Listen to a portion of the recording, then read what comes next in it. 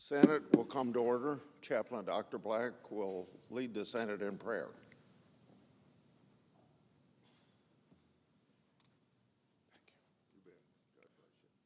Let us pray. Almighty and everlasting God, you have been our help in ages past. You are our hope for the years to come. You are our shelter from the stormy blast. You are our eternal home.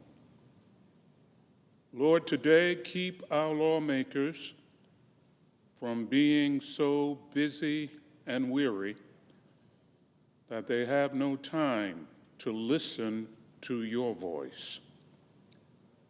Keep them from permitting the voice of their desires to make them deaf to your word. Lord, keep us all from sometimes forgetting that your commands are meant for us and your promises are true. We pray in your marvelous name. Amen. Thank you. Will you please join me in the pledge? I pledge allegiance to the flag of the United States of America and to the republic for which it stands, one nation under God, indivisible, with liberty and justice for all.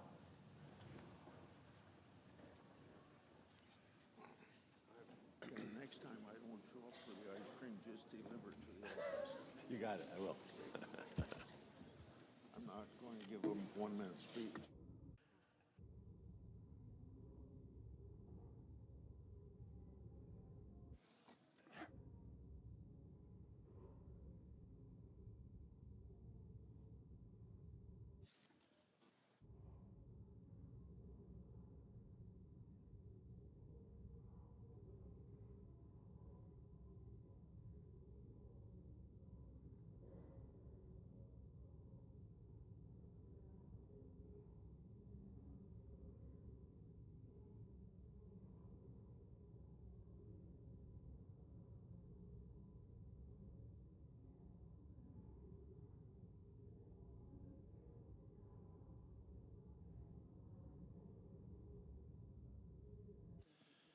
Under the previous order, the leadership time is reserved.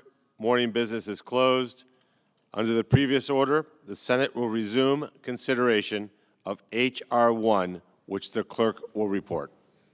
Calendar number 107, H.R. 1, an act to provide for reconciliation pursuant to Title II of H. Conres 14.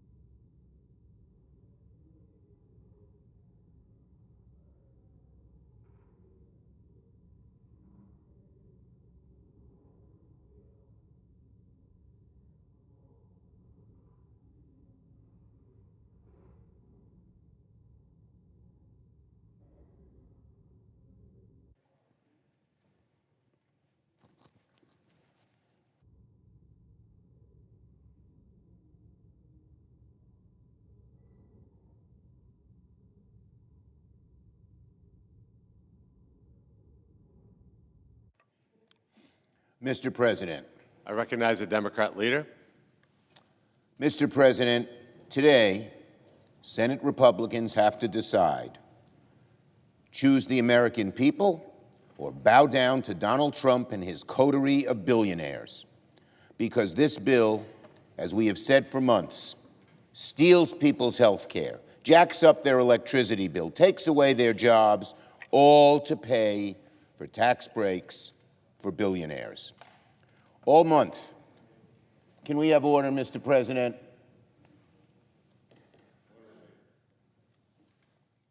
All month, Senate Democrats have put this bill on trial in the court of public opinion.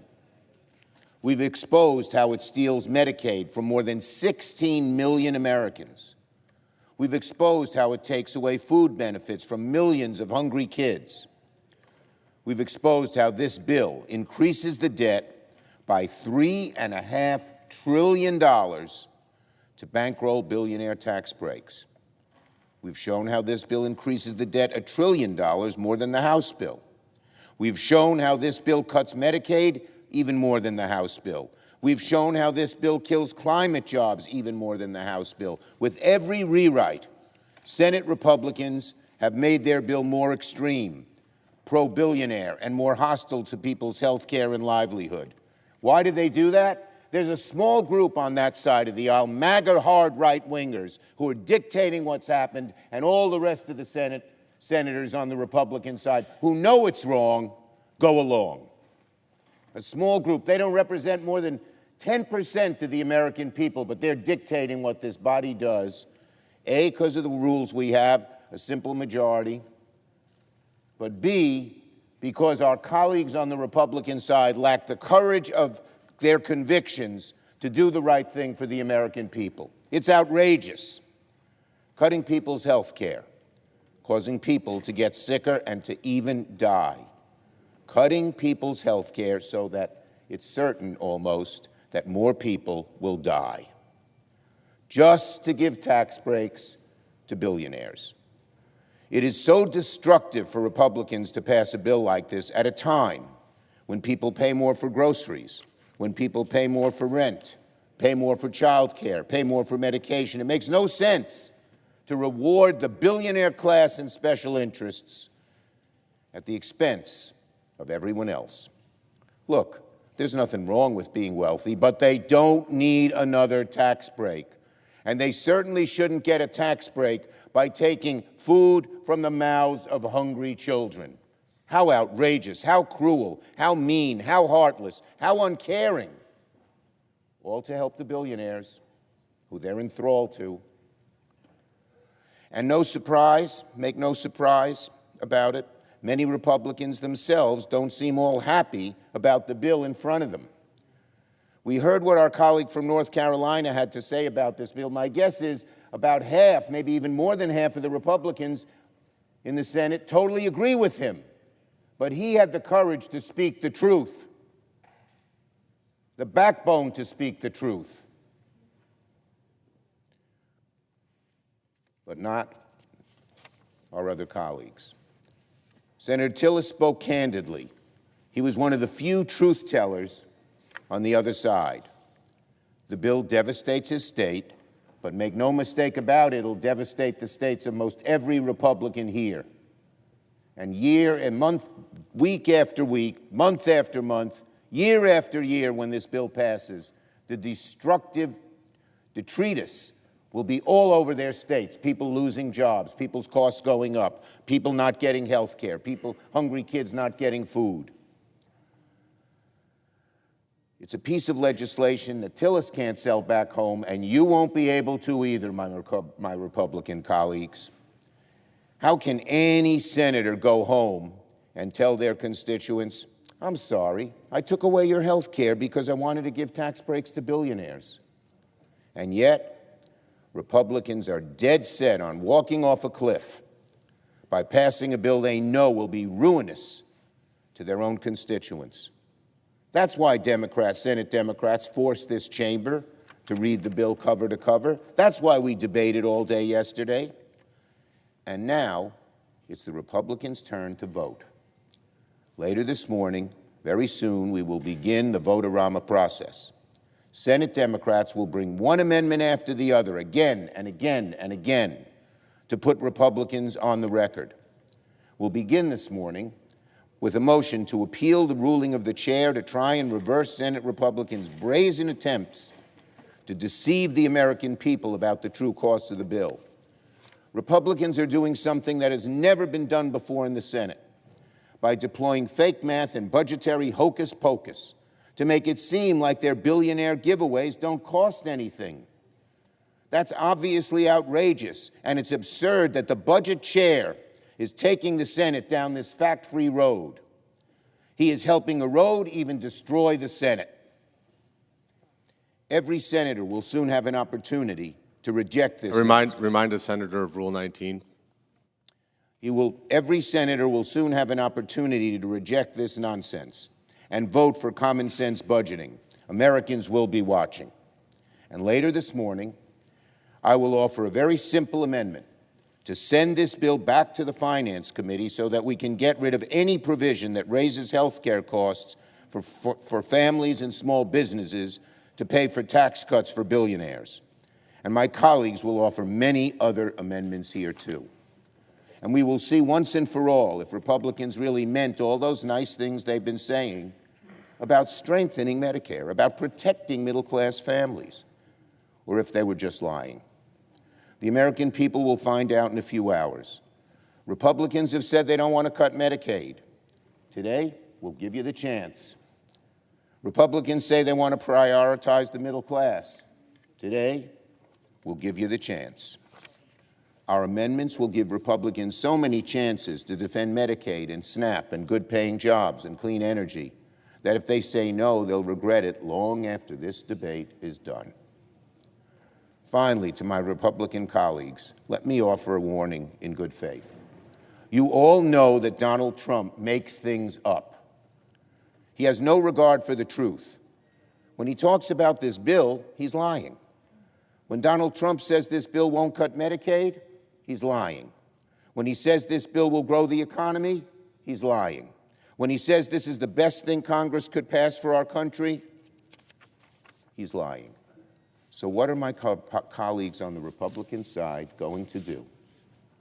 Listen to someone who just makes things up? Listen to someone who peddles lies and fantasies? Follow Donald Trump off a political cliff by passing a bill that will be disastrous for the people back home?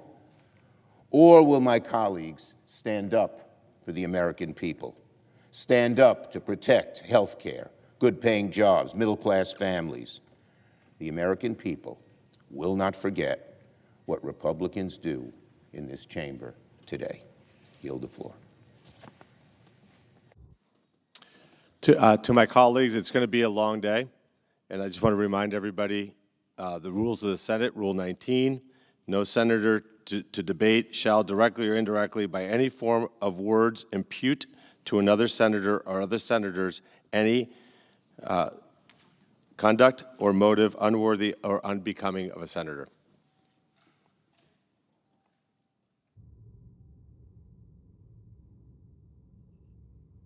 President. Recognize the Majority Leader. Thank you, Mr. President. Mr. President, we're going to vote here real soon on a bill that's been worked on for many, many months. And I want to start by thanking the staff on the committees, the relevant committees, the floor staff, everybody that's been around that has to put in the hours and get us to where we are today. They are extraordinary people who are very dedicated to their jobs and to public service, and we're grateful for that. And I will say, too, because we went through the reading of the bill, which the Democrat leader just pointed out was important for people to hear, through the middle of the night, and, I don't think there was a big American audience for that. I think a lot of people were at their jobs, working their shifts. People like nurses and firefighters who are going to benefit under this bill. To think that they were sitting there in their jobs watching the bill be read on the floor for endless hours in the middle of the night, I'm not sure what that achieved, but I'll tell you what the senator said, the Democrat leader, back in 2021, when a Republican senator required that to be done. He said this, and I quote, "It will accomplish little more than a few sore throats for the Senate clerks who work very hard day in, day out to help the Senate function, end quote. And those clerks are here today, and one of the reasons that we tried to give them a break last night is because they had to stay here the night before to read through the bill. In the dead of the night, nobody watching, but they did it. So hopefully they got a little bit of rest last night so we can start this off.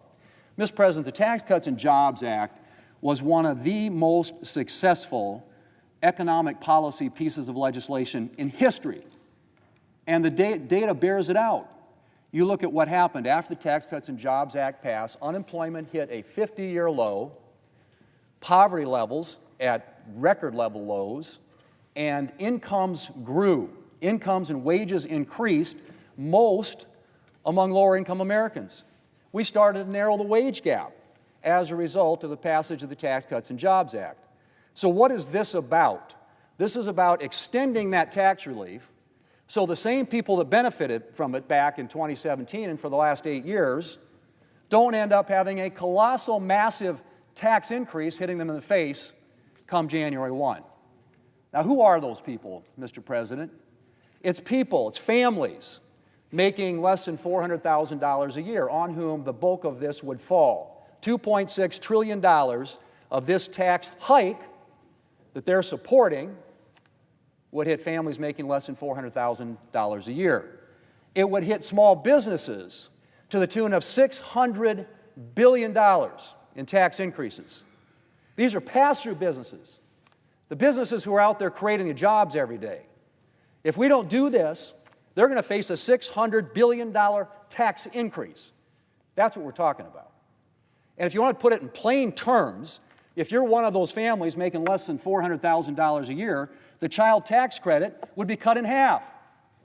The standard deduction would be cut in half.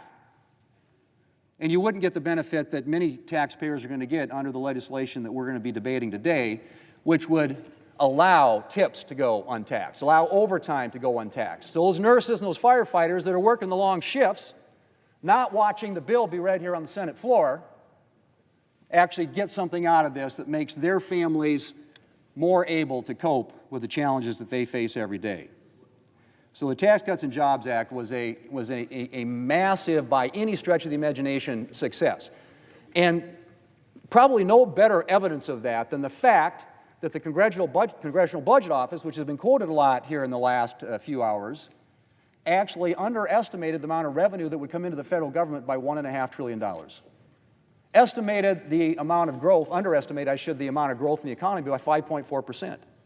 Dramatically underestimated what would generate in terms of revenue and what it would generate in terms of growth.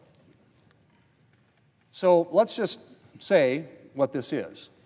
And by the way, billionaires next year will pay the same tax rate they're paying this year.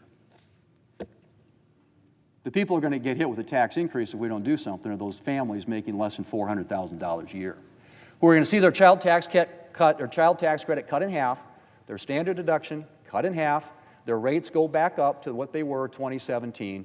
And in my state of South Dakota, the average family is going to pay $2,500 more if we don't do something to extend the tax relief that was passed in 2017. Now, the other thing that Democrat leader got and talked about is, they're going to be cutting Medicaid. Mr. President, there are a lot of government programs that haven't been looked at in a long time. We all acknowledge that 75% now of federal spending is what we call mandatory spending, entitlement programs, things that Congress doesn't annually appropriate for. And it continues to grow at an uncontrollable rate. In fact, the growth in the rate of Medicaid spending in the last 5 years has been 50%. That's not sustainable. We know that's not sustainable.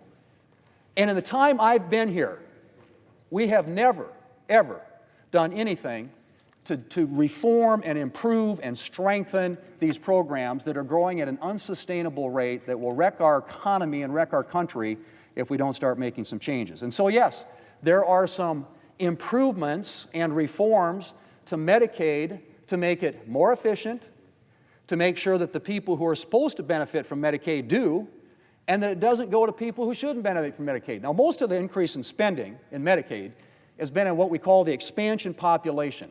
And that's the number of people out there for whom states get a 90% reimbursement from the federal government. And so that has grown dramatically. And what does that represent? It's a lot of able-bodied adults, people who should be working, people who are perhaps, don't need to be getting the assistance that's designed for people who are disabled and low-income elderly and pregnant moms. That's what Medicaid was about. And states have, with the federal government, a partnership shared for the years at a traditional rate. The expansion population is 90% paid for by the federal taxpayers. And so what do states do? They game the system to get more federal money. They add more people to the rolls. And so you have people on the rolls today who are here illegally, you have people on the rolls here today who are not eligible for this program, and you have people here today for whom there is, in that program, for whom there's no work requirement. And so what this does, it makes some reforms, one of which includes work requirements. I don't think that's a novel concept. It certainly isn't a concept that I think most Americans would disagree with. In fact, it was a Democrat president. Back in the 1990s, there was something called welfare reform. Bill Clinton, a Democrat president, proposed work requirements for welfare recipients. And you want to know something?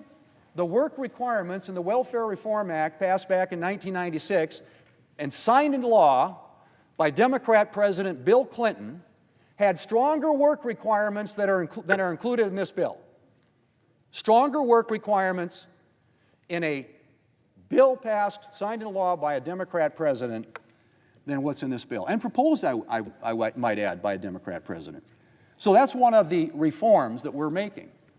And these are reforms, Mr. President, are going to make this program stronger, more effective, more efficient, improve it in a way that it gets the assistance to the people for whom it was intended and not to people who are gaming the system.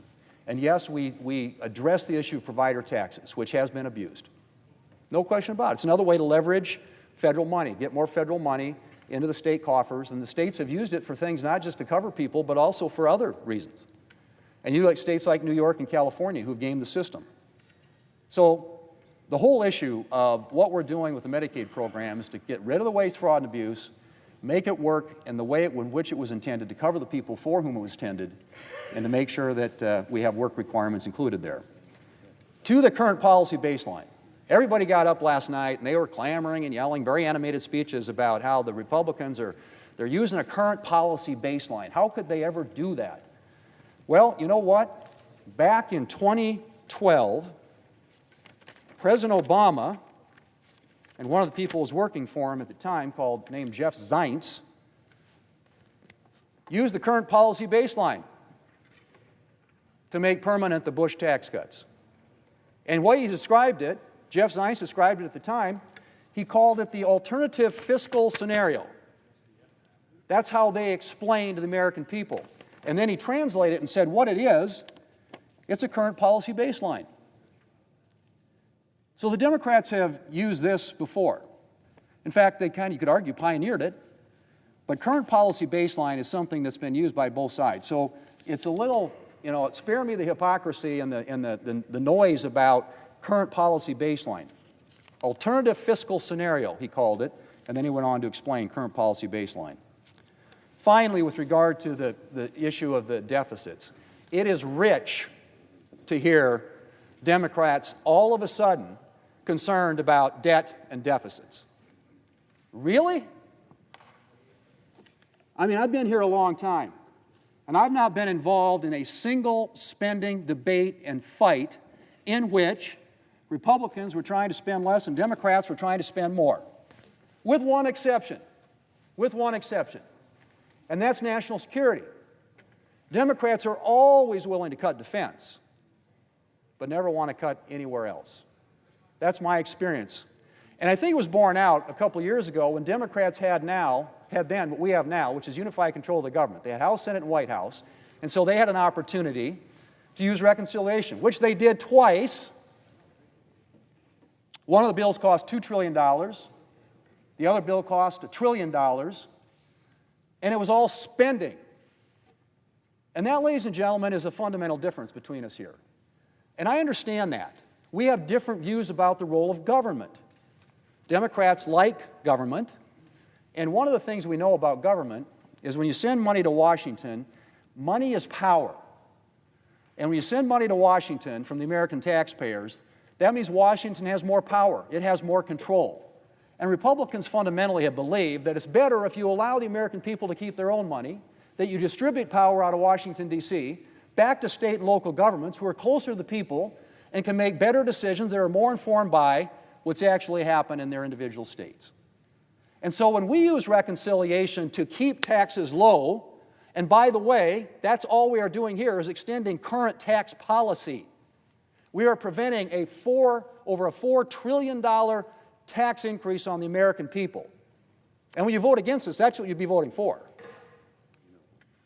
Now, a good example of this spending issue was the 2011 Budget Control Act, in which, authored by a number of people, including Senator McConnell, they created a super committee, equally represented on both sides of the aisle. And they met for a long time to try and come up with some ways that we could come up with ways to reform entitlement programs. And of course, what happened? They deadlocked, because every Democrat voted against it, every Republican voted for it, and it even included some revenue increases, which is something Democrats are always for.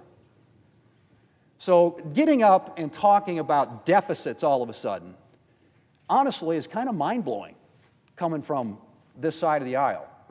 What we are doing here is extending existing tax policy, using a current policy baseline which was used by the Democrats, President Obama, Jeff Zients, no less than a little more than 10 years ago. So, Mr. President, it's time to vote, and Democrats will get a chance. They'll offer all their amendments, and they'll attack this thing as cutting taxes for billionaires.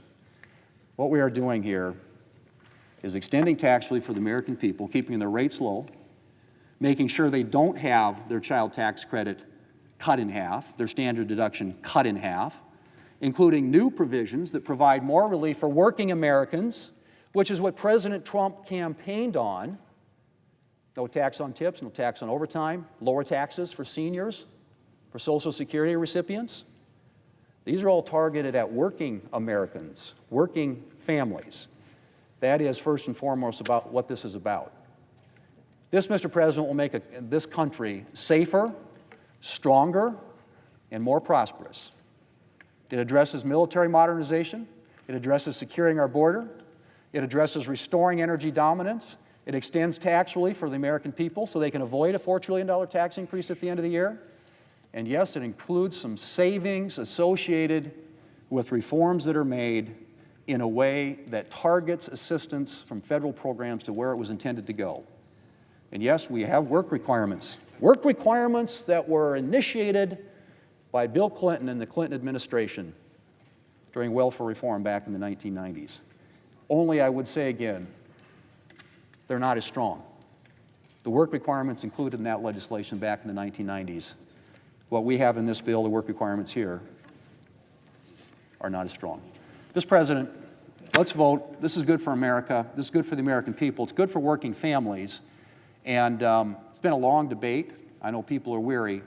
But at the end of the day, we want to get this done so that this country is safer and stronger and more prosperous, not only for today, but for future generations of Americans.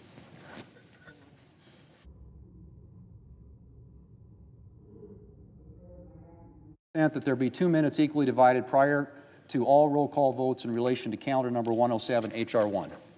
Without objection.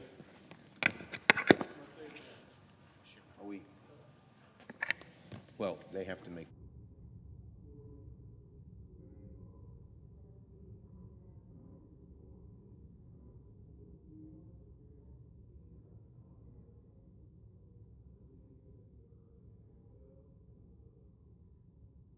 Okay, so, I recognize the Democrat leader. well, we're about to vote on something that we have never seen before in the Senate. And rather than be honest with the American people about the true costs of these billionaire giveaways, and by the way, I didn't hear Donald Trump campaigning on tax breaks for billionaires, which is the main thrust of this bill. He wouldn't tell them about that. But Republicans are doing something the Senate has never done before. deploying fake math, accounting gimmicks to hide the true cost of the bill. Look, Republicans can use whatever budgetary gimmicks they want to try and make the math work on paper, but you can't paper over the real-life economic consequences of adding tens of trillions to the debt, and that's what this does. Make no mistake about it, and it's the way we've always calculated things. So, to vote yes on this, make no mistake about it, my colleagues, will in a dramatic way further erode the Senate. I urge a no vote. Mr. President, I recognize the senator from South Carolina. as to being weary, I feel great. I've never felt better. I've been wanting to do this for like a long time, and our ship's about in. So I'm very happy, Budget Chairman. As to what we're talking about right now, we're not overruling the parliamentarian because she said it was up to the Budget Chairman to set the baseline. The chair made a decision that was right. The budget resolution gives me the authority that we all passed to do this. In 2008, Senator Conrad changed the baseline to accommodate the Farm Bill, and the Republican former chairman, Judge Gregg, said the chairman of the Budget Committee declared the new baseline under a new budget. The budget chairman has a right to do that. That's what I'm doing. In 2022, Senator Sanders directed CBO to write a new scoring rule, changing the baseline to get Head Start money into the budget. So this has been done. In 2012, in a bipartisan fashion, as the Bush tax cuts were about to expire, they extended them using current policy. Back home, what I'm trying to do, and I'm very happy about it, is make sure the tax cuts don't expire 10 years from now. I want you to be able to go to bed tonight and wake up tomorrow knowing that tax cuts you have today are permanent, unless one day my Democratic colleagues change it through resolution, through reconciliation. So if you're for open borders, this bill is your worst nightmare because we control the border. If you want higher taxes, which apparently they do, this bill is your nightmare because we're going to keep tax cuts low. If you want to have a weak military, this is a bad bill for you because we give the military $150 billion. If you think Washington should control spending, this is a good bill for you. If you think the government is running just perfectly and nothing can be changed, this is your nightmare. So for those big liberal folks who I like personally, this bill is a nightmare for you. This bill is good for the American people who work hard. People got to work when they can. That's a good thing. If you want taxes low, we deliver. If you want to secure the border like President Trump has done, we make it that way forever by having $175 billion spent to get it controlled forever, not just right now. This is a good bill. We're doing nothing that we haven't done before. Vote yes to uphold the ruling of the chair. We're starting a process that is long overdue in this town, controlling spending, keeping taxes down, making the military strong, and finally looking at a way to get efficiency in government. Vote yes.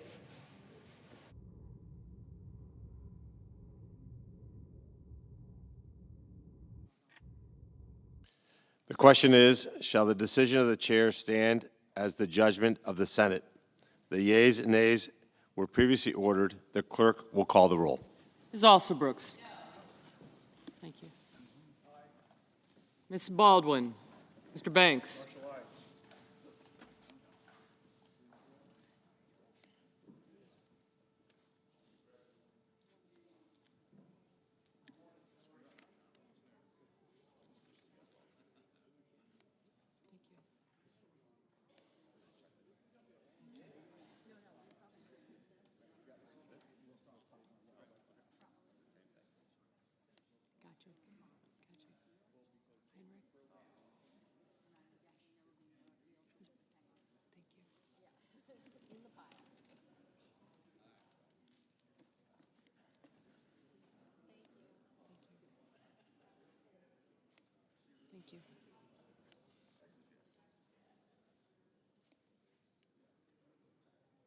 Mr. Bennett.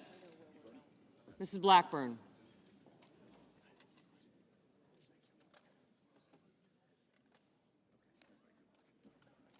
Mr. Blumenthal. Ms. Blunt Rochester. Mr. Booker. I got you. Mr. Bozeman.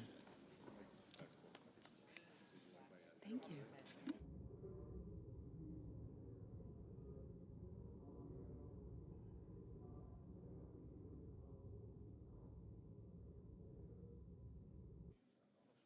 Mr. Bozeman, Mrs. Britt. Mr. Budd. Ms. Cantwell. Mrs. Capito. Mr. Cassidy. Ms. Collins. Mr. Coons. Mr. Cornyn. Ms. Cortez Masto.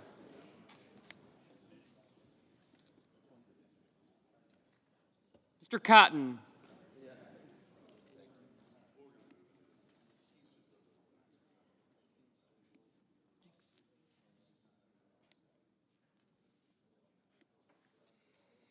Mr. Kramer, Mr. Crapo, Mr. Cruz, Mr. Curtis, Mr. Daines, Ms. Duckworth, Mr. Durbin,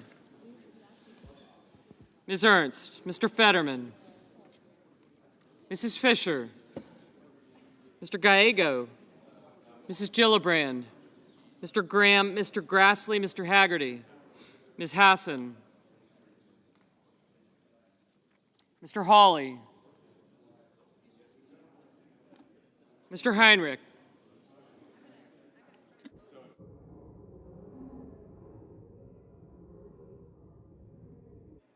Mr. Hickenlooper, Ms. Hirono. Did you hear that? Mr. Hoven, Mr. Husted, Mrs. Hyde-Smith, Ms. Lummis,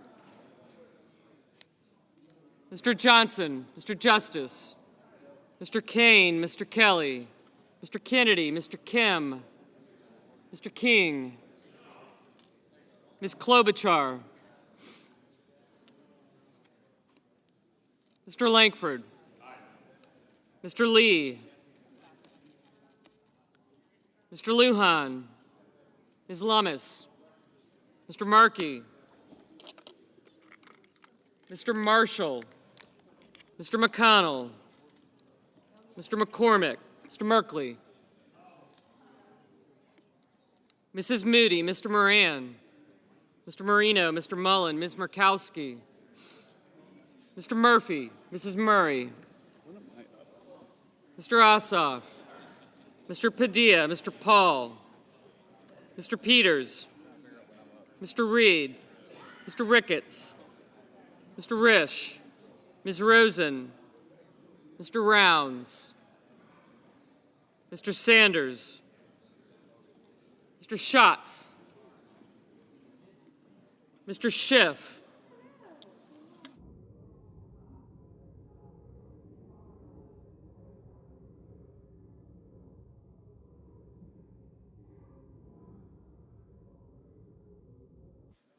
Mr. Schiff, Mr. Schmidt, Mr. Schumer, Mr. Scott of Florida, Mr. Scott of South Carolina, Mrs. Shaheen, Mr. Sheehy, Ms. Slotkin, Ms. Smith, Mr. Sullivan, Mr. Thune, Mr. Tillis, Mr. Tuberville, Mr. Van Hollen. Gotcha. Mr. Warner, Mr. Warnock, Ms. Warren, Mr. Welch, Mr. Whitehouse, Mr. Wicker, Mr. Wyden, Mr. Young,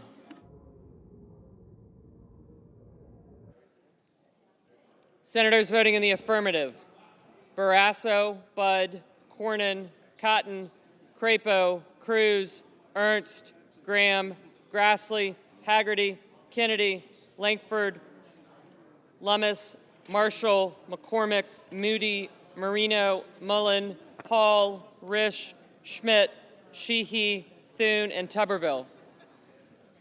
Senators voting in the negative: also Brooks, Bennett, Blunt Rochester, Cantwell, Cortez Masto, Hassan, Heinrich, Kane, King, Markey, Merkley, Ossoff, Padilla, Rosen, Schumer, and Smith. Mr. Justice. Aye. Mr. Kramer. Aye. Mr. Lujan. No. Mr. Whitehouse. No. Mrs. Blackburn, aye.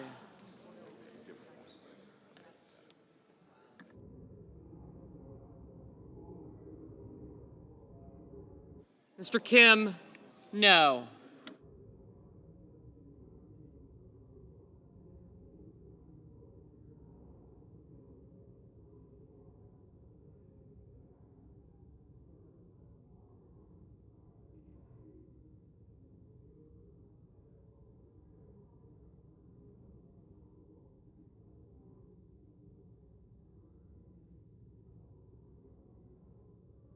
Mr. Durbin, no. Mrs. Capito, aye.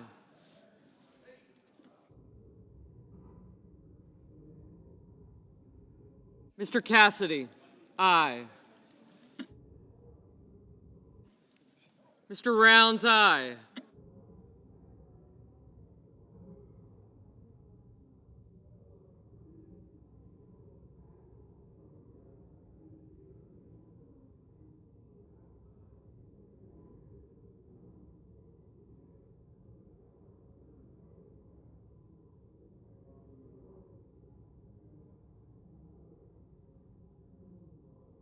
Mr. Peters, no. Ms. Duckworth, no. Mr. Schatz, no. Mr. Husted, aye.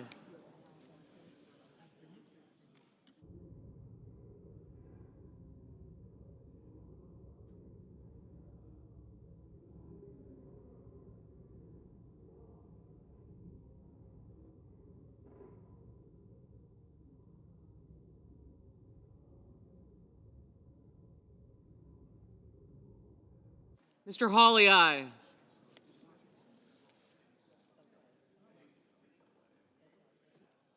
He said,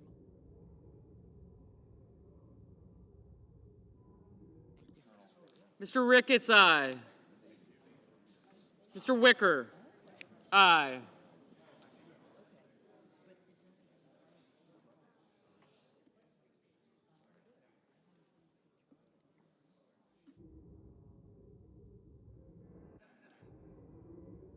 Mr. Gallego, no.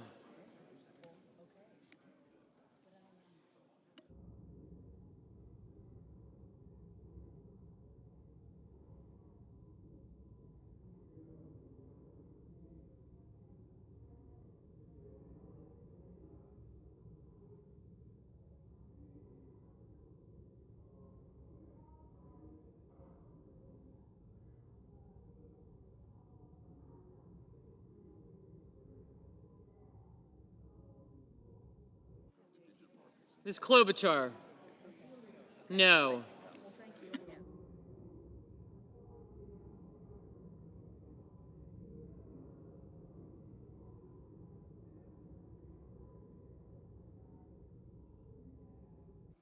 Mr. Booker, no. Mr. Sullivan, aye. Mr. Johnson, aye. Ms. Warren, no. Mr. McConnell, aye.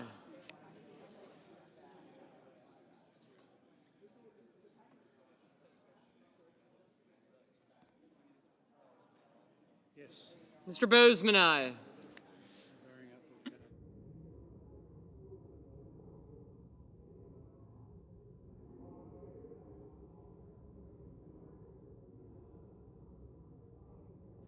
Ms. Hirono, no.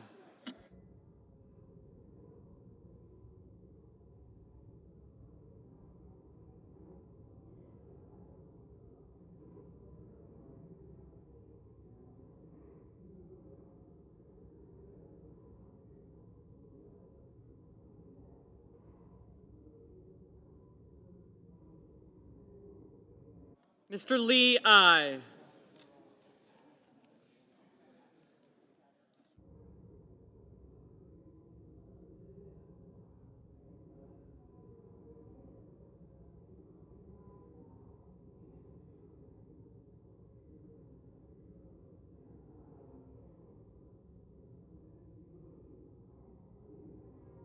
Mrs. Gillibrand, no.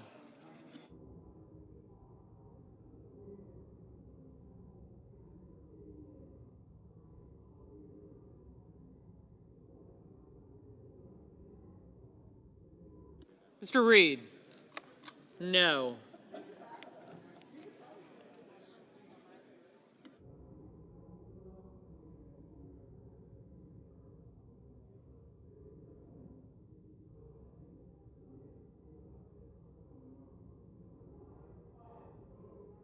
Mr. Wyden, no.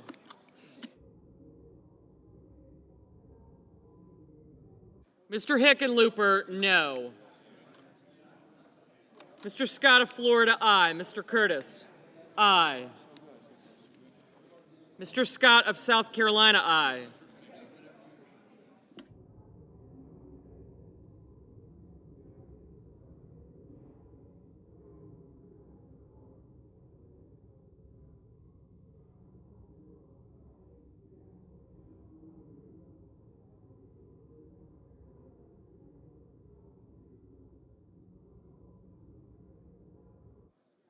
Mrs. Murray, no.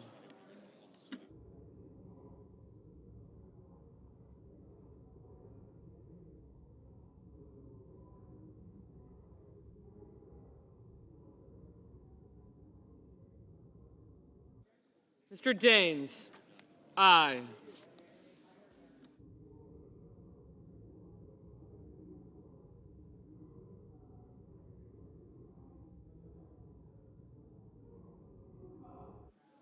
Mr. Welch, no.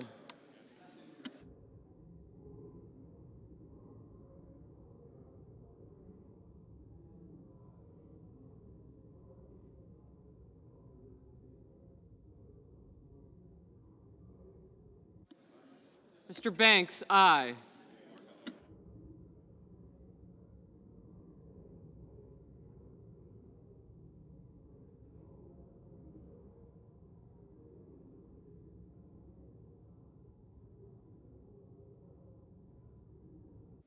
Ms. Baldwin, no.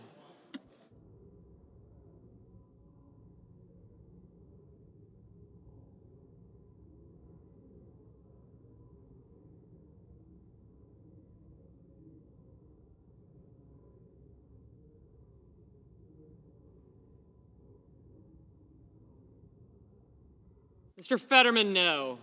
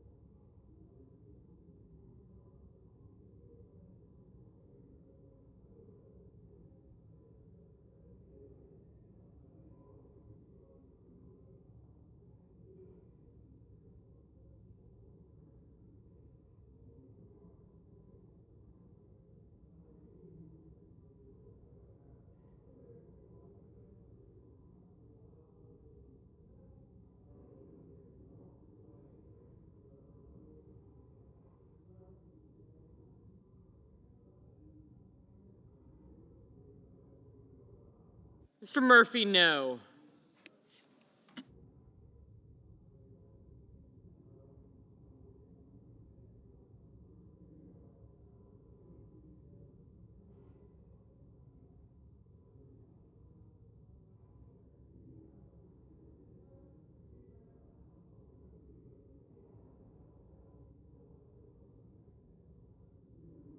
Mrs. Britt, aye.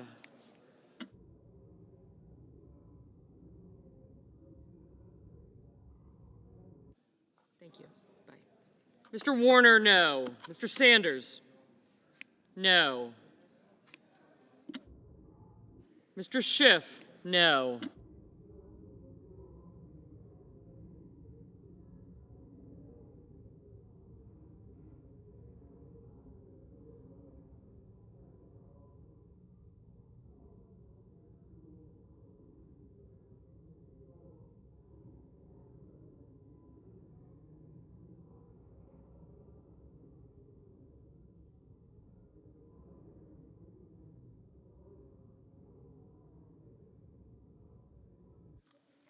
Ms. Collins, aye.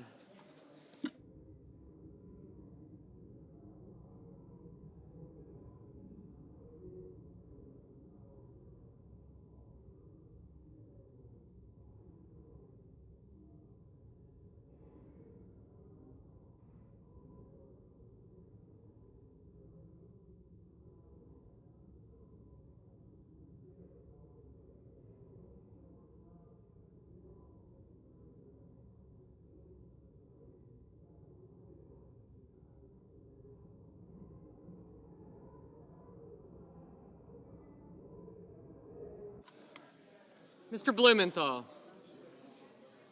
No. Ms. Slotkin? No.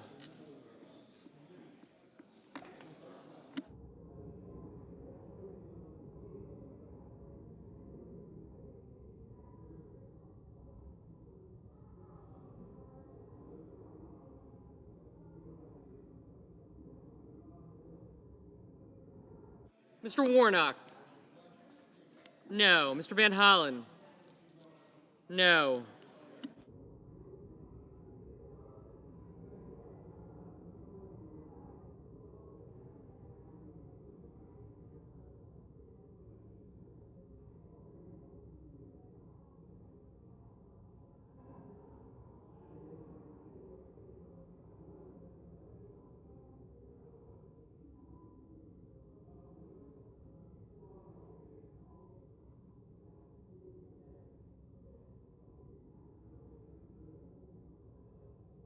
Mr. Tillis, aye.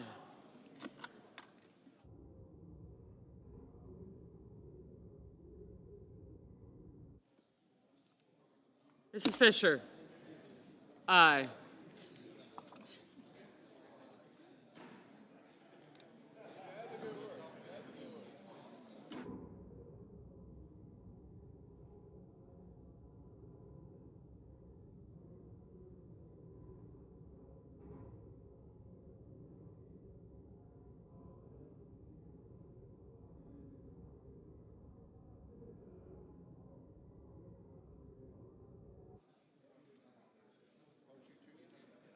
Mrs. Hyde-Smith, aye.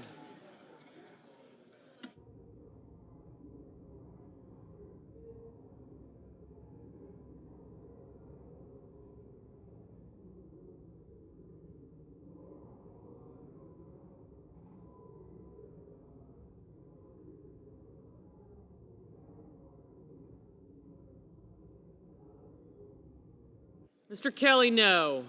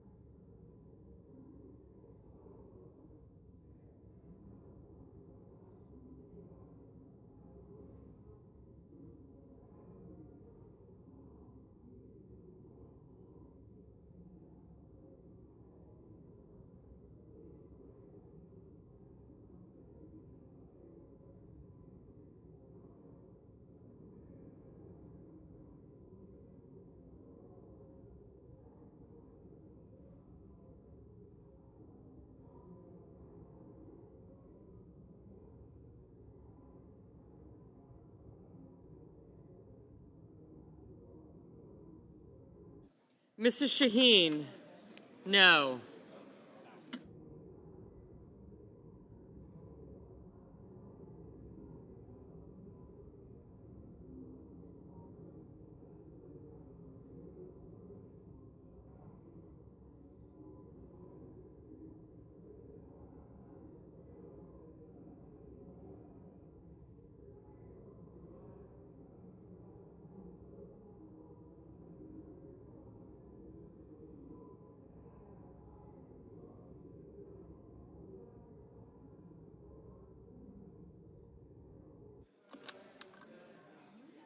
Mr. Moran, aye.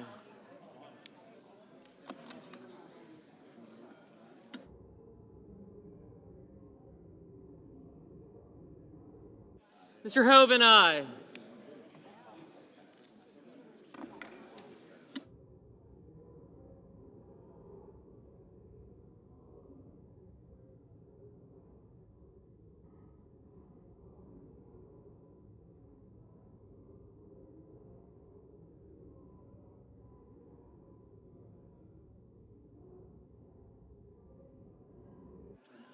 Ms. Murkowski, aye.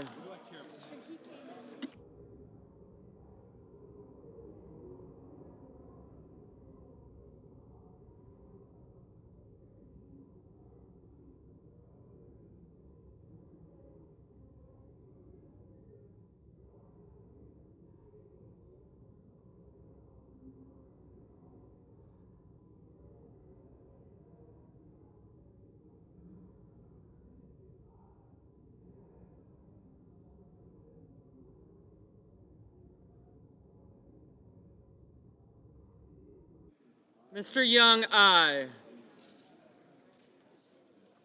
Just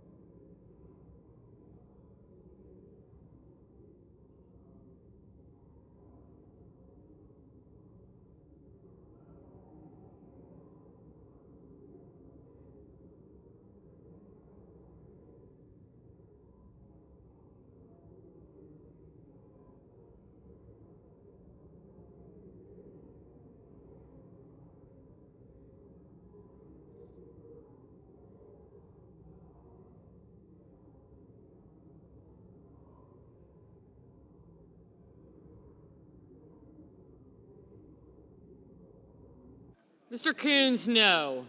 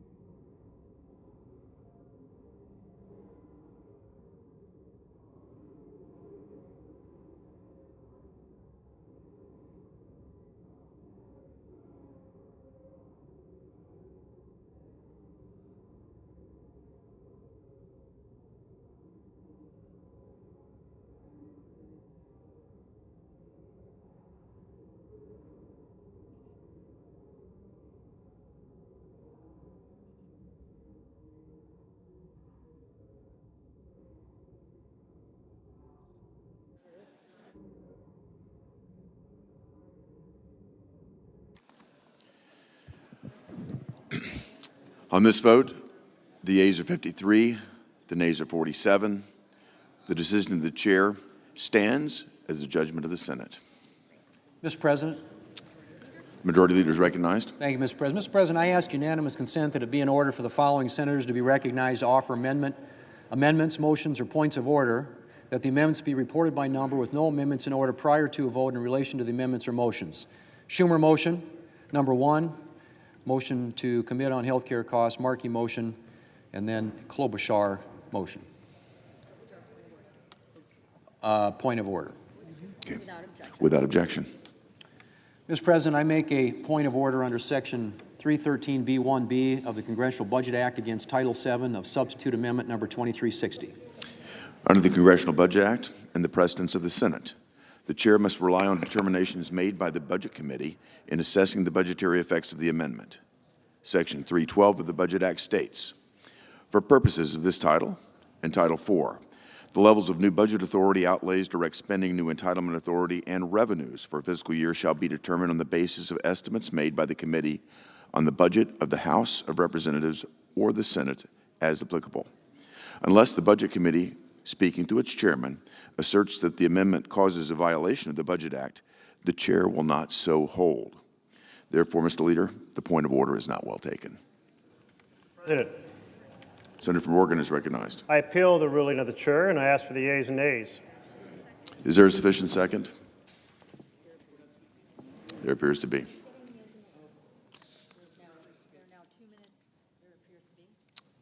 There appears to be. There are now 2 minutes of debate, equally divided. There are now 2 minutes of debate, equally divided. Senator from Oregon. I ask the CBO letter of June 29 to the ranking member of the Budget Committee be submitted for the record. Without objection. And in this letter, it notes that the baseline was prepared, the alternative baseline, based on a request made by the chairman of the Senate Committee on the Budget. But the letter goes on to say this. The CBO estimates that enacting this title would increase the deficit by nearly $3.5 trillion over the 2025-34 period. Clearly, that amount, done by honest numbers from CBO, exceeds the budget resolution level, and therefore we should not affirm the ruling of the chair. It is said in this ruling, I just heard, that precedent provides a foundation for this. But in fact, the ability of the chair to create a phony baseline has never been used in reconciliation.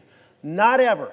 And in fact, the example cited over Head Start, that never appeared in any budget reconciliation. And in fact, that conversation about Jeffrey Zients that we heard from the Majority Leader, that too was absolutely wrong. Current law was used for estimating the cost of that bill. This time has expired. 51-year tradition of the Senate. The senator's time has expired. Mr. President. The leader is recognized. I'm sorry. Senator from Idaho is recognized. Sorry.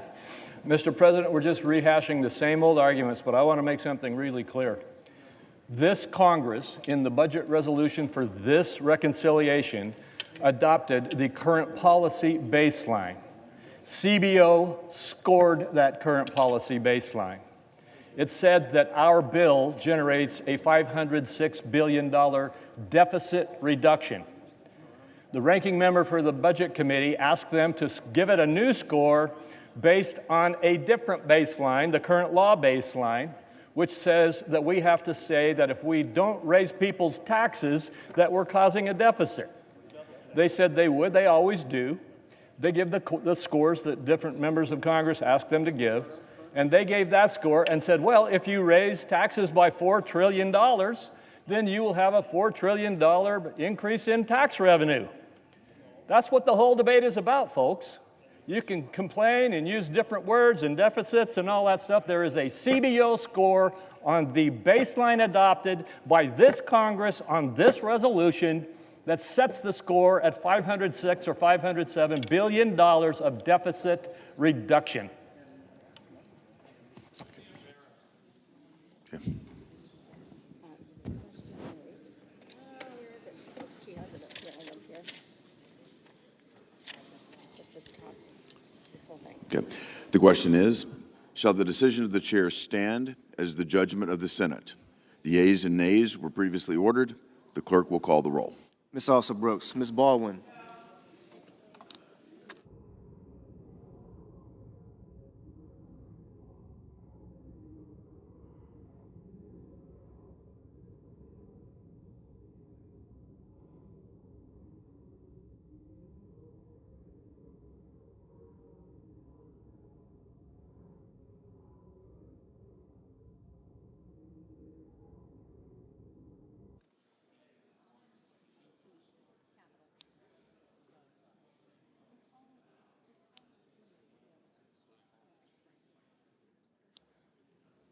Mr. Banks,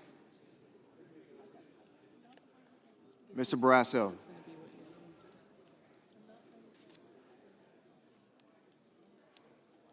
Mr. Bennett, Mrs. Blackburn,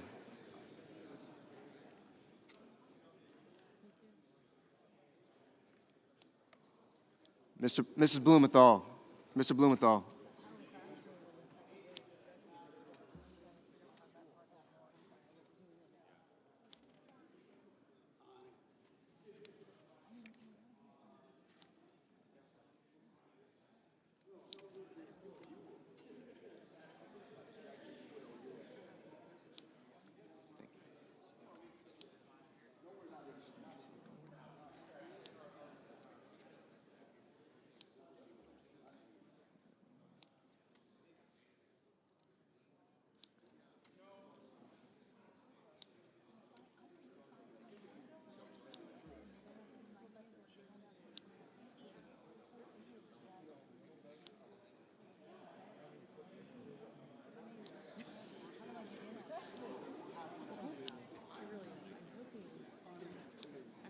Blackburn on your left.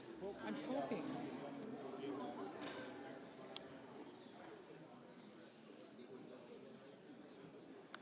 Ms. Blunt Rochester, Mr. Booker, Mr. Bozeman, Mrs. Britt, Mr. Budd, Ms. Cantwell, Mrs. Capito, Mr. Cassidy, Ms. Collins, Mr. Coons,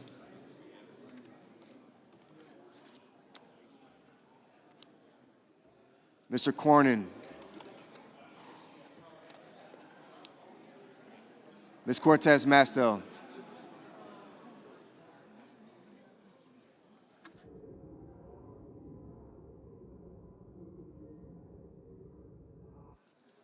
Mr. Cotton,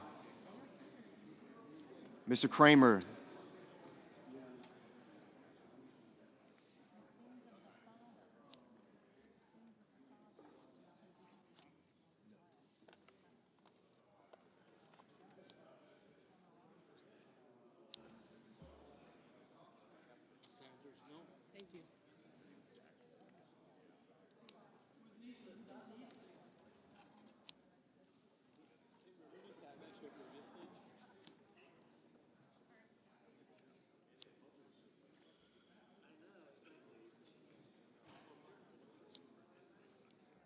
Mr. Crapo, Mr. Cruz, Mr. Curtis,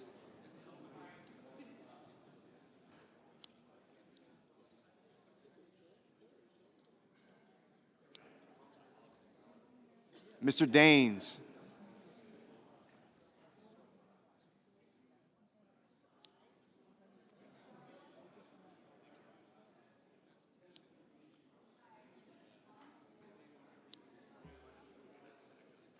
Ms. Duckworth, Mr. Durbin, Ms. Ernst, Mr. Fetterman, Mrs. Fisher, Mr. Gallego, Mrs. Gillibrand, Mr. Graham,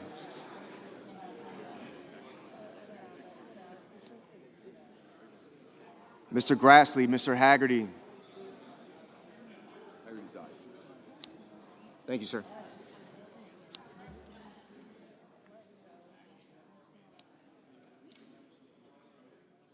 Ms. Hassan, Mr. Hawley, Mr. Heinrich,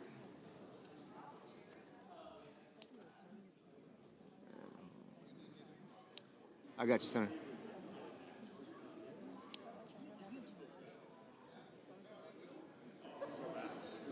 Mr. Hickenlooper,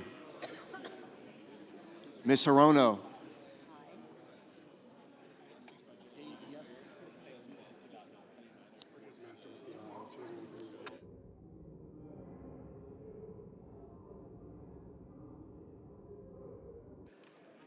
Mr. Hoven, Mr. Husted,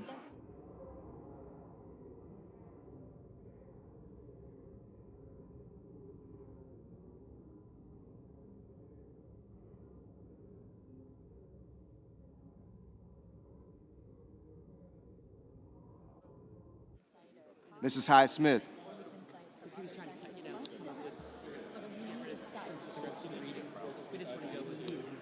We need to get through that. Yeah. Mr. Johnson, Mr. Justice, Mr. Kane, Mr. Kelly, I need Graham to say it. I don't need it on the paper. Mr. Kennedy, Mr. Kim, Mr. King, Ms. Klobuchar, Mr. Langford, Mr. Lee, Mr. Lujan, Ms. Lummis,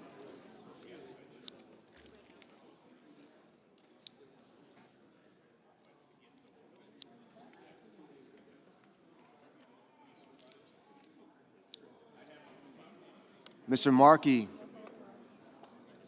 Mr. Marshall,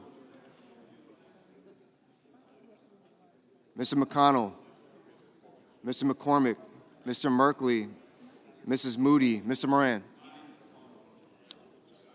Mr. Moreno, Mr. Mullen, Ms. Murkowski,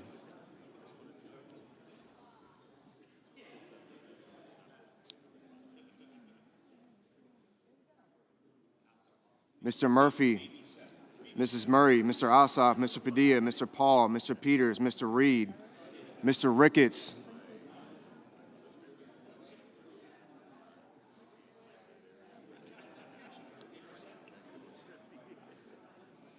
Mr. Risch, Ms. Rosen,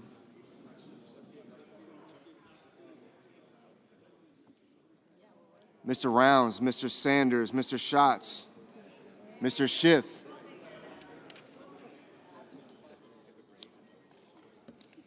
Mr. Schmidt,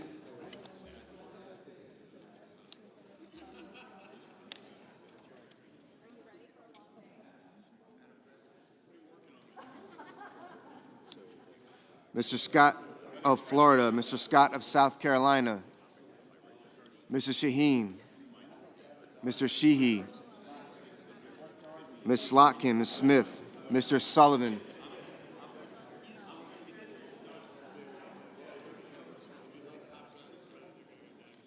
Mr. Thune, Mr. Tillis, Mr. Tuberville, Mr. Van Hollen, Mr. Warner, Mr. Warnock, Ms. Warren, Mr. Welch, Mr. Whitehouse, Mr. Wicker, Mr. Wyden, Mr. Young.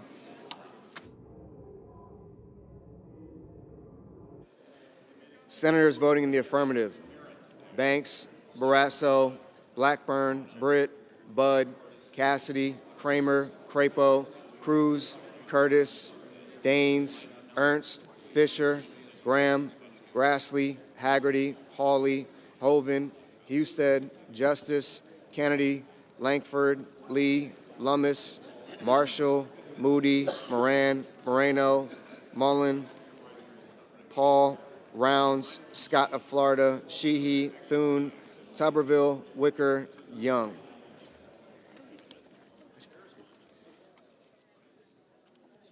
Mr. Cotton, aye. Senators voting in the negative: also Brooks, Baldwin, Bennett, Blumenthal, Blunt Rochester, Booker, Coons, Cortez Masto, Duckworth, Durbin, Fetterman, Gallego, Gillibrand, Hassan, Heinrich, Hickenlooper, Hirono, Kane, Kelly, Kim, King, Markey, Merkley, Murphy, Murray, Ossoff, Padilla, Peters, Reed, Sanders, Schatz, Schiff, Schumer, Shaheen, Slotkin, Smith, Van Hollen, Warner, Warnock, Warren, Welch, and Wyden.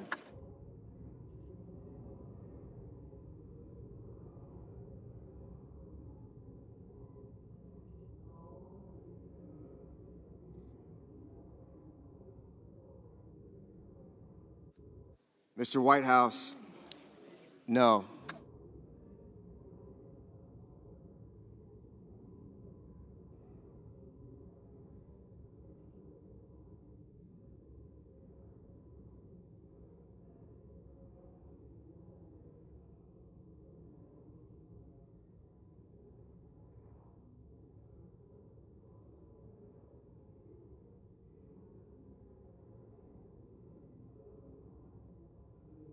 Mrs. Capito, Mrs. Capito, aye.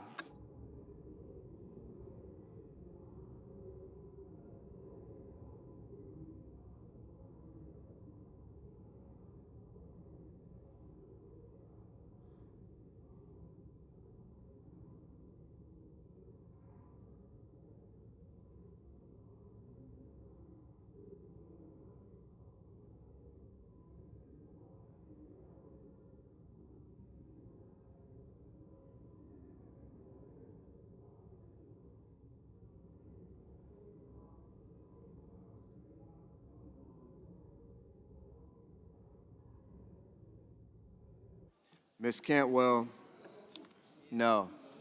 Mrs. Hyde-Smith, aye.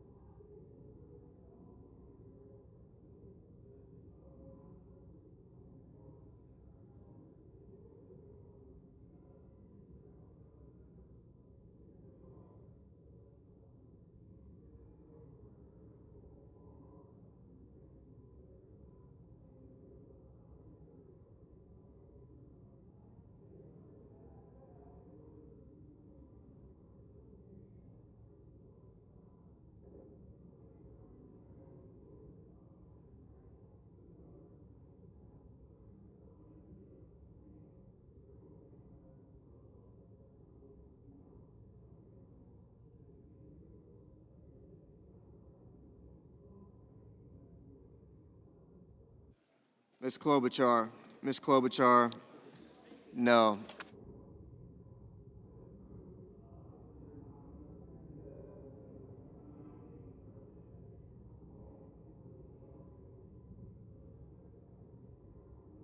Ms. Collins, aye.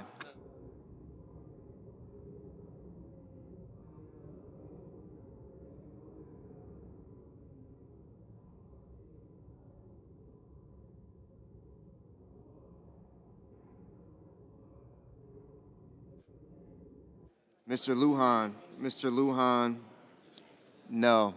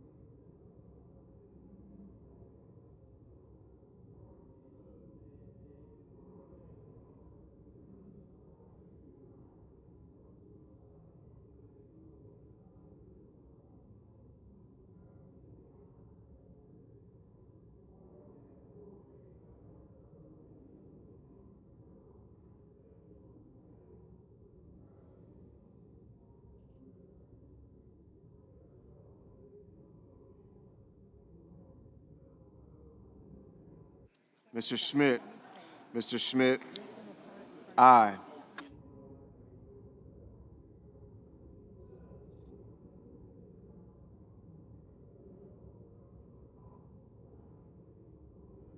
Ms. Rosen, no. Mr. Ricketts, aye. Mr. Risch, aye.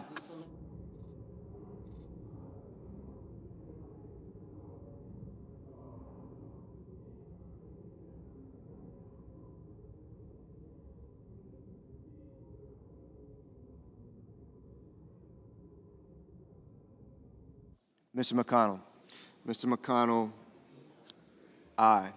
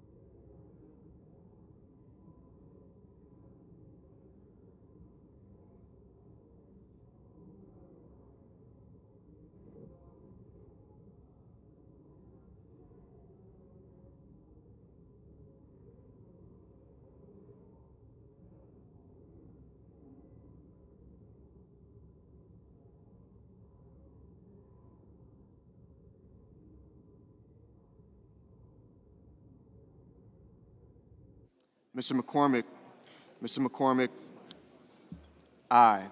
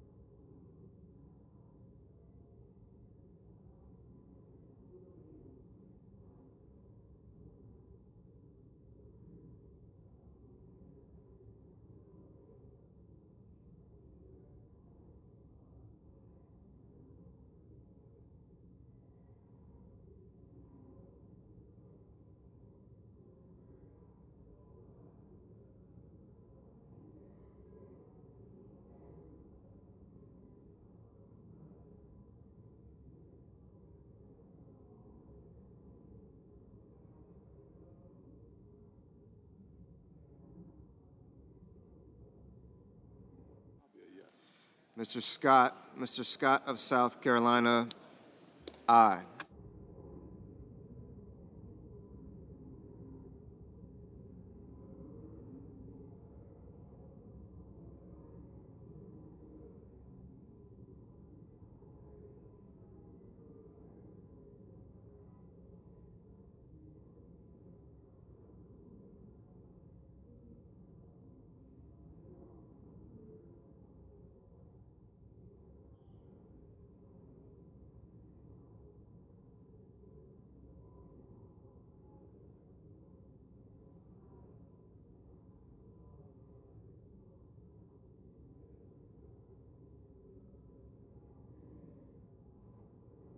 Mr. Johnson,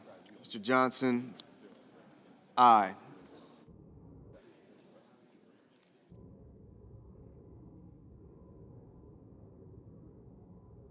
Mr. Bozeman, aye.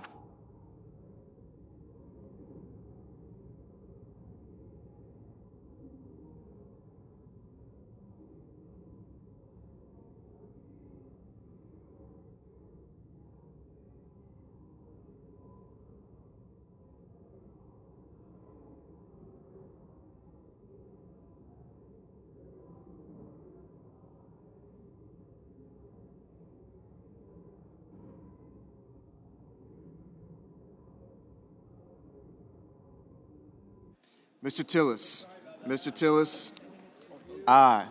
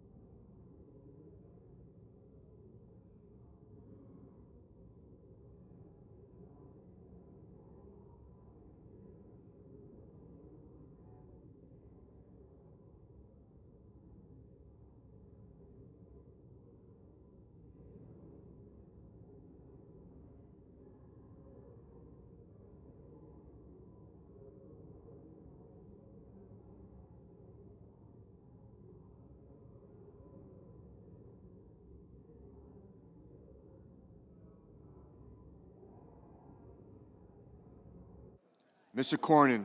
Mr. Cornyn, aye. Ms. Murkowski. Ms. Murkowski, aye.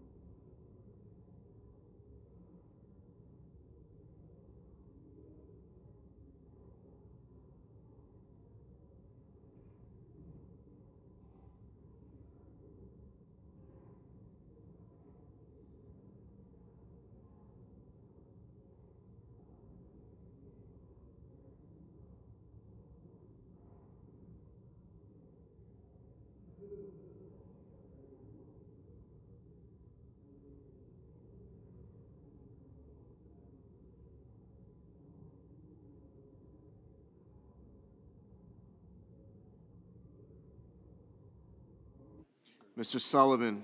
Mr. Sullivan, aye.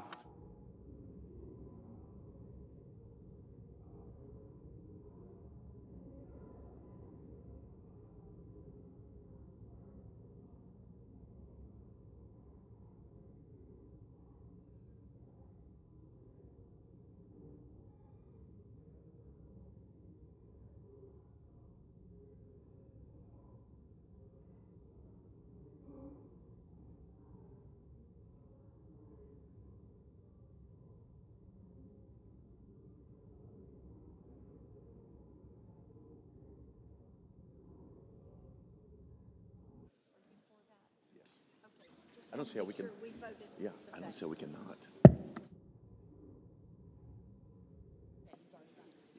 Yeah. On this vote, the yeas are 53, the nays are 47. The decision of the chair stands as the judgment of the Senate. Mr. President, The senator from Idaho is recognized. thank you, Mr. President. I ask unanimous consent that Senator Risch and I be permitted to speak for up to 1 minute each regarding the recent tragedy in our state. Without objection. Thank you, Mr. President. The Senate has important work to accomplish today to prevent a more than $4 trillion tax hike on American workers and families, and we will accomplish that goal. However, while business continues here, life for the North Idaho community of Coeur d'Alene remains at a very painful standstill as we mourn the horrific loss of 2 firefighters. Yesterday afternoon, firefighters from Coeur d'Alene and Kootenai County were responding to a fire on Canfield Mountain. Upon arrival, they were ambushed by gunfire. 2 brave firefighters were murdered. Another has already undergone surgery for gunshot wounds. As we continue our work today, I ask my colleagues to join me in sending your prayers for that firefighter's full recovery, for the deceased victims, for their families, and for the entire North Idaho community grieving this heinous act. Senator Risch. Thank you. Mr. President, fellow senators, while the Senate continues our important work to provide the American people with the largest tax cut in history today, we would be remiss if we did not pause for a moment and call attention to the tragic events that happened in Coeur d'Alene, Idaho yesterday. While responding to a fire, as my colleague indicated, two of North Idaho's brave firefighters were ambushed and murdered, and one is in serious to critical condition. This evil attack on the people who dedicate their lives to protecting and serving our communities is despicable, and it's not Idaho. I ask my Senate colleagues to join me, Senator Crapo, and all Idahoans in praying for the victims, their loved ones, and all who have been affected by this reprehensible act. Thank you, Mr. President. Senator from Washington is recognized. I stand with my Idaho colleagues. This is a very tight-knit community between Washington and Idaho. Many Washington police and responders participated in yesterday's activities. Our hearts go out to the people of Idaho, and yes, we want a moment of silence to remember these firefighters. Thank you, and thank you to Washington for your help. You did send a number of first responders there, which were very helpful. Thank you. Yes, Mr. Chairman. Mr. President. Senator from Washington is Mr. recognized. President, I too just want to stand and join with our colleagues from Idaho with our deep sorrow for everyone in those impacted communities. It is close to the border of Washington. Many of our responders joined with all of you, and our hearts and thoughts and prayers go to everyone impacted. That community will be devastated for a long time to come. Thank you. And as we close, I would just like to thank my colleagues from Washington, as well as all of you. Many of you have come up and expressed your sentiments today. And I would say even the federal workers were there, the FBI and others. There was a huge influx of support from those who put their lives on the line every day. And some lost their lives yesterday. And so because of that, I just ask that you join us for just a moment of silence and prayer.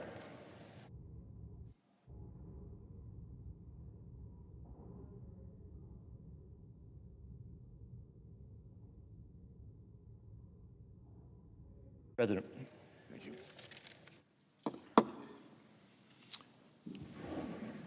Mr. President. Senator from New York is recognized. I have a motion to commit at the desk. Clerk will report. The senator from New York, Mr. Schumer, moves to commit the bill H.R. 1 to the Committee on Finance, the Senate, with instructions to report the same back to the Senate in 3 days, not counting any day which the Senate is not in session. I ask that further reading of the motion be dispensed with.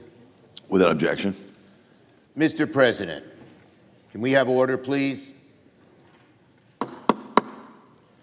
This amendment, the first we will offer, is simple. It undoes the travesty that is at the core of the Republican bill. Their bill, the so-called Big Beautiful Bill, which is really a big, ugly betrayal, cuts taxes for billionaires by taking away health care from millions of people. So my amendment simply says, if people's health care costs go up, the billionaire tax cuts vanish. Republicans, you can tell in their speeches already, are on the defensive. They know how bad this bill is for the American people. They know that Donald Trump is lying when he says it won't cut health care. I salute my colleague from North Carolina. We all heard what our colleague from North Carolina had to say yesterday about this bill. My guess is about half, maybe even more than half, of the Republicans in the Senate agree with him. But he had the courage to speak the truth. He said it himself. The bill devastates his state, but make no mistake about it, it will devastate the states of almost every Republican here. It is outrageous, outrageous to take food out of the mouths of hungry children, to take health care away from people who need it to survive. Senator's time has expired. Just for tax cuts for billionaires. and the American people know it. To my colleagues in Senator's time has conclusion- expired. To my colleagues in conclusion, I say you know what the right thing is. Say no to gutting health care. Say no to gutting jobs. Say no to this shameful, The senator's time has expired. backward bill, and vote yes on my The chair bill. recognizes the senator from Idaho. Thank you, Mr. President. This is going to be something that we hear just a lot of today, and this will just be the first shot at it. The bottom line is, billionaires are going to pay the same amount of taxes after this bill as they paid before this bill. They're going to pay the same amount. This notion about billionaires getting a tax cut at the expense of everybody else is just the politics of class rather than the politics of fear. The rest of the argument is the politics of fear. The reality is the reforms we are putting into place are to try to rein in control of wasteful and fraudulent and abusive spending that actually diverts resources away from the people who these programs really deserve to receive. I urge a strong no vote against this amendment. Is there a sufficient second? There appears to be. Clerk will call the roll. Ms. Alsobrooks. Ms. Baldwin.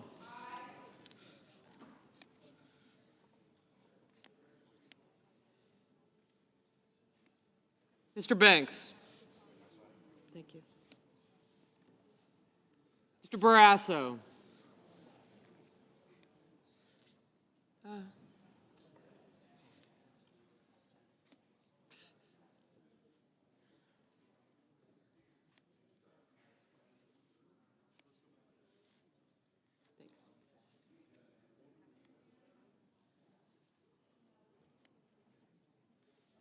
Yep.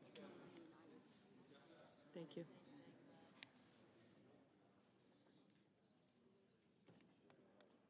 Mr. Bennett.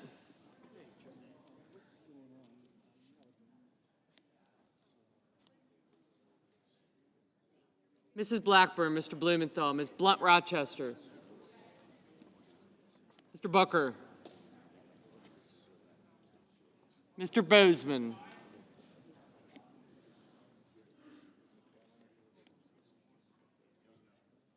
gotcha. Thank you.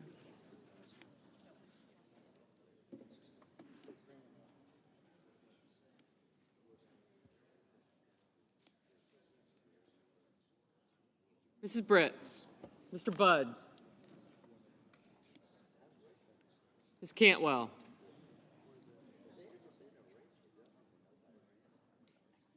Mrs. Capito, Mr. Cassidy, Ms. Collins, Mr. Coons, Mr. Cornyn, Ms. Cortez Masto,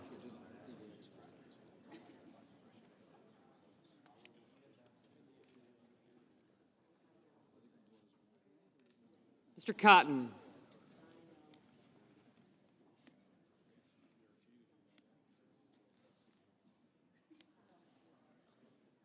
Mr. Kramer, Mr. Crapo,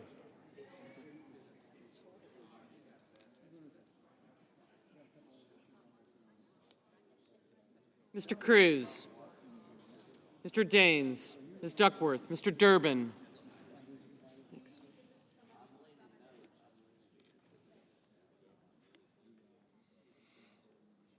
Ms. Ernst,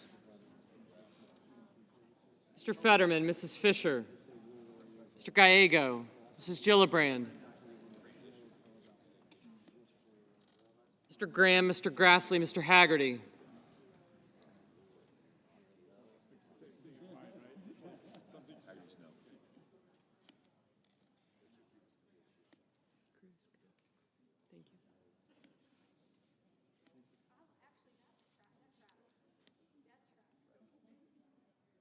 Ms. Hassan, Mr. Hawley,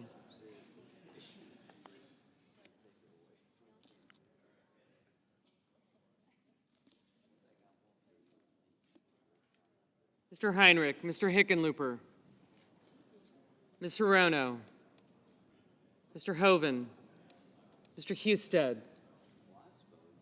Mrs. Hyde-Smith, Mr. Johnson, Mr. Justice, Mr. Kane, Mr. Kelly, Mr. Kennedy, Mr. Kim, Mr. King, Ms. Klobuchar, Mr. Langford, Mr. Lee, Mr. Lujan, Ms. Lemus, Mr. Markey, Mr. Marshall, Mr. McConnell, Mr. McCormick, Mr. Merkley, Mrs. Moody, Mr. Moran,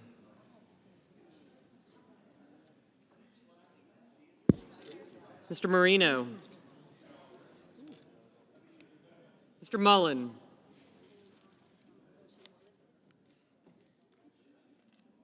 Ms. Murkowski,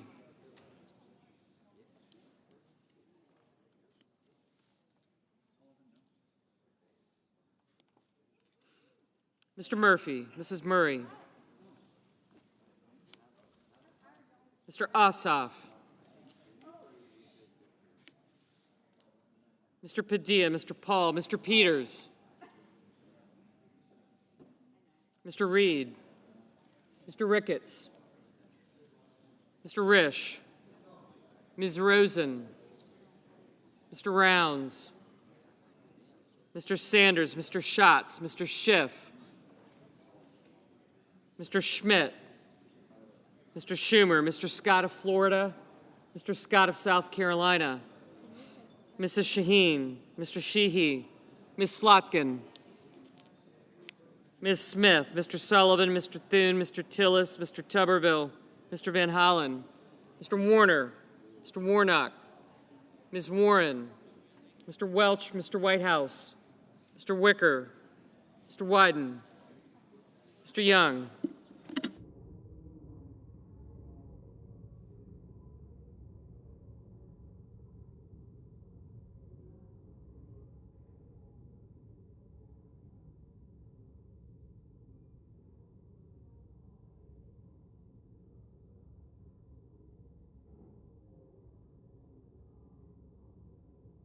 Senators voting in the affirmative.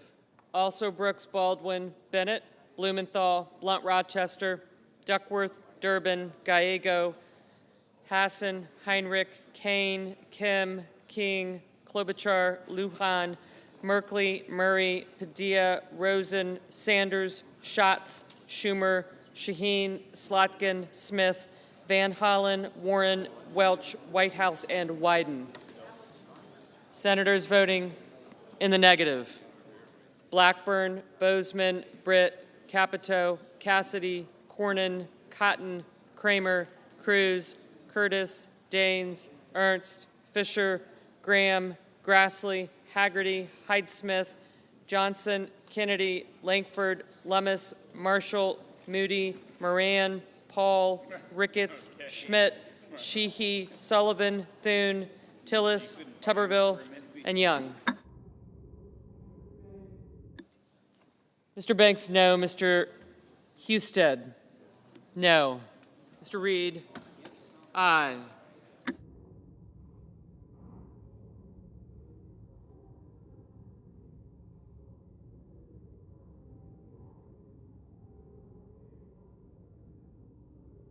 Mr. Peters, aye.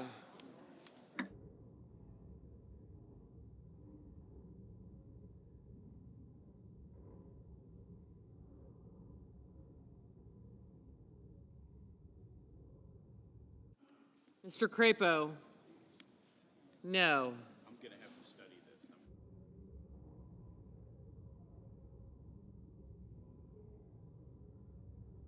this. Mr. Budd, no.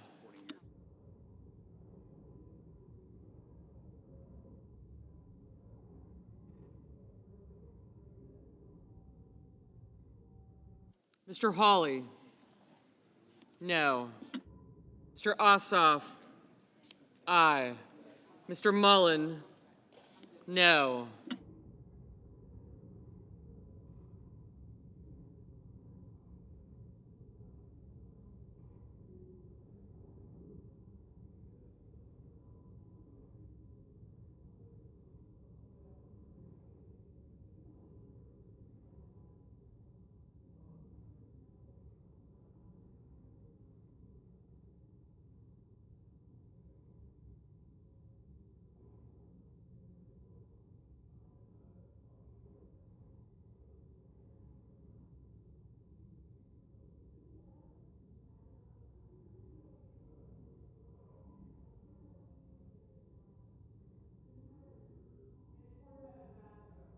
Ms. Cortez Masto, aye.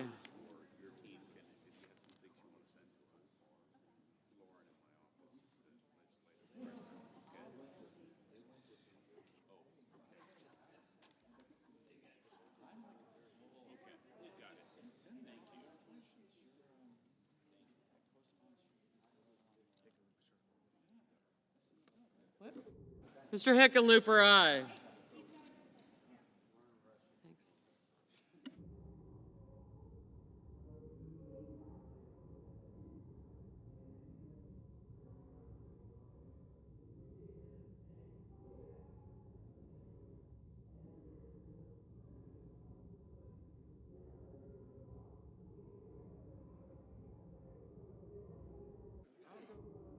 Mr. Justice? No.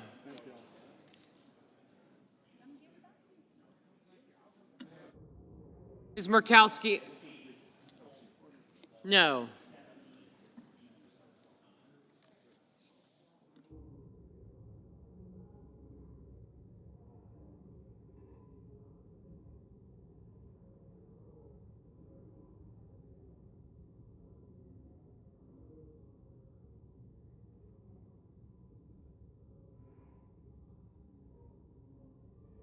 Mr. Risch? No. Mr. Murphy? Aye.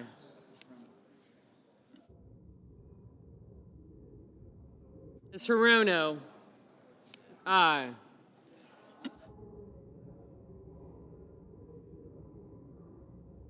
Mr. Warnock, aye.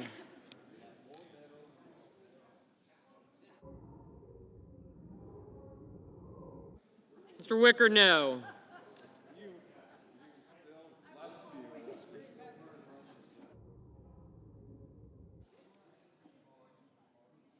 Mr. Sullivan? No. Oh.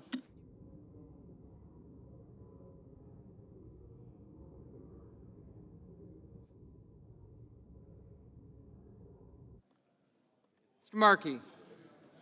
Aye.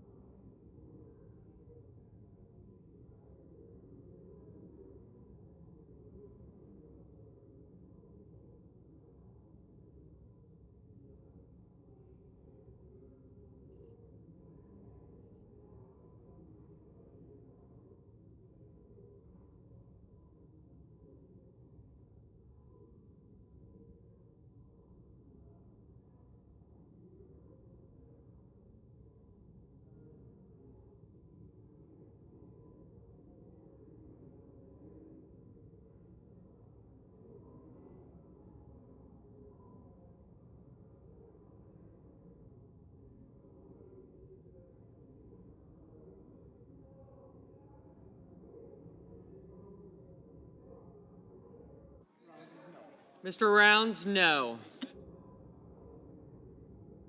Mr. Marino, no.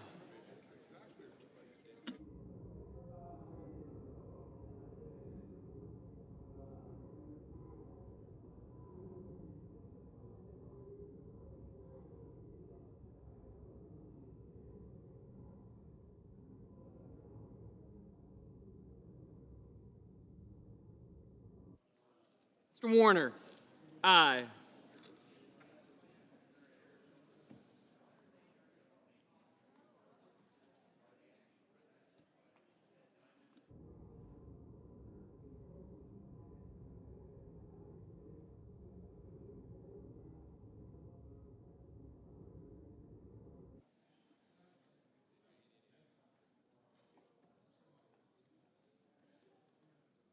Mr. McCormick, no. Mr. Schiff, aye. Mr. Lee, no. Ms. Cantwell, aye. Mr.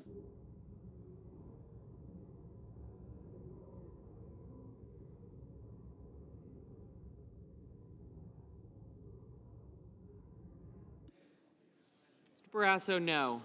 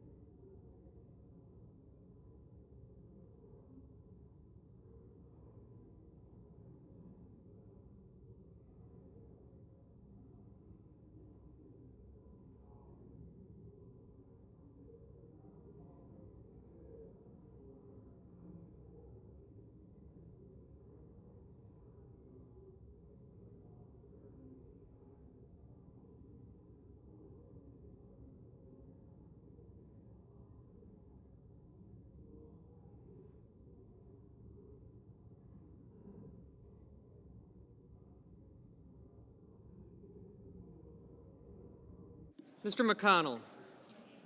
No.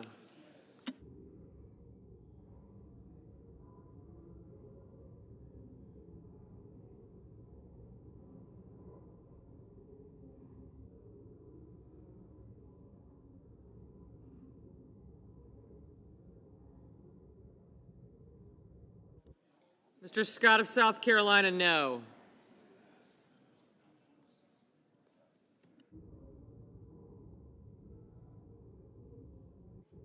Mr. Hoeven, no.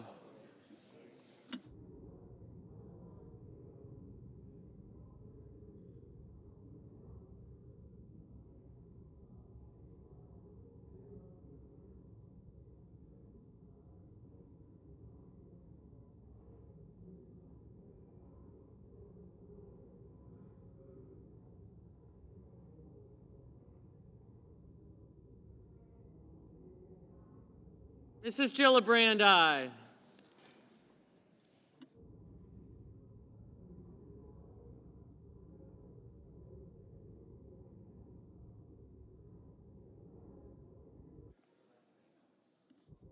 Mr. Coons, aye.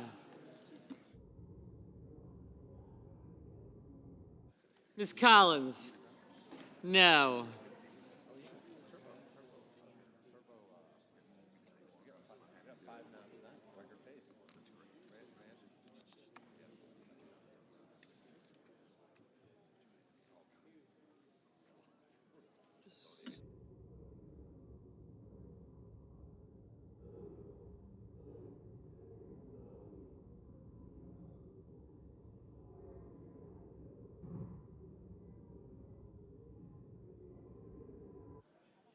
Mr. Scott of Florida, no.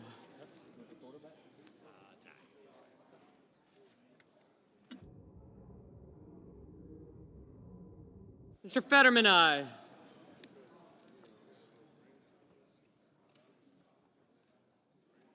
Booker and Kelly.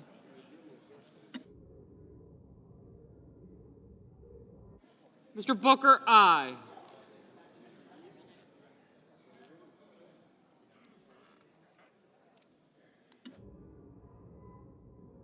Mr. Kelly, aye.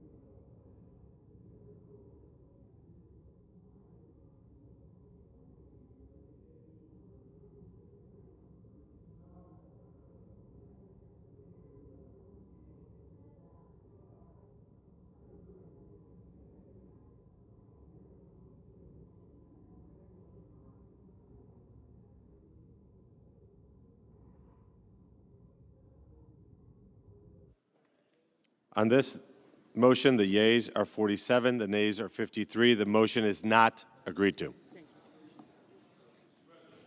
I recognize the senator from Massachusetts. Mr. President, I have a motion to commit at the desk. The clerk will report. The senator from Massachusetts, Mr. Markey, moves to commit the bill H.R. 1 to the Committee on Finance of the Senate with instructions to report the same back to the Senate in 3 days. I further ask further reading of the motion be dispensed with. Without objection. I rise today to cut any part of this big, ugly bill that would force rural hospitals to limit their services or actually close their doors. I have released a list of more than 300 rural hospitals across the country at risk of closing or stopping services because of any major cuts to Medicare and Medicaid.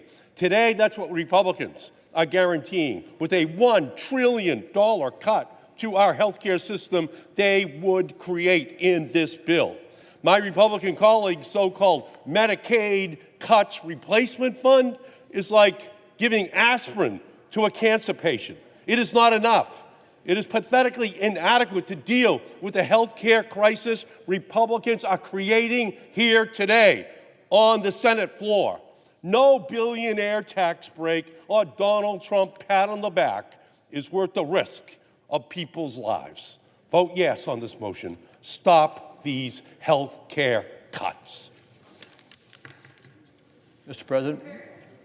I recognize the senator from Idaho. Mr. President, more of the politics of fear. Rural hospitals and providers not only deliver essential health care services in their communities, but also strengthen local economies, employing hundreds of individuals and supporting regional business development. Unfortunately, for far too long, some rural hospitals have struggled to achieve financial stability, even with a wide range of targeted payment enhances. These issues predate the consideration of the reforms that we are including in the legislation today. Let me be clear. This amendment is intended to derail this very bill. The Finance Committee has a long tradition of coming together on bipartisan issues, like bolstering our rural health care system, and I look forward to working with all my colleagues to advance permanent solutions to provide rural providers from telehealth to innovative reimbursement models. Today, we need to pass this essential legislation, and I oppose this amendment. The motion is on the motion. Is there a sufficient second? There appears to be. The clerk will call the roll. Ms. Also Brooks. Ms. Baldwin.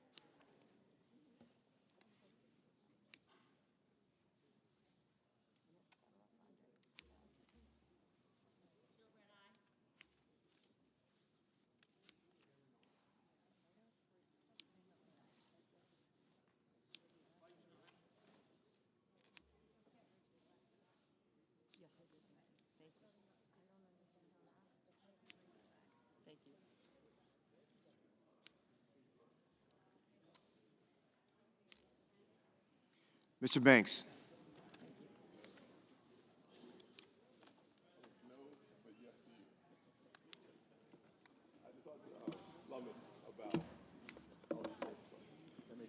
Mr. Barrasso. Mr. Bennett. Mrs. Blackburn. Mr. Blumenthal. Okay.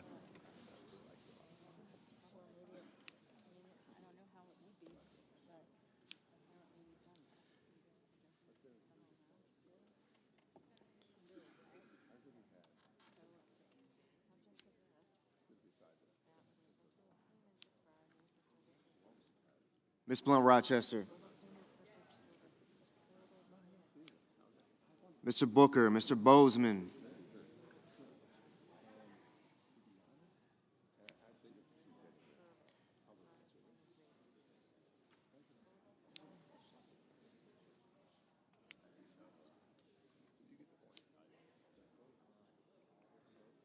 Mrs. Britt, Mr. Budd.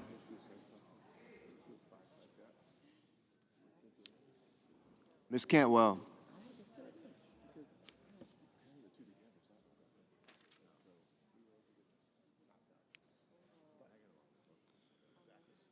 Mrs. Capito. Mr. Cassidy. Ms. Collins.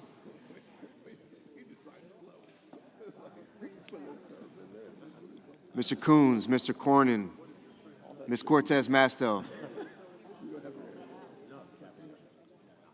Mr. Cotton, Mr. Kramer, Mr. Crapo, Mr. Cruz, Mr. Curtis,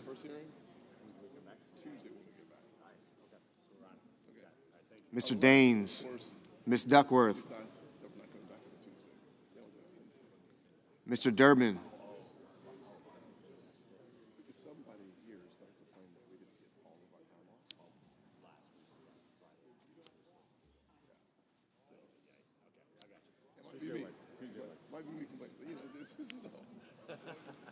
Ms. Ernst.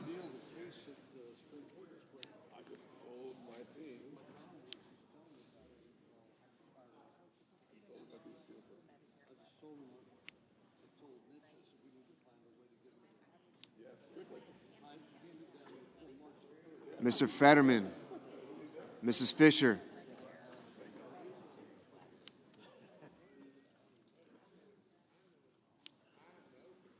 Mr. Gallego, Mrs. Gillibrand, Mr. Graham, Mr. Grassley,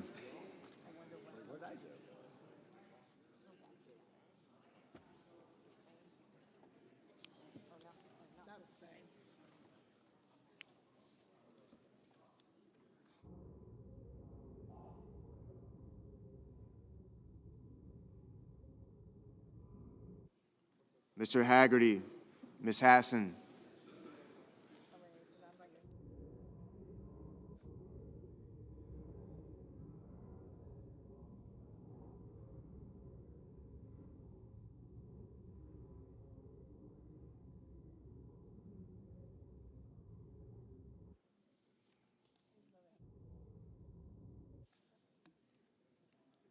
Mr. Heinrich,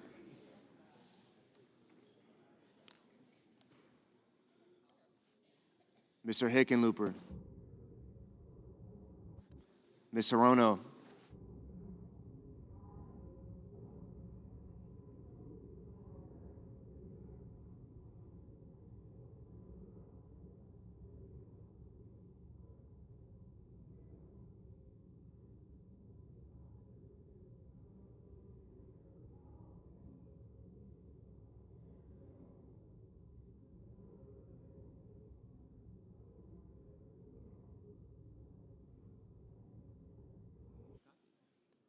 Mr. Hoven,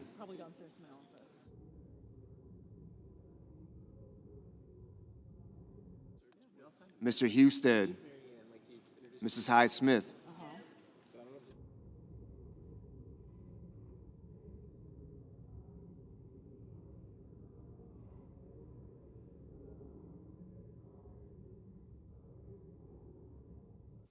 Mr. Johnson, Mr. Justice, Mr. Kane,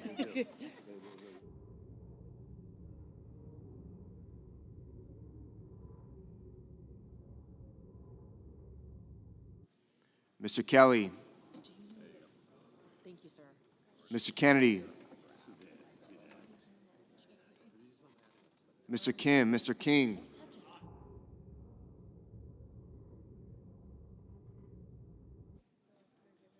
Ms. Klobuchar, Mr. Langford, Mr. Lee, Mr. Lujan, Ms. Lummis, Mr. Markey,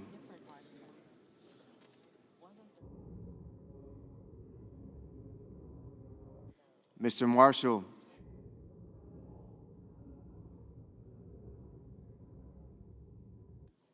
Mr. McConnell, Mr. McCormick,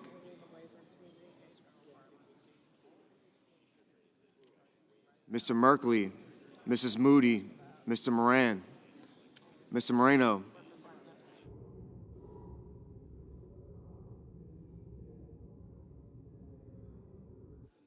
Mr. Mullen, Ms. Murkowski,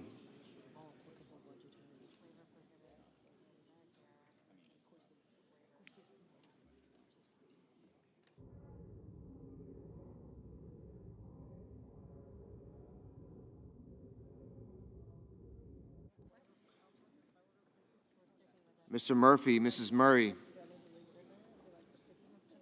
Mr. Ossoff, Mr. Padilla, Mr. Paul,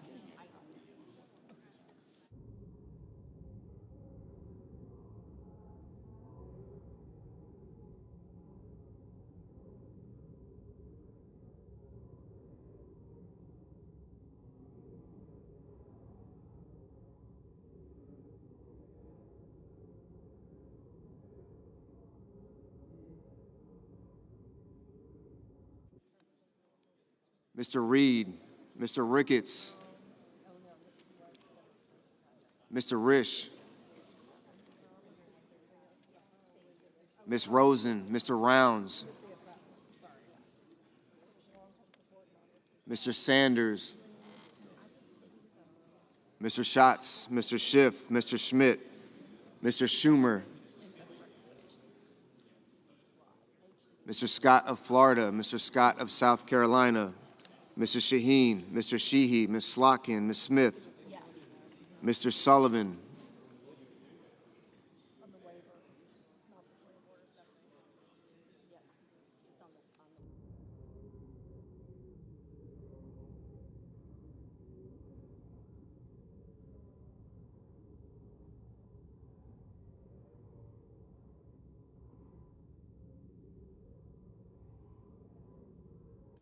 Mr. Thune, Mr. Tillis, Mr. Tuberville,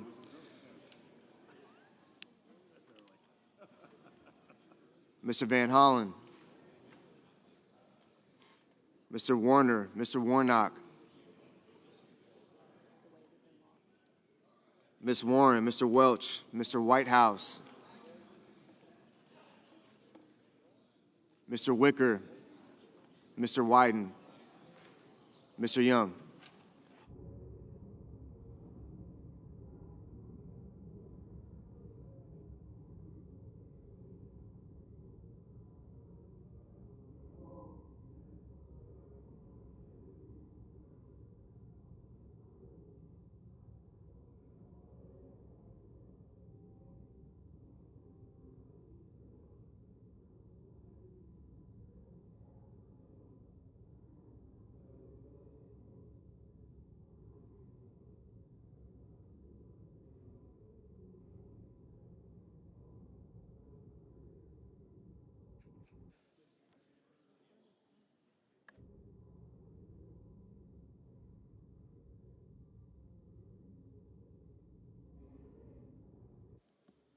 Senators voting the affirmative: Also Brooks, Baldwin, Blumenthal, Blunt-Rochester, Booker, Cantwell, Coons, Cortez Masto, Duckworth, Durbin, Fetterman, Gallego, Gillibrand, Hassan, Heinrich, Hickenlooper, Hirono, Kane, Kim, King, Klobuchar, Lujan, Markey, Merkley, Murkowski, Ossoff, Padilla, Reed, Rosen, Sanders, Schatz, Schiff, Shaheen, Slotkin, Smith, Warner, Warren, Welch, Whitehouse, Wyden. Senators voting in the negative: Banks, Barrasso, Blackburn, Britt, Budd, Capito, Cornyn, Cotton, Kramer, Crapo, Cruz, Daines, Ernst, Fisher, Graham, Grassley, Haggerty, Husted, Hyde-Smith, Johnson, Justice, Kennedy, Lankford, Lee, Lummis, Marshall, Moody, Moran, Moreno, Mullen, Paul, Schmidt, Scott of Florida, Scott of South Carolina, Sheehy, Thune, Tillis, Tuberville, and Wicker. Mr. Bennett, aye. Mr. Peters, aye.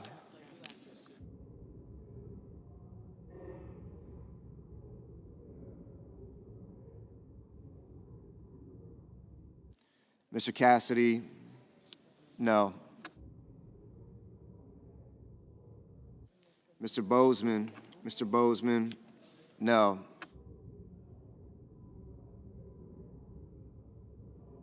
Mr. Van Hollen, aye.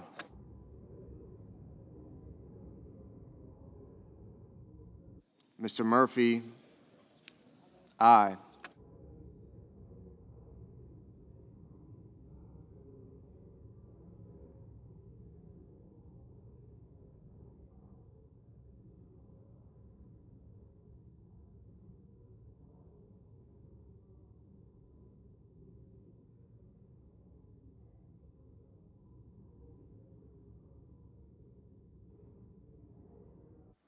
Mrs. Murray, aye.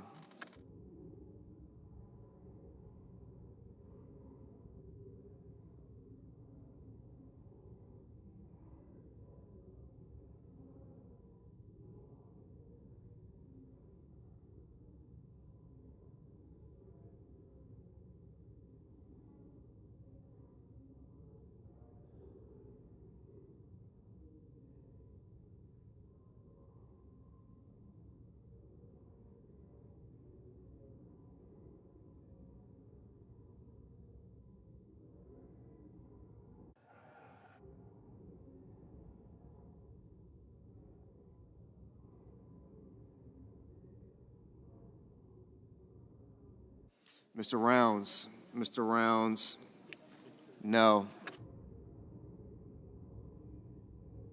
Mr. Ricketts. Mr. Ricketts, no.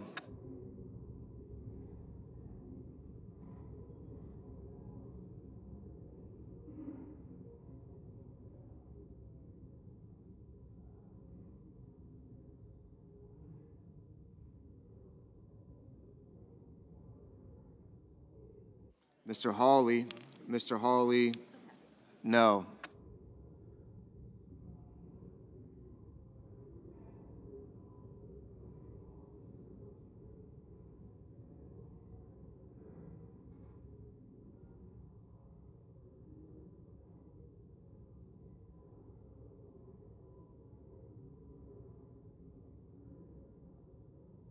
Mr. Kelly, aye.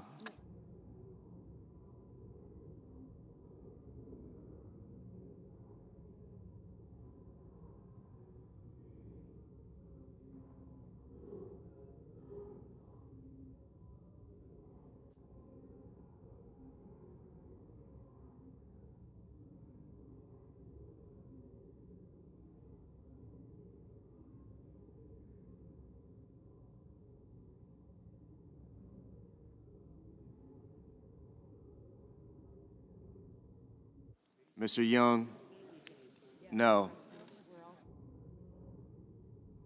Mr. Schumer, aye.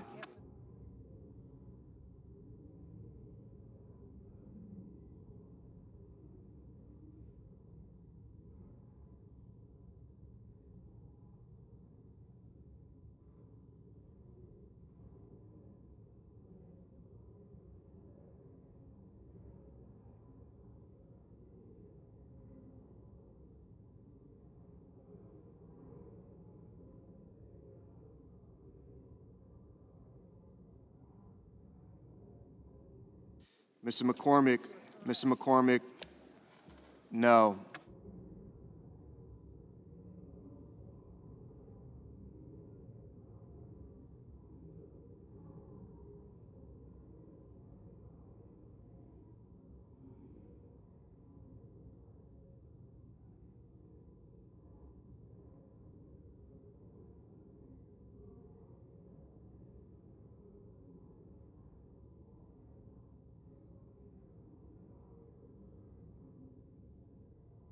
Mr. Hoven, no.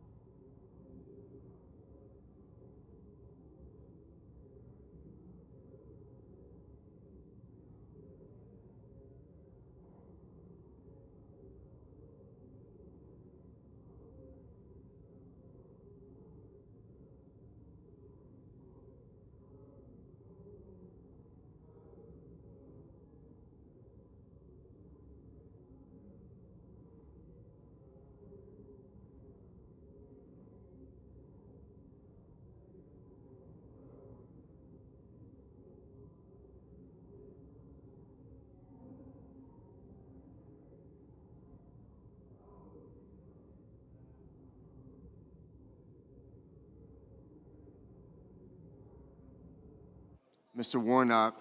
Mr. Warnock. Aye. Mr. McConnell. Mr. McConnell. No.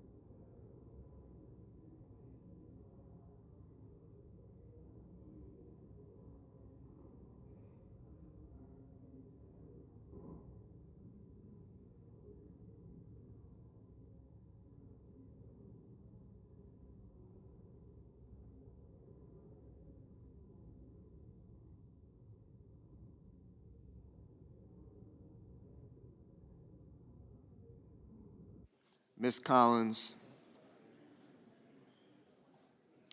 Aye.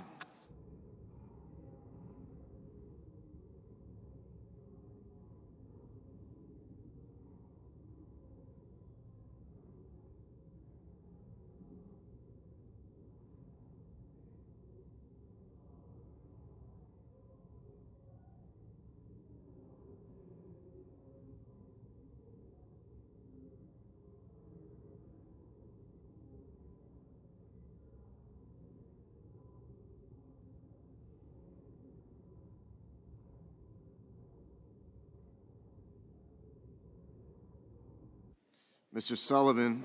Mr. Sullivan. No.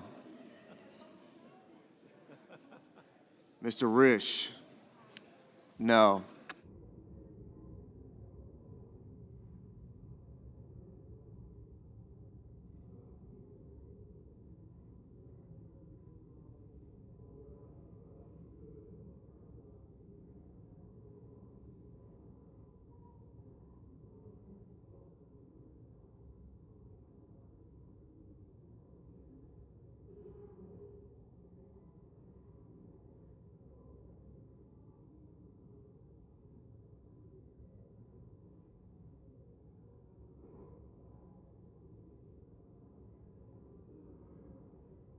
Mr. Curtis.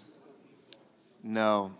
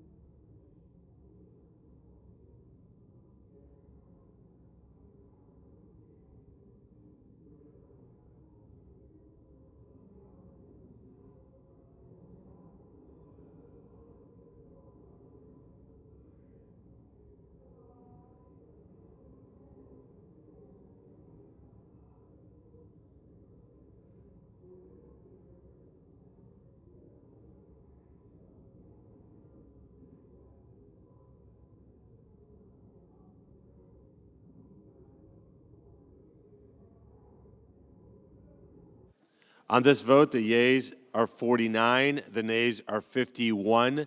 The motion is not agreed to. Mr. President.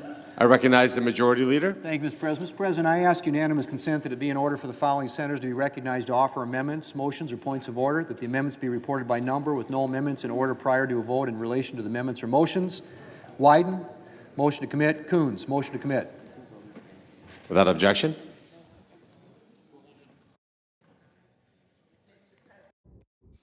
I recognize the senator from Minnesota. Mr. President, I make a point of order that the pending measure contains an unfunded intergovernmental mandate, and thus it violates Section 425A2 of the Congressional Budget Act of 1974.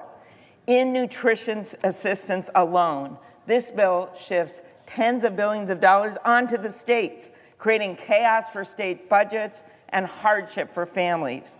CBO score for this bill says this: the non-tax provisions of the substitute amendment would impose intergovernmental and private sector mandates as defined in the Unfunded Mandates Reform Act, and that the SNAP cost shift provisions would impose the largest intergovernmental mandate. Seriously, the largest shift in this whole bill, the largest unfunded mandate, is on the backs of kids and veterans and seniors and people with disabilities. $64 billion over to the states. 44 of them have balanced budget amendments. You know they can't pay for this. It's hurting local grocery stores. It's hurting our farmers.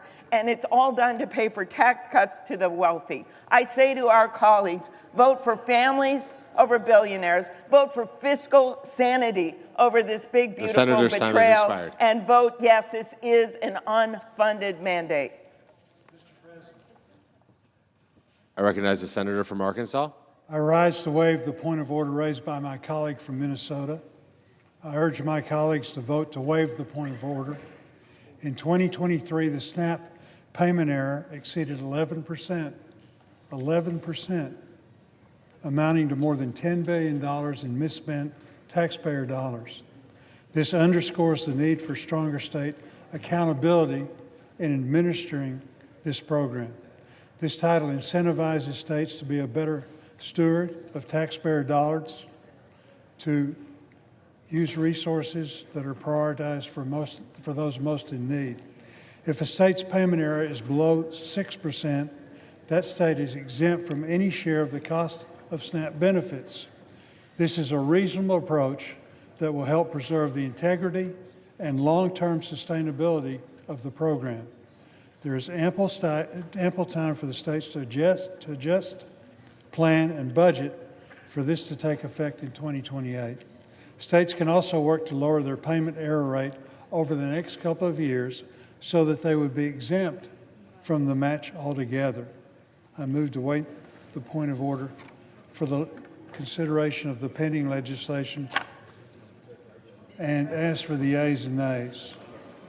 Is there a sufficient second? There appears to be. The clerk will call the roll. Ms. Alsor-Brooks, Ms. Baldwin. Johnson. Thank you, ma'am.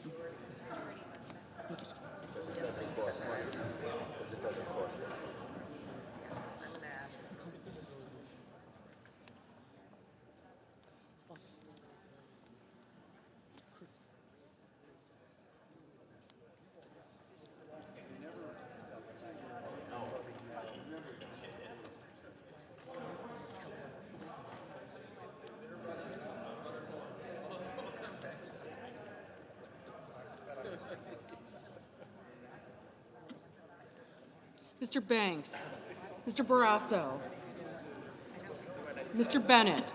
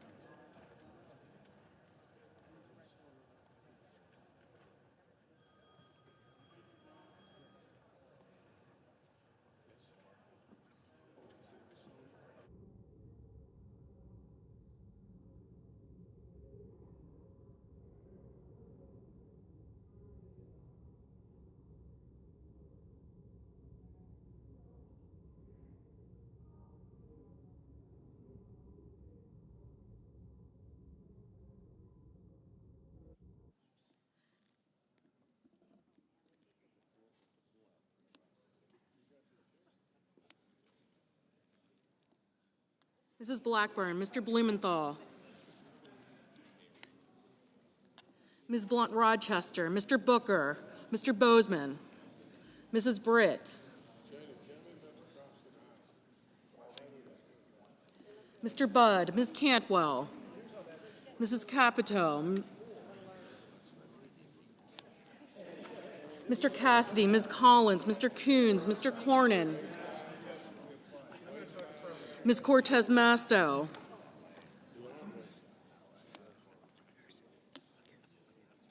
Sullivan, aye. Bud, thank you.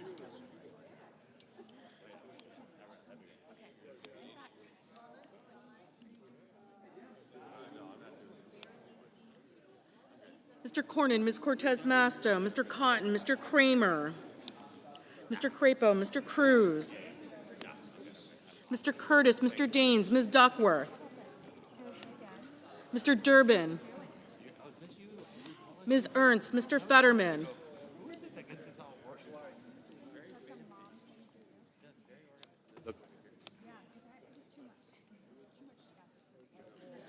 Ms. Ernst, Mr. Fetterman, Mrs. Fisher,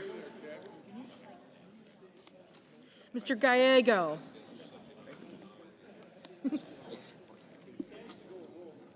Mrs. Gillibrand, Mr. Graham, Mr. Grassley, Mr. Haggerty, Ms. Hassan, Mr. Hawley, Mr. Heinrich, Mr. Hickenlooper, Ms. Hirono, Mr. Hoven, Mr. Husted, Mrs. Hyde-Smith, Mr. Johnson, Mr. Justice, Mr. Kane, Mr. Kelly, Mr. Kennedy, Mr. Kim, Mr. King, Ms. Klobuchar,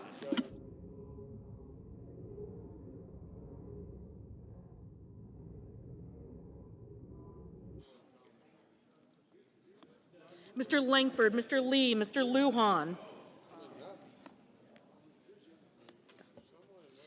Ms. Lummis, Mr. Markey, Mr. Marshall, Mr. McConnell, Mr. McCormick, Mr. Merkley, Mr. Moody,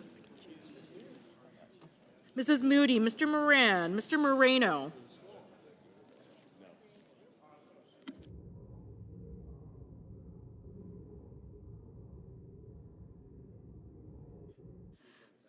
Mr. Mullen, Ms. Murkowski, Mr. Murphy, Mrs. Murray, Mr. Ossoff, Mr. Padilla, Mr. Paul, Mr. Peters, Mr. Reed, Mr. Ricketts, Mr. Risch, Ms. Rosen, Mr. Rounds,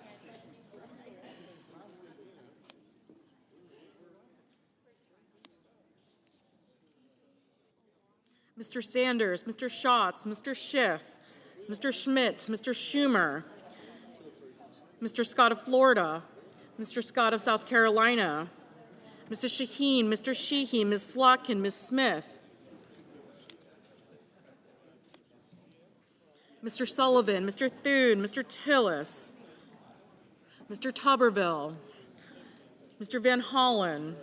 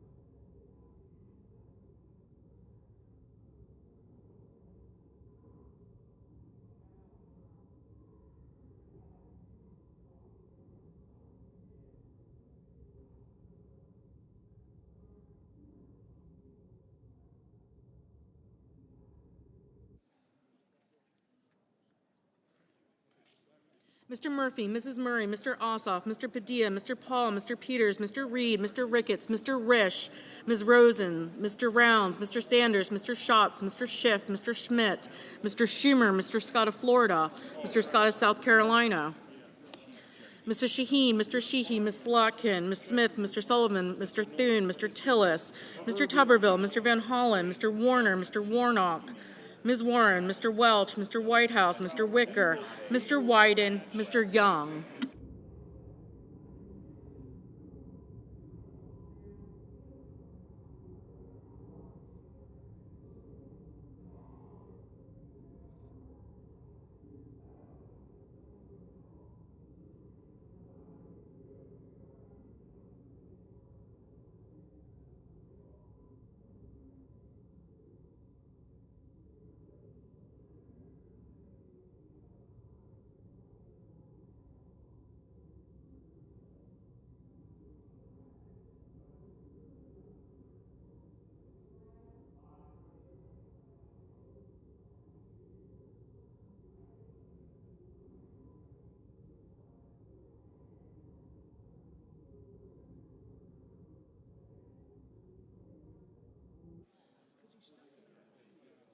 Senators voting in the affirmative: Banks, Blackburn, Bozeman, Britt, Budd, Capito, Cassidy, Cornyn, Cotton, Kramer, Crapo, Cruz, Curtis, Daines, Ernst, Fisher, Graham, Grassley, Hoven, Husted, Johnson, Justice, Langford, Lee, Lummis, Marshall, McConnell, McCormick, Moody, Moran, Moreno, Mullen, Paul, Ricketts, Rounds, Schmidt, Scott of Florida, Sheehy, Sullivan, Thune, Tillis, Tuberville, and Young. Senators voting in the negative: Alsobrooks, Baldwin, Bennett, Blumenthal, Blunt-Rochester, Cortez Masto, Durbin, Gallego, Hassan, Heinrich, Hickenlooper, Hirono, Kane, Kelly, Kim, King, Klobuchar, Lujan, Markey, Merkley, Murkowski, Murphy, Murray, Ossoff, Padilla, Peters, Reed, Rosen, Sanders, Schatz, Schumer, Shaheen, Slotkin, Smith, Warner, Warnock, Warren, Welch, Whitehouse, and Wyden. Mr. Wicker, aye.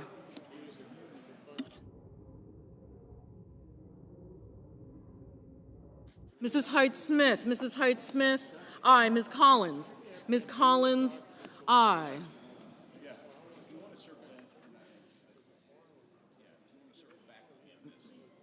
Mr. Risch, aye.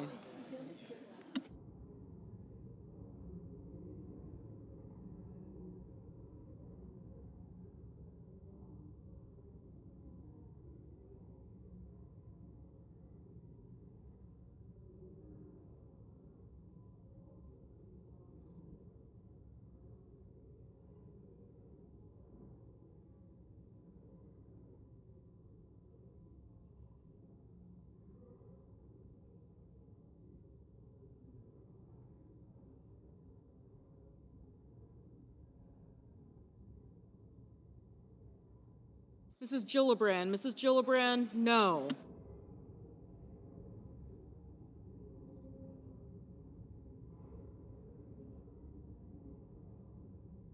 Mr. Coons, no.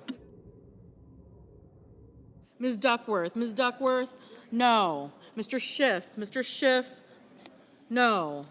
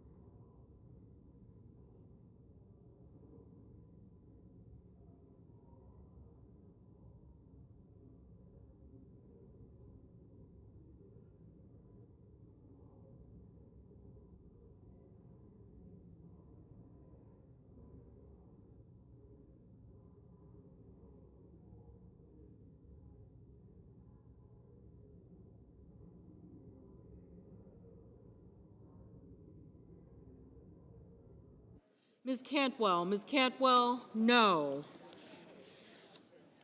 Mr. Van Hollen, no.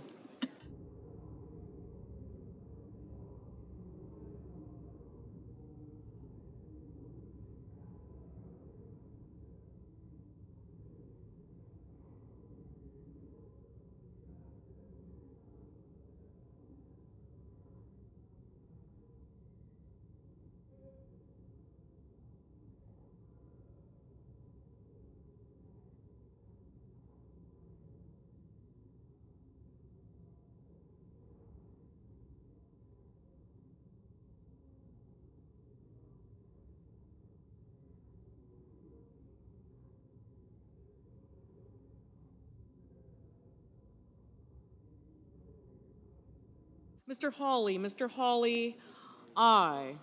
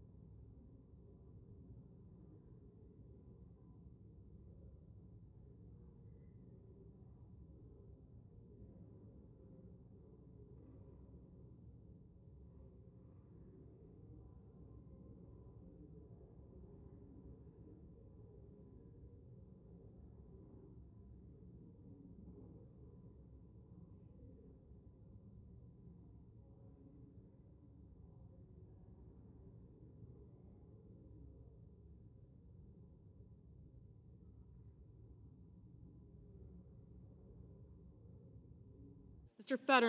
Fetterman, no.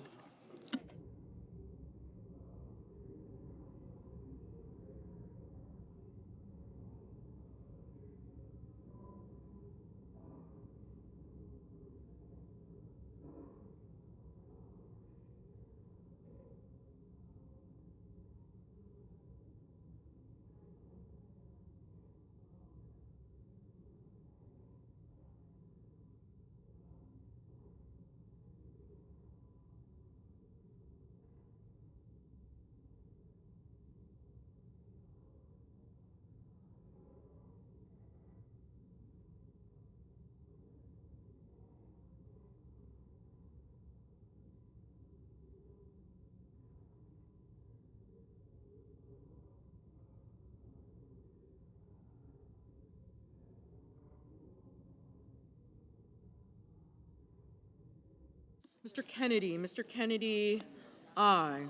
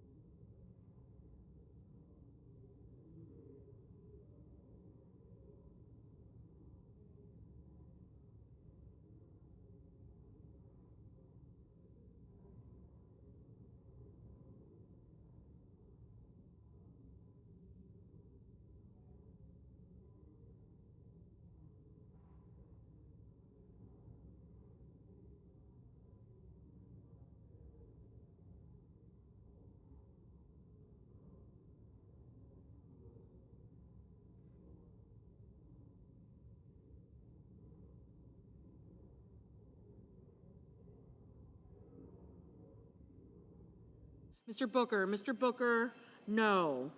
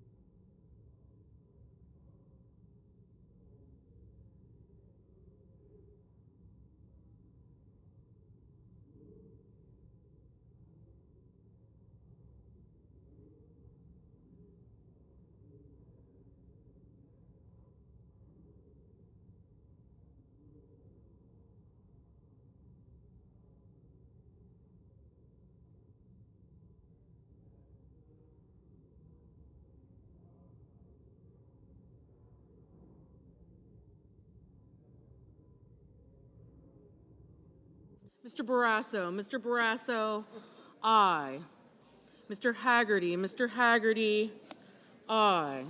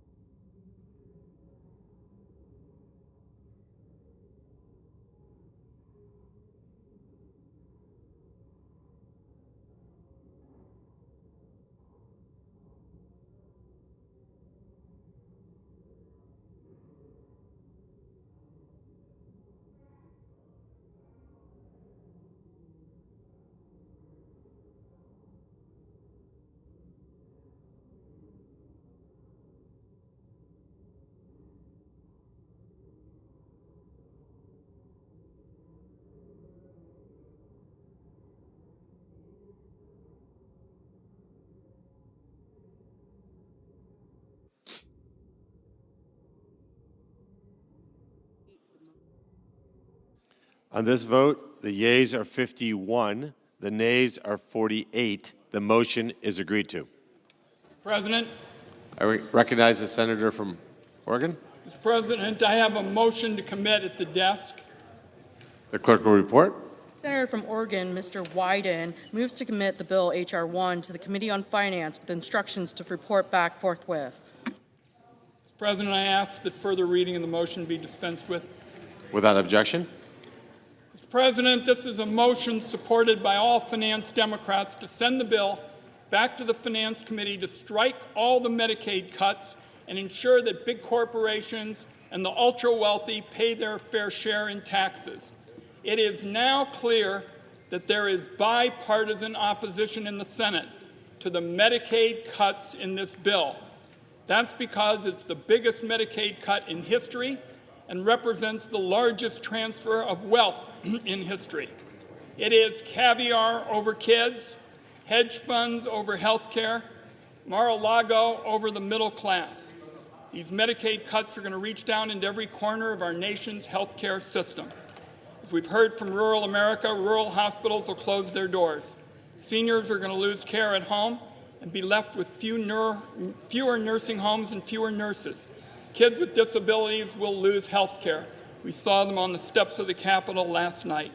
Never have I seen legislation Senator's time has expired. focused on denying health care to eligible Americans. This Senator's time amendment has is expired. an opportunity to take these awful Medicaid cuts off the table and find another way forward. I yield back. Mr. President. I recognize the senator from Kansas. Mr. President, good morning. It's great to be here. I just want to share with America the great work that Republicans have done on Medicaid, that we're preserving it, we're protecting it, we're strengthening it for those who need it the most. We're going to make sure that your seniors in nursing homes, that pregnant women, that children, that people on disabilities have Medicaid in the future. We are fiscally making Medicaid more sound. You know, it's only in Washington, D.C. that you increase spending at a rate faster than inflation, and you call it a cut. So we're increasing spending on this legislation. We're increasing funding for Medicaid. We are preserving and protecting it for those who need it the most. I urge everyone to vote no on this amendment. Thank you. Are you? The questions on the motion. Is there a sufficient second? There appears to be. The clerk will call the roll. Ms. Alston-Brooks, Ms. Baldwin.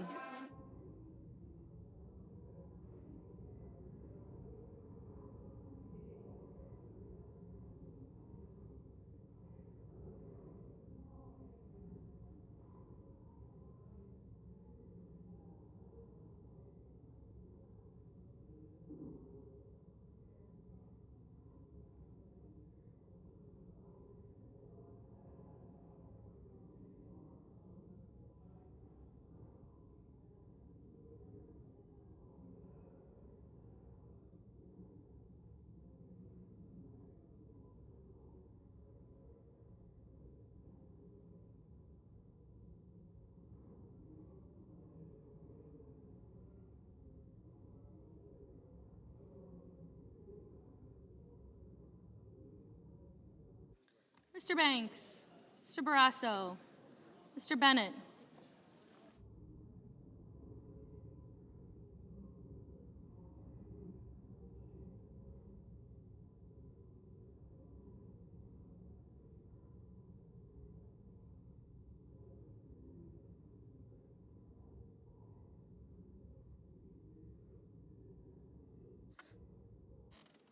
Mrs. Blackburn, Mr. Blumenthal, Ms. Blunt Rochester, Mr. Booker, Mr. Bozeman,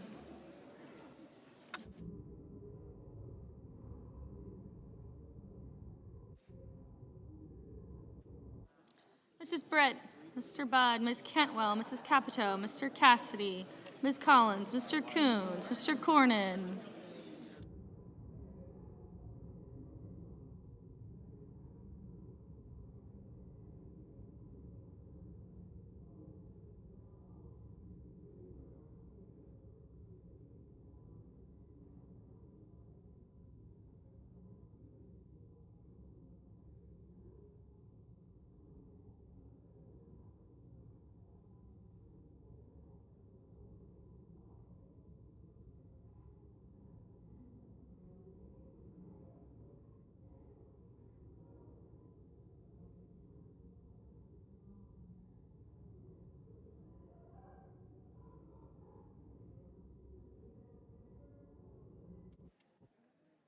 Ms. Cortez Masto.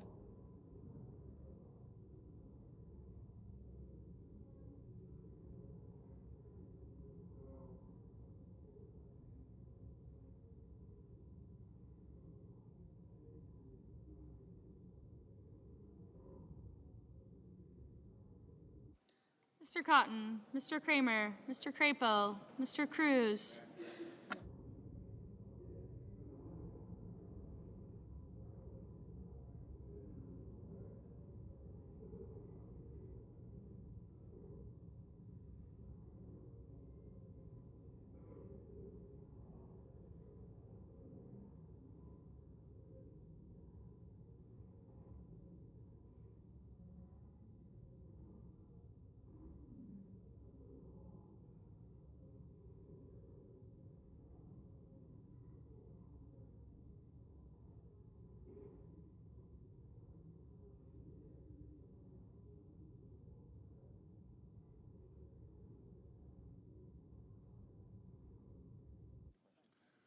Mr. Cruz, Mr. Curtis, Mr. Daines, Ms. Duckworth, Mr. Durbin, Ms. Ernst, Mr. Fetterman, Mrs. Fisher, Mr. Gallego, Mrs. Gillibrand, Mr. Graham, Mr. Grassley.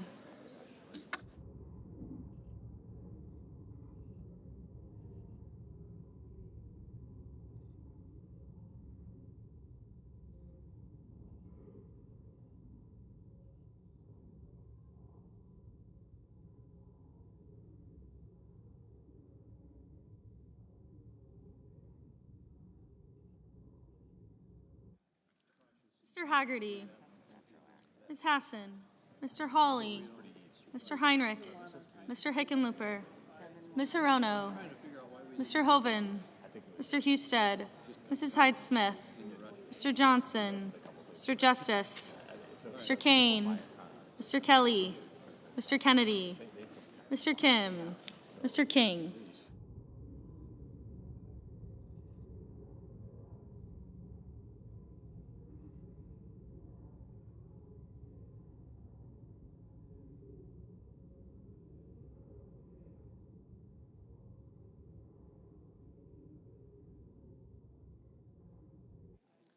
Ms. Klobuchar, Mr. Langford, Mr. Lee, Mr. Lujan, Ms. Lummis, Mr. Markey, Mr. Marshall, Mr. McConnell, Mr. McCormick, Mr. Merkley, Mrs. Moody, Mr. Moran, Mr. Marino, Mr. Mullen, Ms. Murkowski, Mr. Murphy, Mrs. Murray, Mr. Ossoff, Mr. Padilla, Mr. Paul, Mr. Peters, Mr. Reed, Mr. Ricketts, Mr. Risch, Ms. Rosen, Mr. Rounds.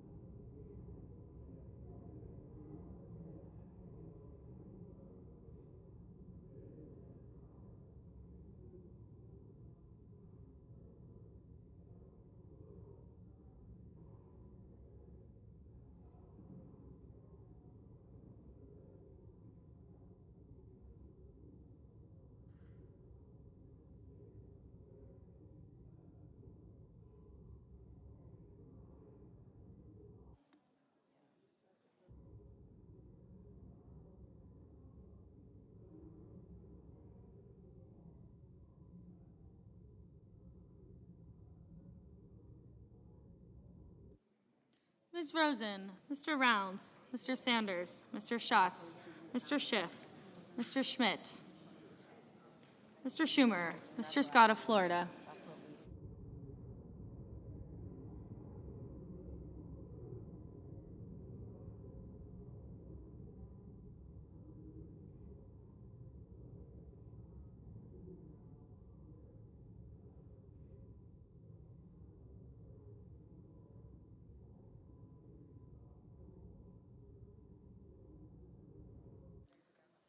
Mr. Schmidt, Mr. Schumer, Mr. Scott of Florida, Mr. Scott of South Carolina, Mrs. Shaheen, Mr. Sheehy, Ms. Slotkin, Ms. Smith, Mr. Sullivan, Mr. Thune, Mr. Tillis, Mr. Tuberville, Mr. Van Hollen, Mr. Warner, Mr. Warnock, Ms. Warren, Mr. Welch, Mr. Whitehouse, Mr. Wicker, Mr. Wyden, Mr. Young.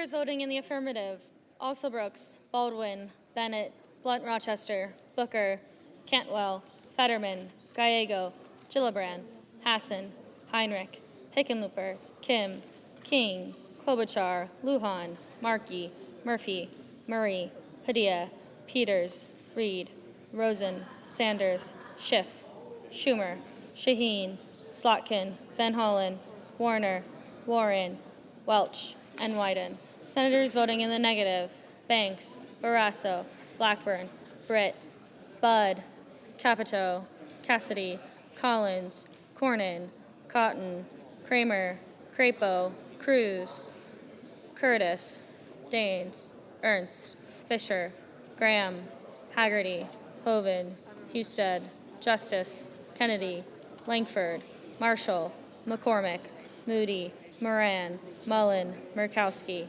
Paul, Ricketts, Risch, Rounds, Schmidt, Scott of Florida, Scott of South Carolina, Sheehy, Thune, Tillis, Tuberville, and Young. Mr. Blumenthal, aye. Mr. Bozeman, no. Mr. Lee, no. Mrs. Hyde-Smith, no. Mr. Durbin, aye. Mr. Marino, aye. Mr. Merkley, Mr. Marino, no. Mr. Merkley, aye.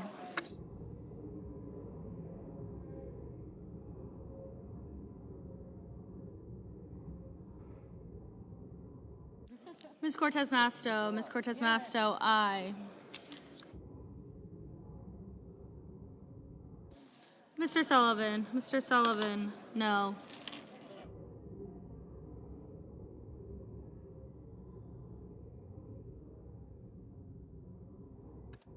Mr.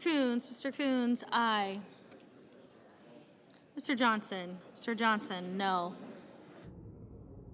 Mr. Wicker, no.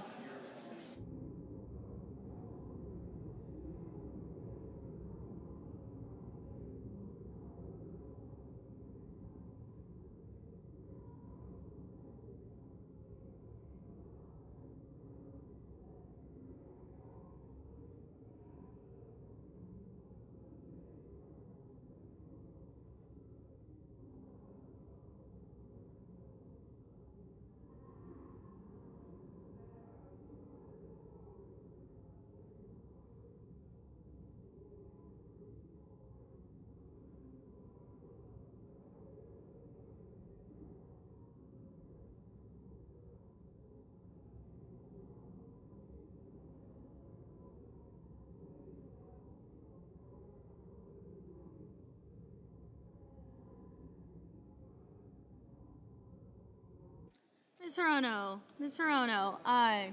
Mr. Whitehouse, aye. Mr. Ossoff, aye.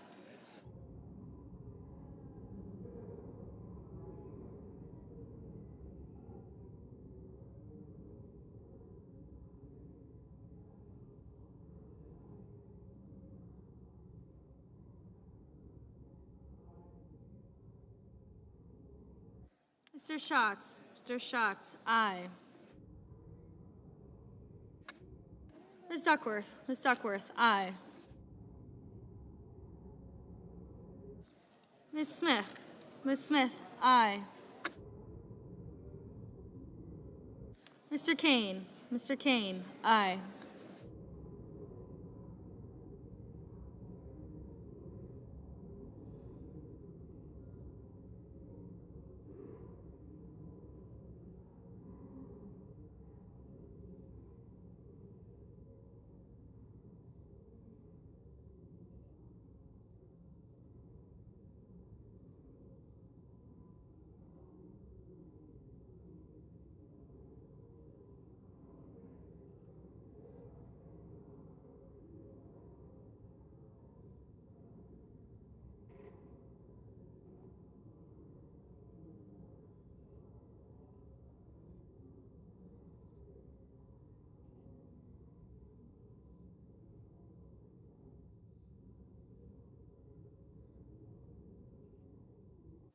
Mr. Grassley. Mr. Grassley, no.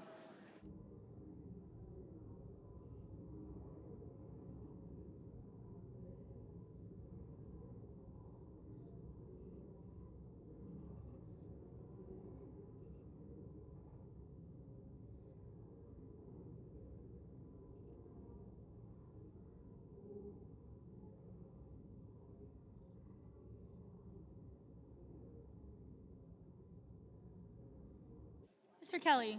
Mr. Kelly, aye.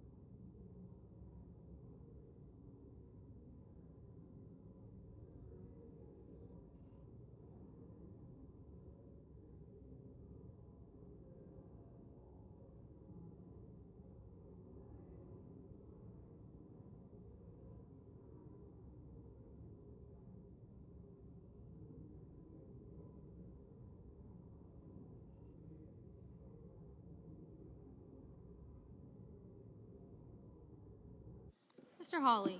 Mr. Hawley, no.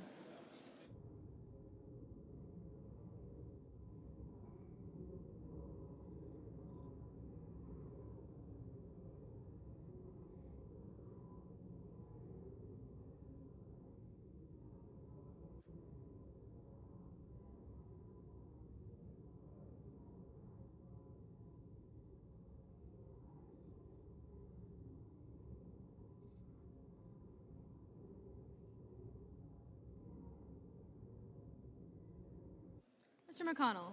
Mr. McConnell, no.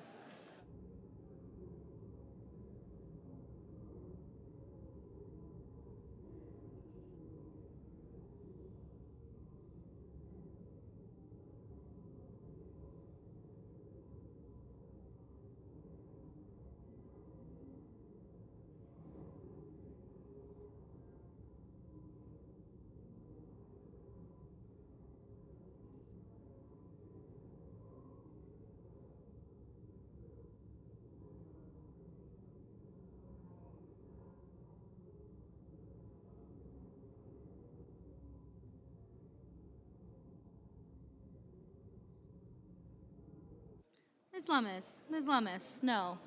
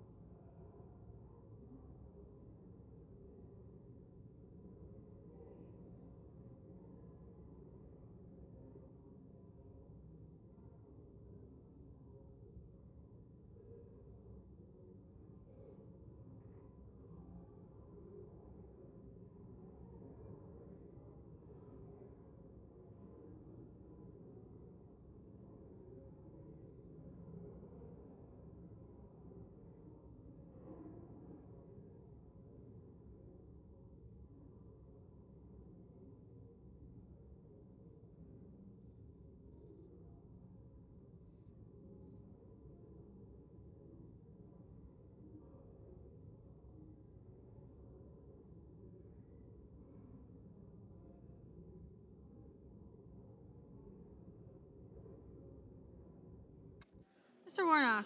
Mr. Warnock, aye.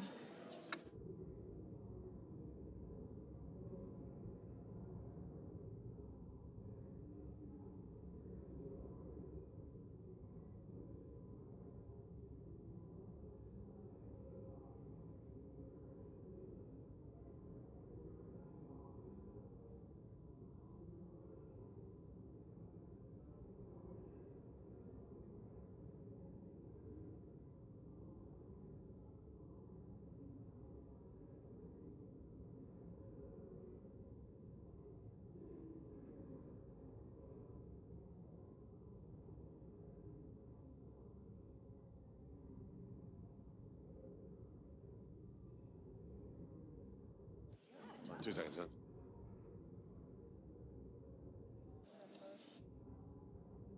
On this motion, the yeas are 47, the nays are 53. The motion is not agreed to. I recognize the senator from Delaware. Mr. President, I have a motion to commit at the desk. The clerk will report it. The senator from Delaware, Mr. Coons, moves to commit the bill H.R. 1 to the Committee on Finance with instructions to report back forthwith. Mr. President, I ask for the reading of the motion be dispensed with. Without objection. Colleagues, the ugly truth about this so-called big, beautiful bill is that it will kick 17 million Americans off their health care. This bill cuts almost $1 trillion from Medicaid and other health care programs by tying people up in red tape. Republicans will tell you they're trying to improve Medicaid, but the truth is they're not. It is cruel and dishonest to bury parents, kids, and seniors in paperwork and then blame them when they lose their health care, all to further rig our tax code for the very wealthiest. This week, I met with 30 nurses from Delaware. Their patients couldn't come to D.C., so they did. They care for seniors and newborns, families, and the disabled. And their ask to us, don't take health care away from tens of thousands of Delawareans and millions of Americans. Colleagues, support this Coons amendment to eliminate cruel and unnecessary red tape and allow Americans to keep the health care they need and deserve. When this is done. Mr. President, I recognize the senator from Kansas. as I look at this, the senator's motion is on work requirements. You know, back home we had a saying for people that had an aversion to work. We called it an allergy to work. But my question is, don't you think a job brings value, that it brings dignity? Do you not think that a job brings purpose and meaning to life? We have 7 million healthy American men across this country, working age, that aren't working right now. So yes, we want to encourage people to go back to work, but our bill, as you point out, actually preserves and protects it for those groups. Our bill makes this stronger, financially stronger, so that we can protect it and strengthen it for seniors in nursing homes, for people with disabilities, for pregnant women, and for children. Let's protect Medicaid for those who need it the most. I urge a no vote on this, and I'll never apologize for encouraging people to go to work. The question occurs on the motion. Is there a sufficient second? There appears to be. The clerk will call the roll. Ms. Alsor-Brooks, Ms. Baldwin, Mr. Banks, Mr. Barrasso, Mr. Bennett, Mrs. Blackburn, Mr. Blumenthal,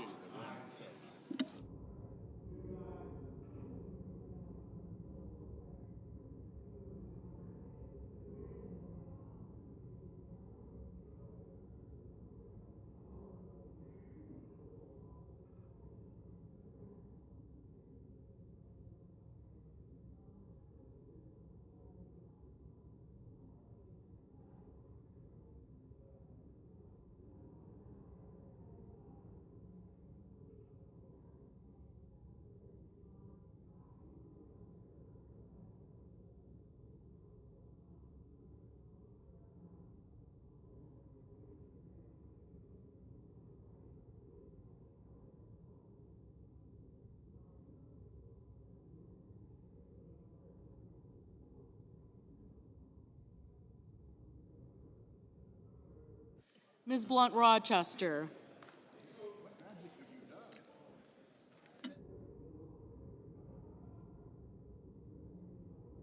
Mr. Booker,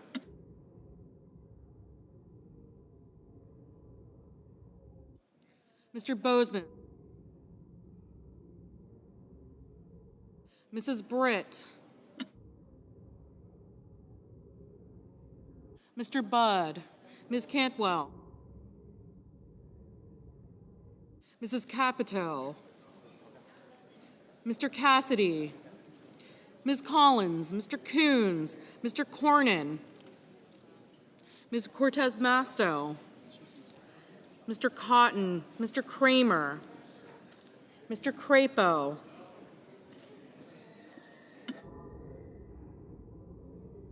Mr. Cruz, Mr. Curtis, Mr. Daines,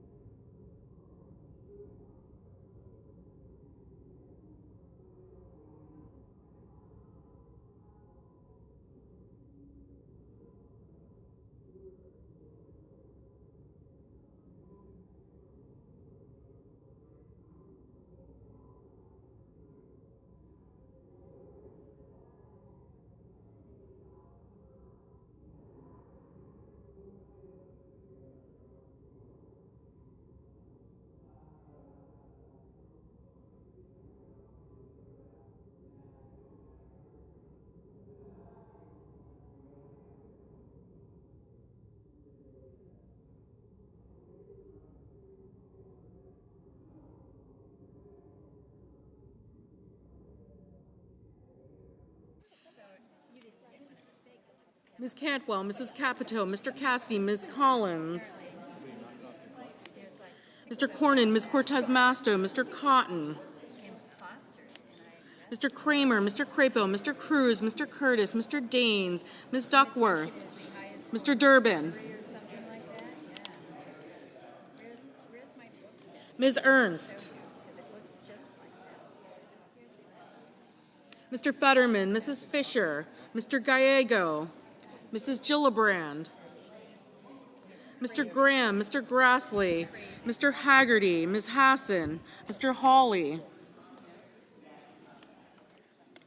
Mr. Heinrich, Mr. Hickenlooper, Ms. Hirono, Mr. Hoven, Mr. Husted, Mrs. Hyde-Smith, Mr. Johnson, Mr. Justice,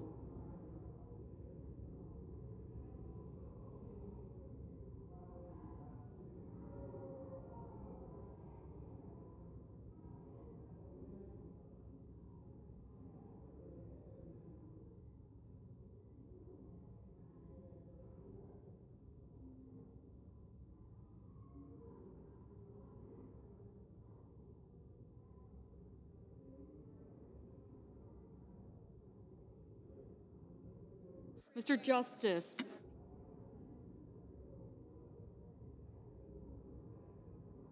Mr. Kane, Mr. Kelly, Mr. Kennedy, Mr. Kim,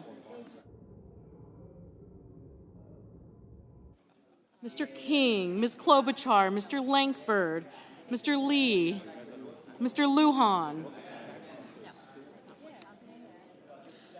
Ms. Lummis, Mr. Markey, Mr. Marshall, Mr. McConnell, Mr. McCormick, Mr. Merkley, Mrs. Moody, Mr. Moran, Mr. Marino,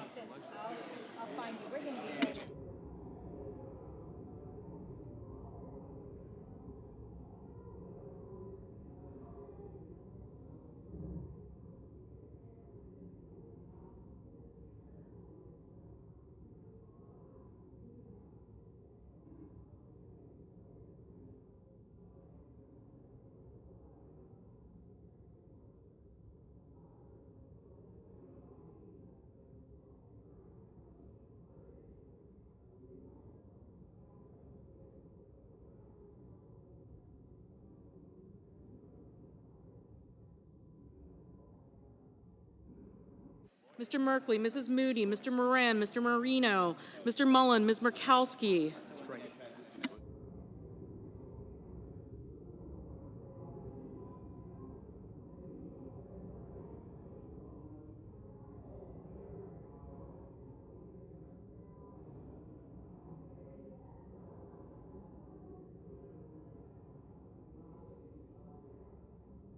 Ms. Murkowski, Mr. Murphy, Mrs. Murray, Mr. Ossoff, Mr. Padilla, Mr. Paul, Mr. Peters, Mr. Reed, Mr. Ricketts, Mr. Risch, Ms. Rosen, Mr. Rounds, Mr. Sanders, Mr. Schatz, Mr. Schiff,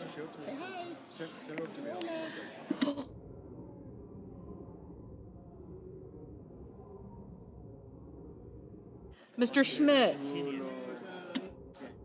Mr. Schumer, Mr. Scott of Florida, Mr. Scott of South Carolina, Mrs. Shaheen, Mr. Sheehy, Ms. Slotkin, Ms. Smith, Mr. Sullivan, Mr. Thune, Mr. Tillis, Mr. Tuberville, Mr. Van Hollen, Mr. Warner, Mr. Warnock, Ms. Warren, Mr. Welch, Mr. Whitehouse, Mr. Wicker, Mr. Wyden, Mr. Young.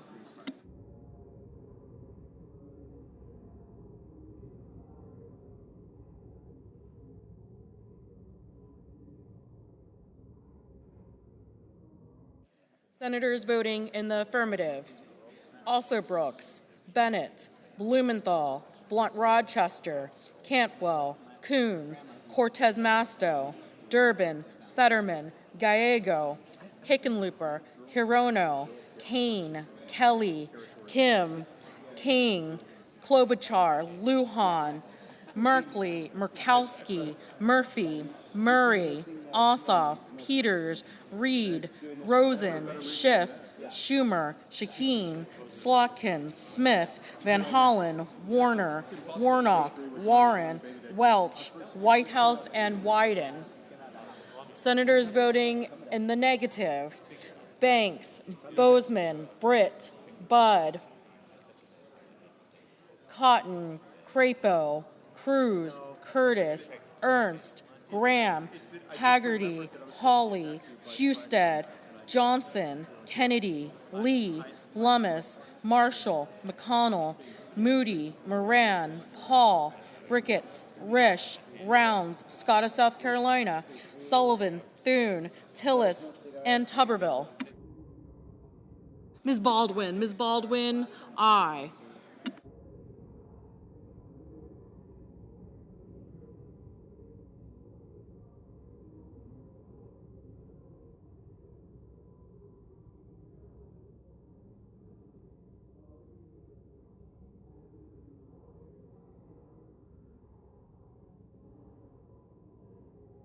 Mr. Sanders, aye.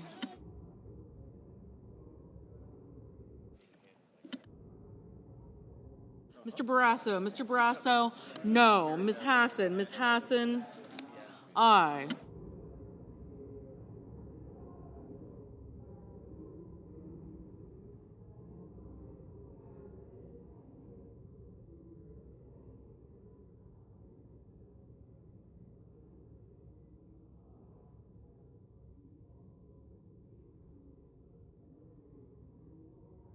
Mr. McCormick, no.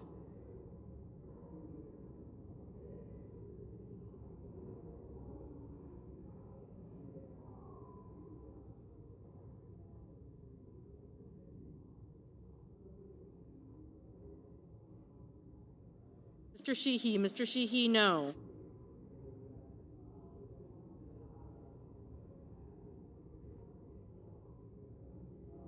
Mrs. Blackburn, no. Mr. Cassidy, no.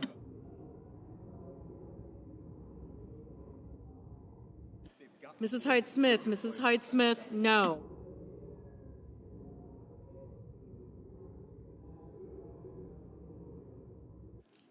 Ms. Duckworth, aye. Mr. Daines, no. Mr. Heinrich, aye. Mr.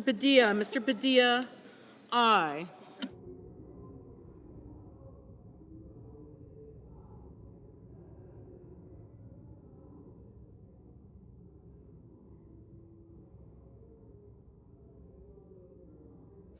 Mr. Schmidt, no. I'm just going to put this one here. This is the previous one. And I can help get the second one ready, just kind of depends on where we are. That's why I can't put this in there, because it's their thing. Oh, whoops.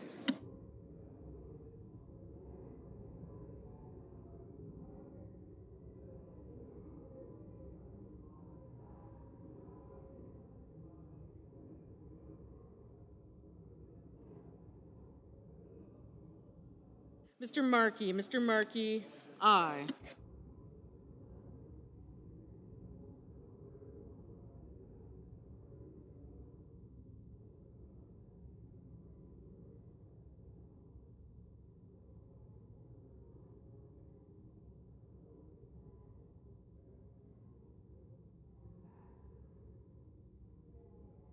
Mr. Langford, no.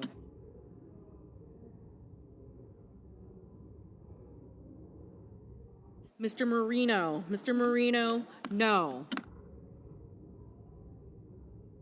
Mrs. Fisher, no.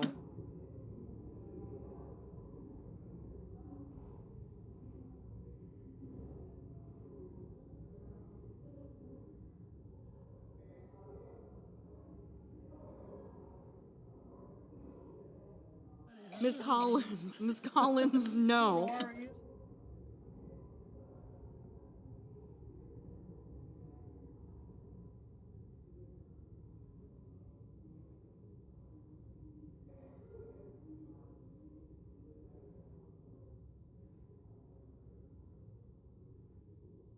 Mr. Cornyn, no.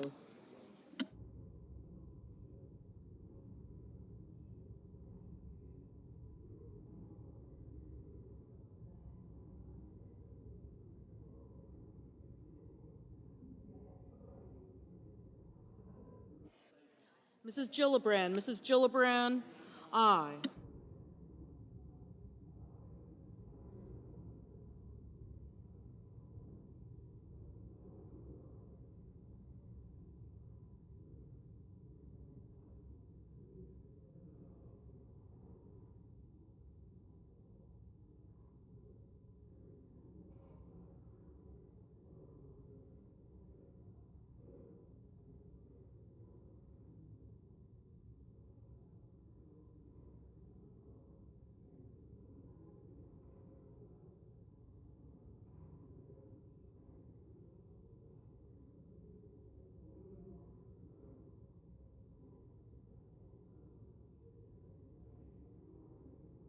Mr. Kramer, no. Mr. Schatz, aye.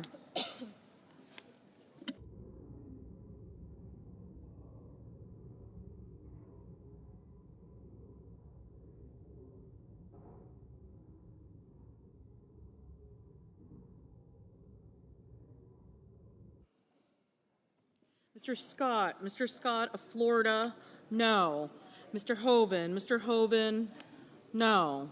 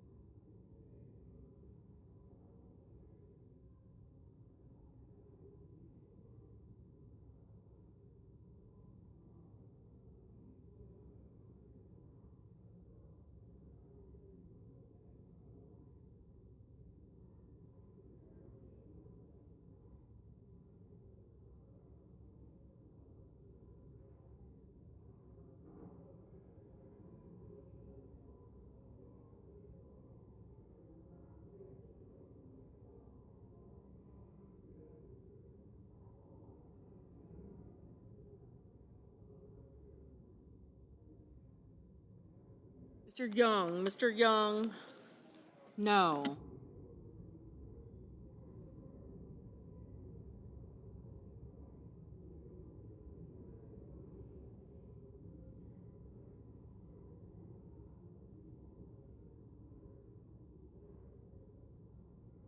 Mr. Justice, no.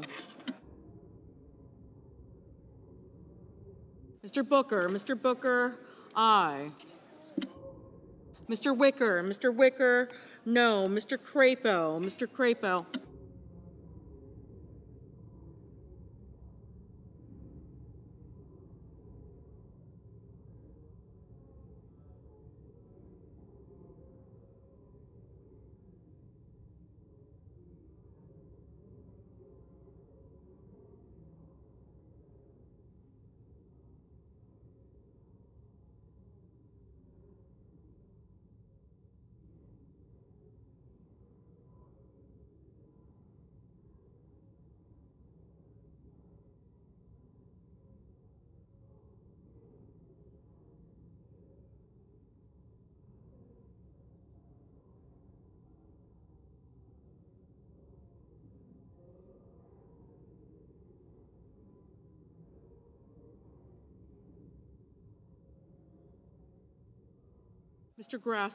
Grassley, no.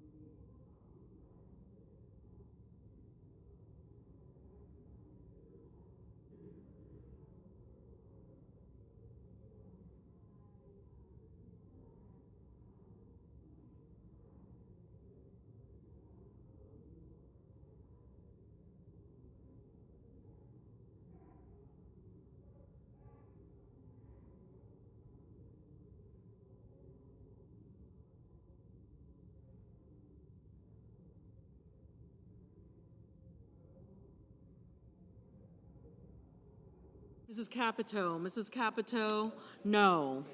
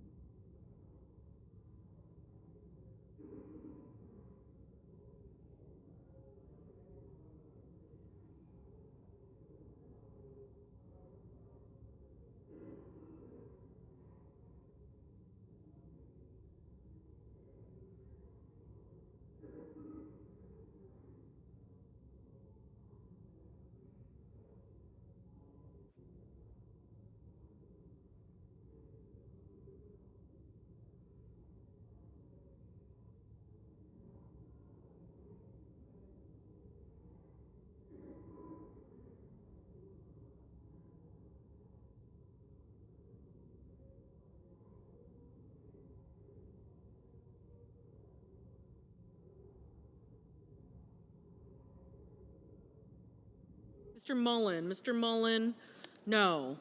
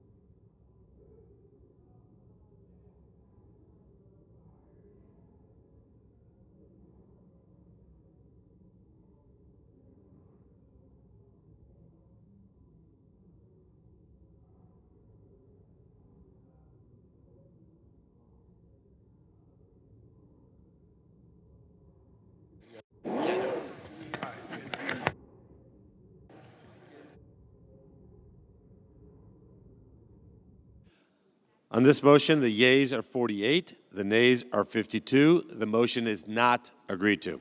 Mr. President. I recognize the Majority Whip. Mr. President, I ask unanimous consent that to be in order for the following senators to be recognized to offer amendments, motions, or points of order, that the amendments be reported by number, with no amendments in order prior to a vote in relation to the amendments on the motion or motions. Number 1, Lujan, motion to commit. Number 2, Reed, motion to commit. Without objection. Yield the floor. I recognize the senator from New Mexico. I have a motion to commit at the desk.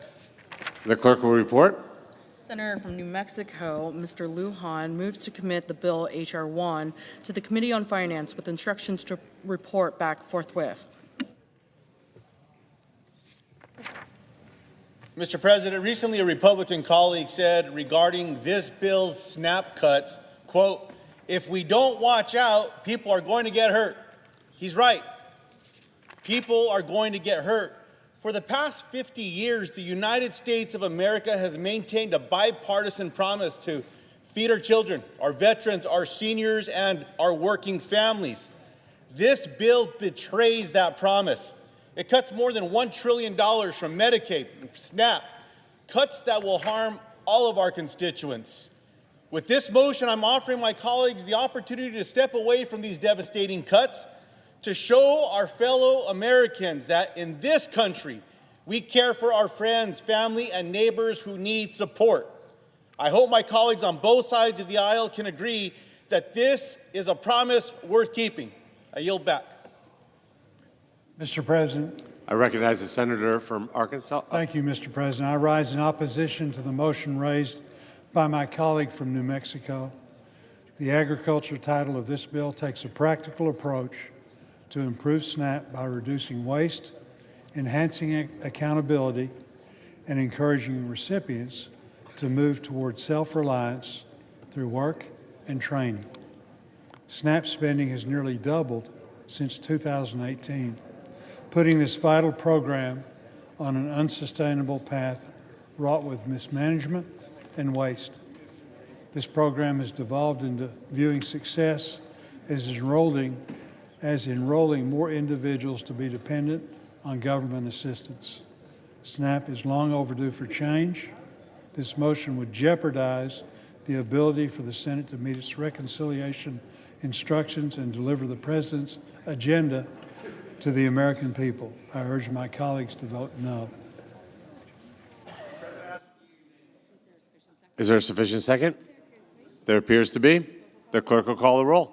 Ms. Alsobrooks, Ms. Baldwin.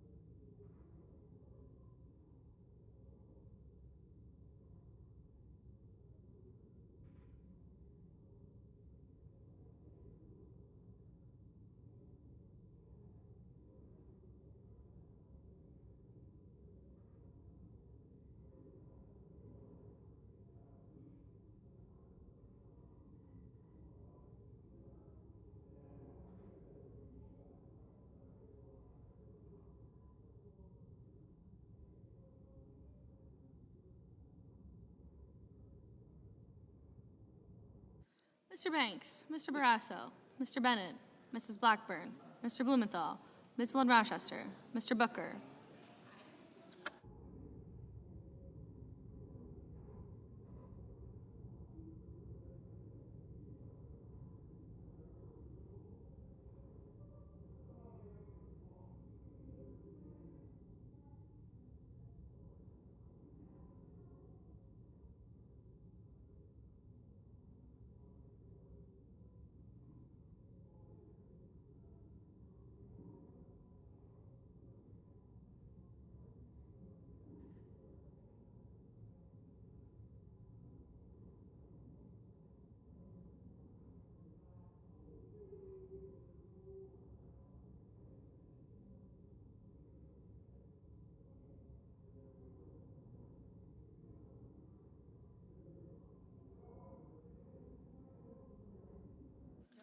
Mr. Booker, Mr. Bozeman, Mrs. Britt, Mr. Budd, Ms. Cantwell, Mrs. Capito, Mr. Cassidy, Ms. Collins, Mr. Coons, Mr. Cornyn, Ms. Cortez Masto.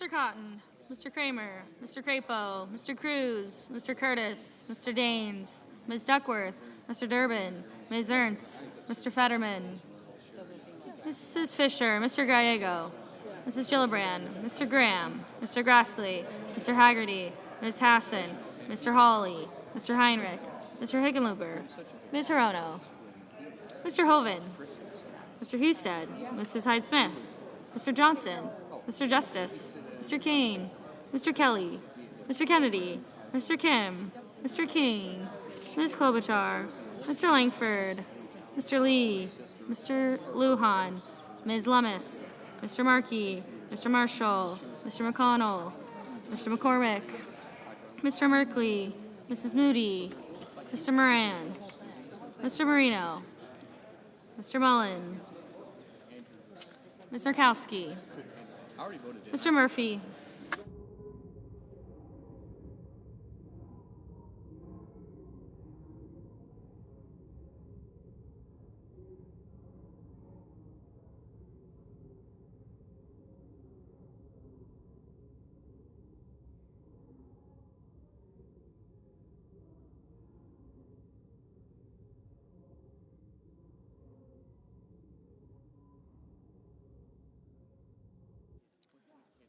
Mr. Murphy, Mrs. Murray, Mr. Ossoff, Mr. Padilla, Mr. Paul, Mr. Peters, Mr. Reed, Mr. Ricketts, Mr. Risch.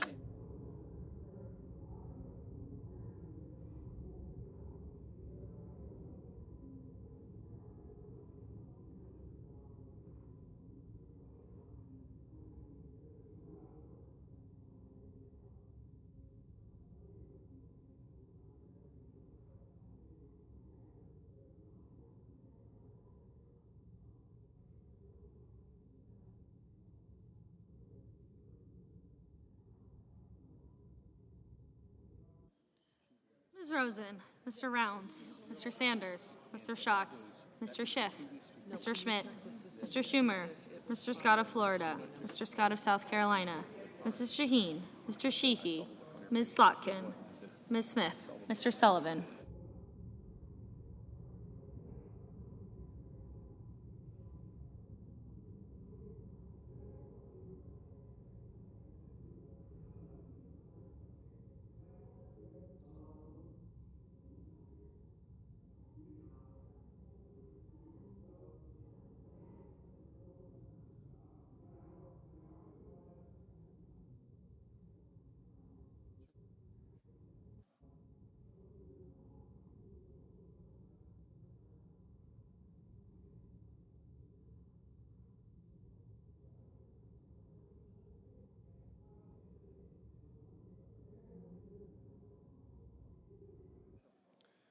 Mr. Sullivan, Mr. Thune, Mr. Tillis, Mr. Tuberville, Mr. Van Hollen, Mr. Warner, Mr. Warnock, Ms. Warren, Mr. Welch, Mr. Whitehouse, Mr. Wicker, Mr. Wyden, Mr. Young.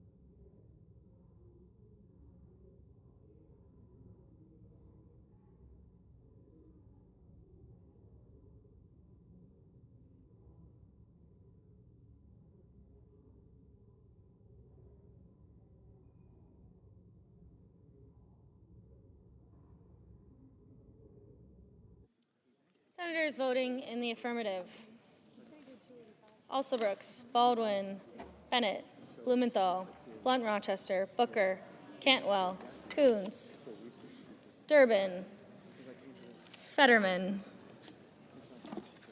Gallego, Hassan, Hirono, Kelly, Kim, Klobuchar, Lujan, Merkley, Murphy, Murray, Padilla, Peters, Reed, Rosen, Sanders, Schatz, Schiff, Schumer, Shaheen, Slotkin, Smith, Van Hollen, Warner, Warnock, Welch, Whitehouse, and Wyden.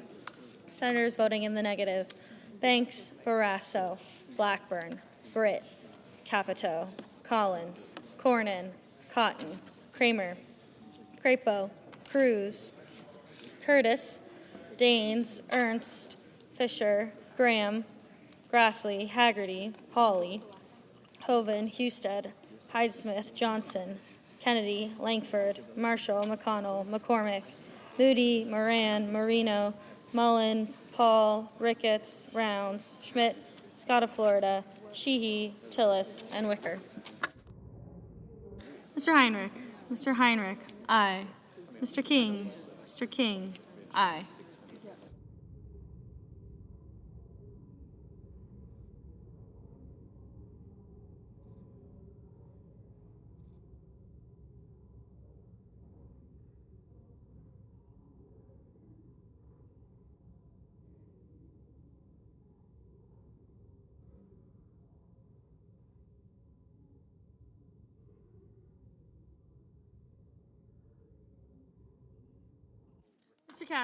Mr. Cassidy, no. Mr. Tuberville, no.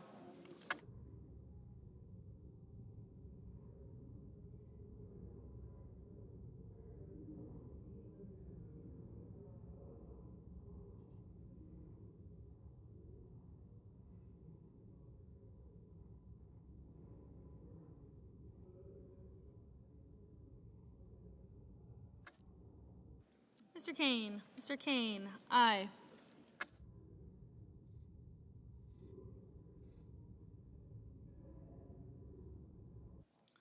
Mr. Ossoff, aye.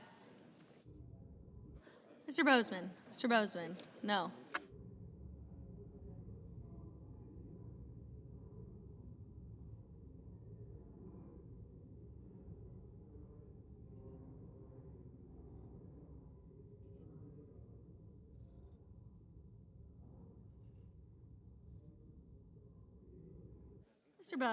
Mr. Budd, no.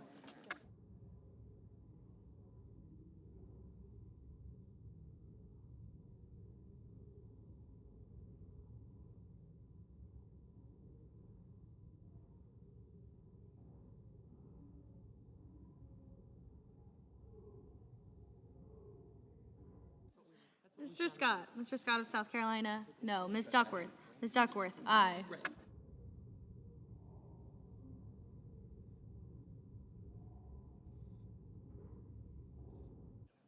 Mr. Lee. Mr. Lee, no.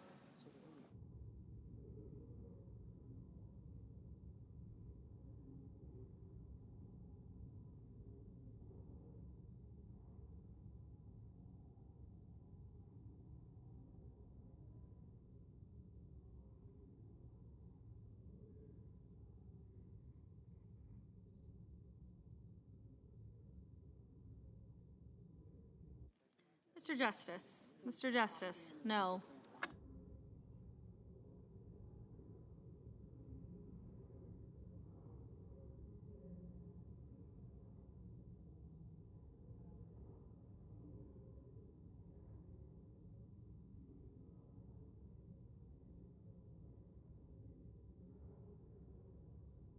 Mr. Markey. Mr. Markey, aye. Mr. Risch. Mr. Risch, no.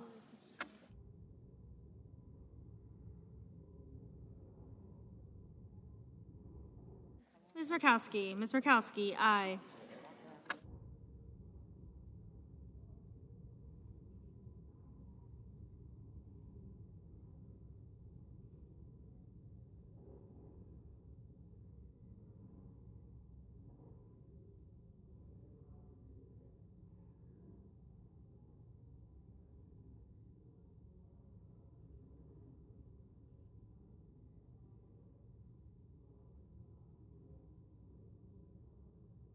Mr. Young. Mr. Young, no.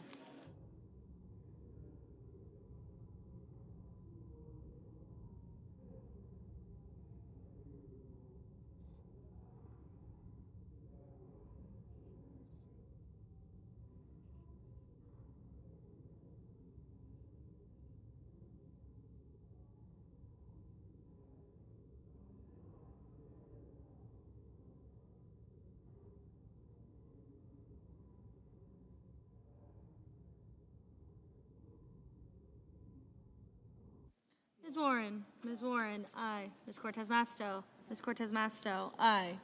Mr. Hickenlooper. Mr. Hickenlooper, aye.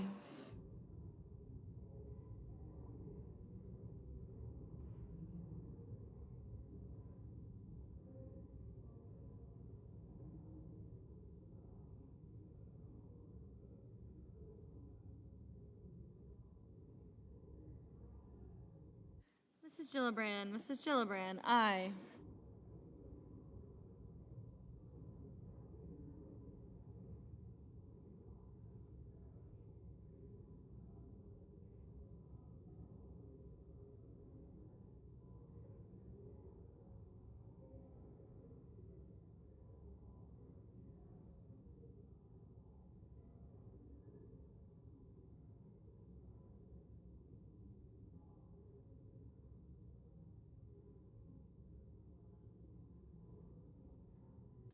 Mr. Thune. Mr. Thune, no.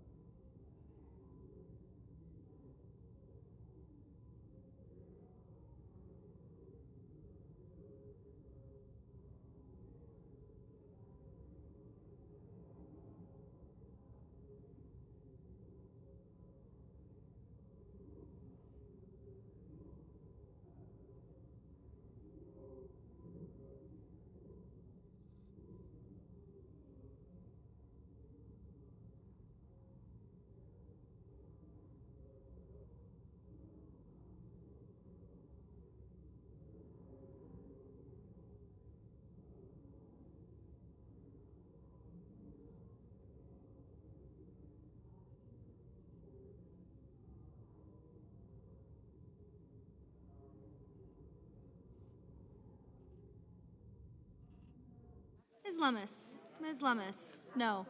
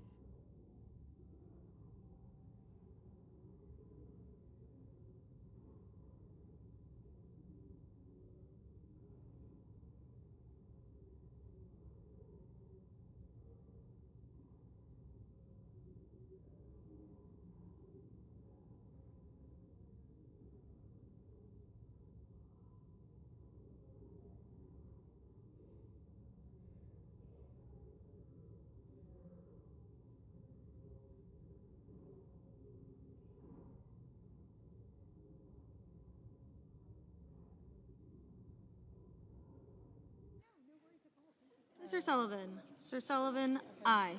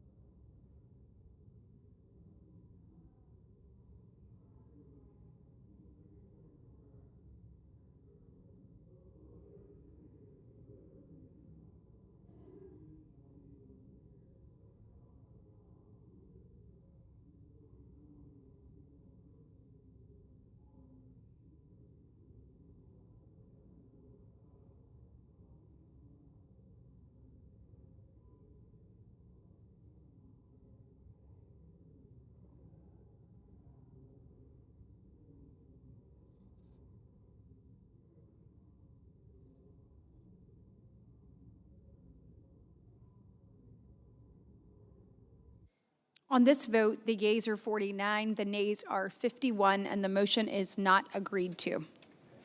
Madam President. The senator from Rhode Island. Madam President, I have a motion to commit at the desk. The clerk will report.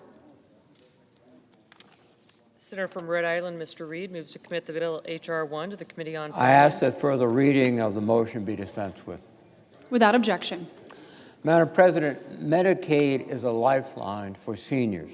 More than 7 million seniors get care through Medicaid, and 2 in 3 nursing homes residents pay for that care with Medicaid. The bill we are voting today takes away key revenue sources for states and nursing homes. Brown University School of Public Health has estimated that 579 nursing homes nationwide would be at risk of closing because of this bill. And even if nursing homes do not close, then they will have to reduce their beds. This motion would simply prevent any cuts in Medicaid that could lead to nursing home closures, something I believe we all can agree upon. And I would urge my colleagues to support this motion. Idaho. Madam President, Republicans are restoring integrity to the Medicaid program by closing loopholes and preventing states from exploiting Medicaid federal match rates. States' provider taxes for nursing homes and immediate care facilities are not phased down under this bill. Additionally, the bill repeals the harmful Biden administration's nursing home staffing rule that would have forced the closure of nursing homes and long-term care facilities. I urge my colleagues to vote against this amendment. Madam President, I ask Senator the from yeas Rhode and Island. nays. Is there a sufficient second? There appears to be. The clerk will call the roll. Ms. Alsobrooks, Ms. Baldwin, Mr. Banks, Mr. Barrasso, Mr. Bennett, Mrs. Blackburn, Mr. Blumenthal, Ms. Blunt Rochester, Mr. Booker, Mr. Bozeman, Mrs. Britt. No. No.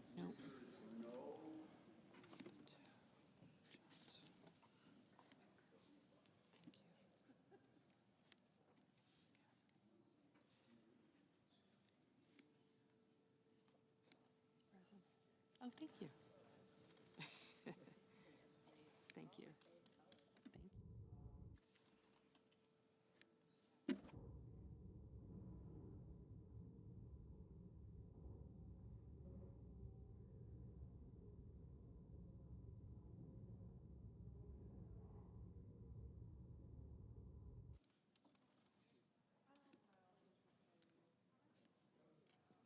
Mr. Budd. Ms. Cantwell.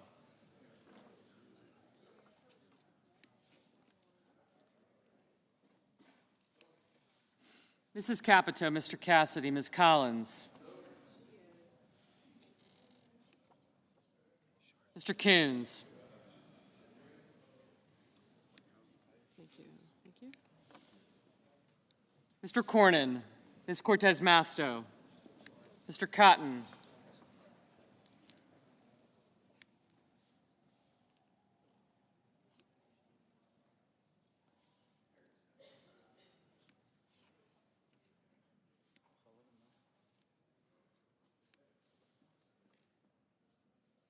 Mr. Cotton, Mr. Kramer, Mr. Crapo, Mr. Cruz, Mr. Curtis,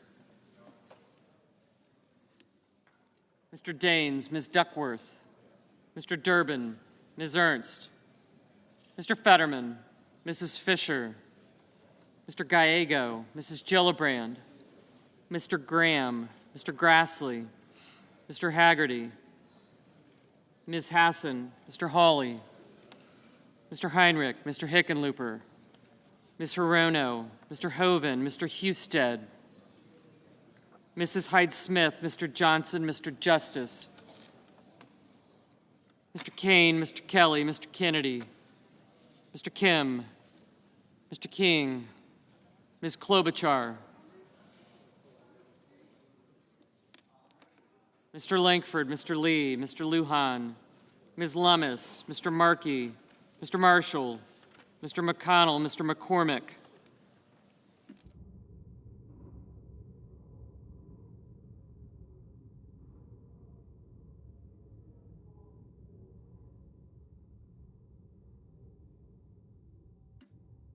Mr. Merkley, Mrs. Moody, Mr. Moran, Mr. Marino, Mr. Mullen,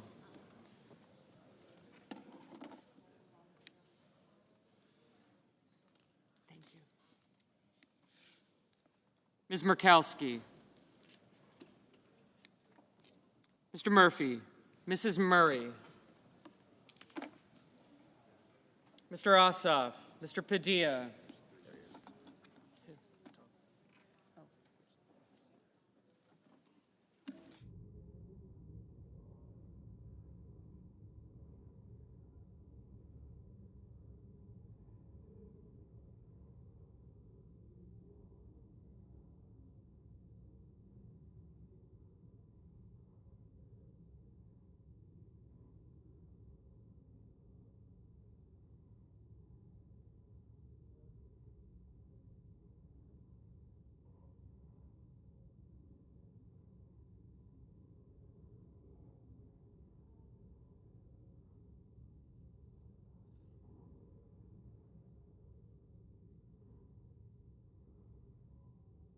Mr. Murphy, Mrs. Murray, Mr. Ossoff, Mr. Padilla, Mr. Paul, Mr. Peters, Mr. Reed, Mr. Ricketts, Mr. Risch, Ms. Rosen, Mr. Rounds,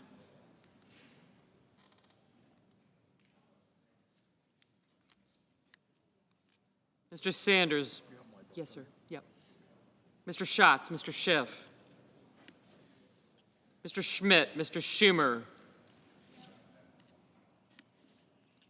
Mr. Scott of Florida, Mr. Scott of South Carolina, Mrs. Shaheen, Mr. Sheehy. Thank you. Gotcha. Ms. Slotkin, Ms. Smith, Mr. Sullivan, Mr. Thune, Mr. Tillis, Mr. Tuberville, Mr. Van Hollen, Mr. Warner, Mr. Warnock, Ms. Warren, Mr. Welch, Mr. Whitehouse, Mr. Wicker, Mr. Wyden, Mr. Young.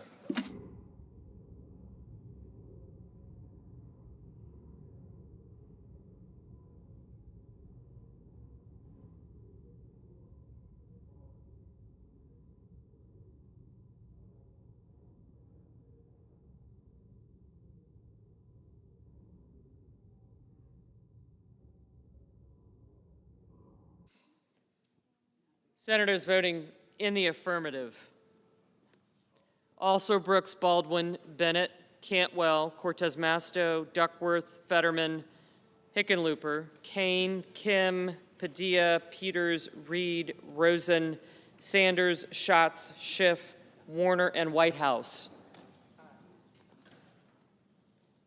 Ms. Collins, aye. Senators voting in the negative: Blackburn, Britt, Budd, Capito, Cassidy, Cotton, Haggerty, Johnson, Justice, Kennedy, Lee, Moran, Scott of South Carolina, Sheehy, Sullivan, Thune, and Wicker. Mr. Heinrich, aye.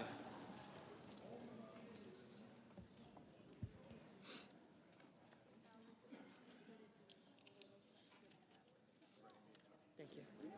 Mr. Grassley, no. Ms. Smith, aye. Mr. Merkley, aye.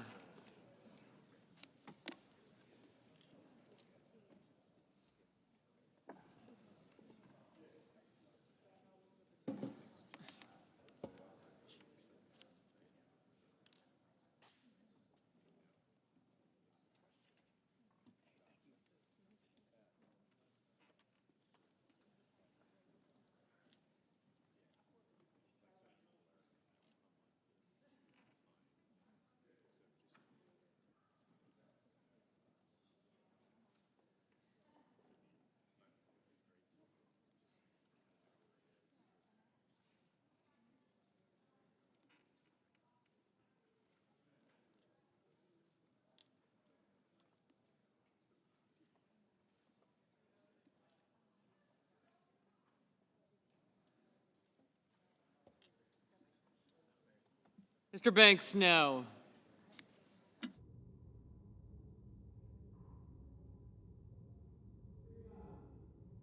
Mr. Young, no.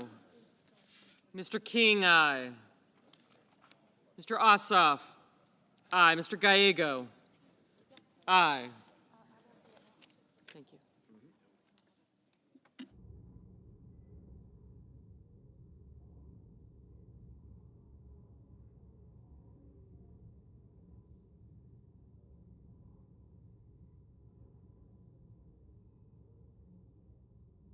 Ms. Blunt Rochester, no. Whenever. Ms. Blunt Rochester, aye.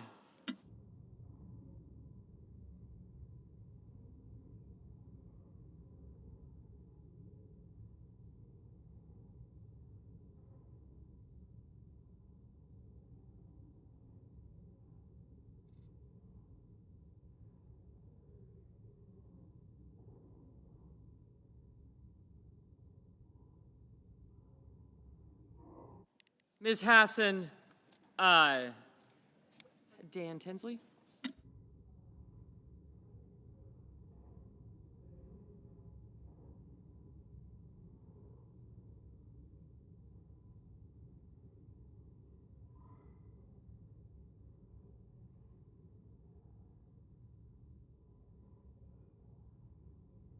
Mr. Bozeman, no.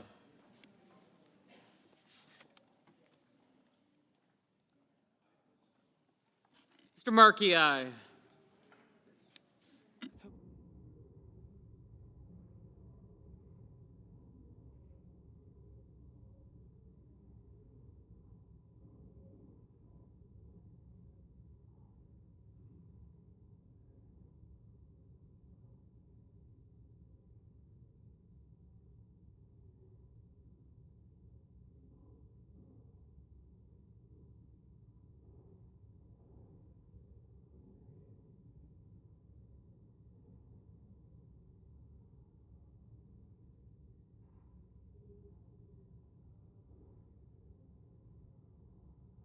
Mr. Wyden, aye.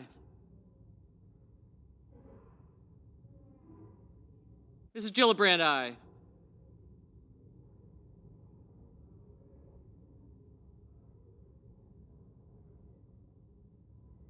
Mr. Paul, no. But I said.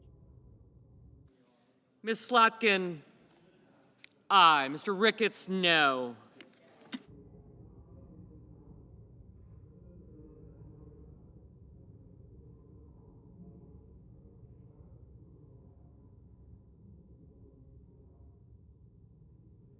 Mr. Durbin, aye.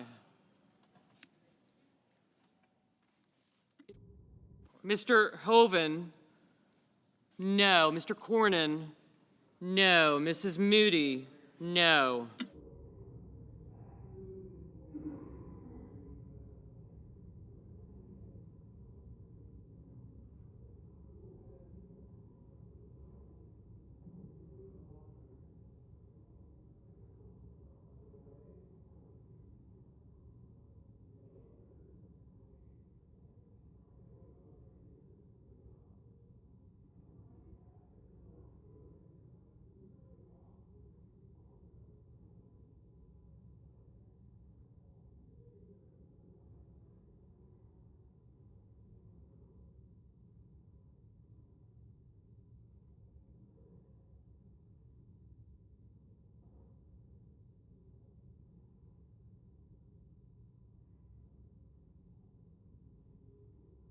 Mr. Welch, aye.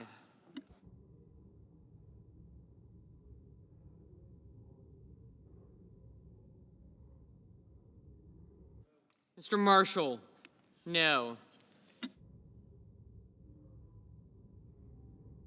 Mr. Murphy, aye.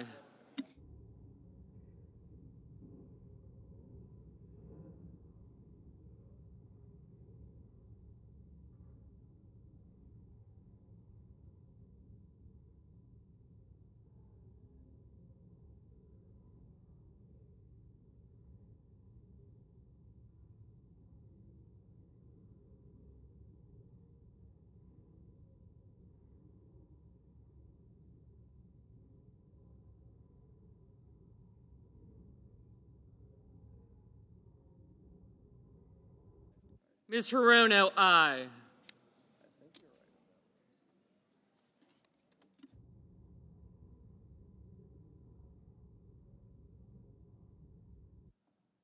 Mrs. Murray, aye.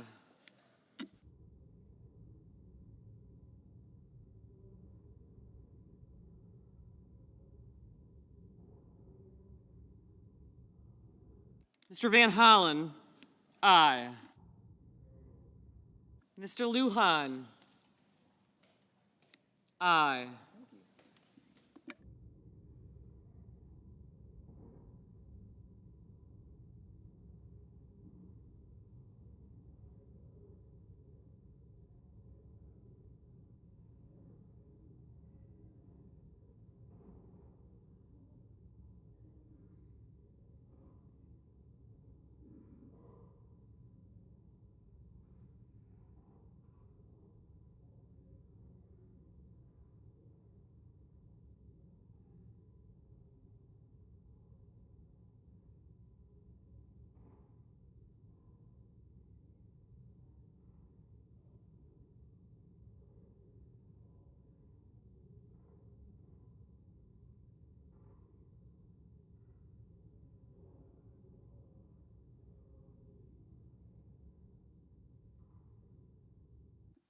Mr. Husted, no.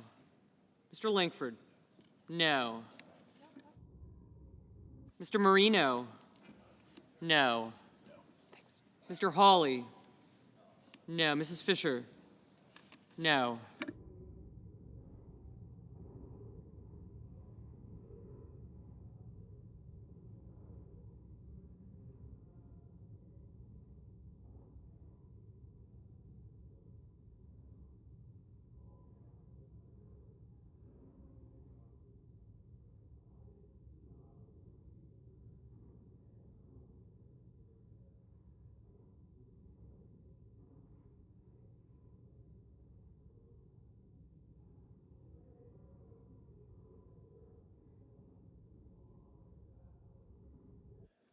Mr. Schmidt, no.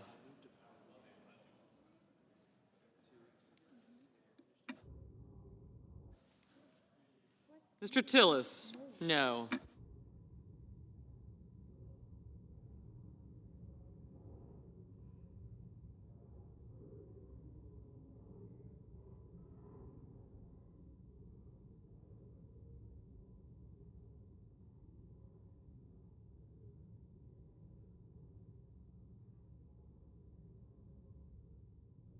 Mr. Blumenthal, aye.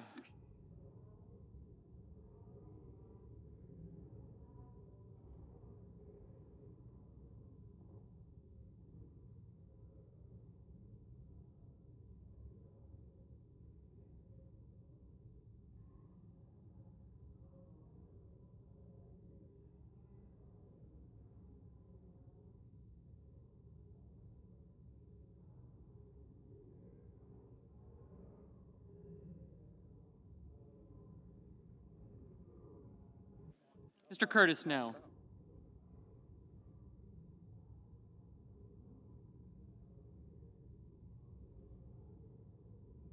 Ms. Murkowski, no.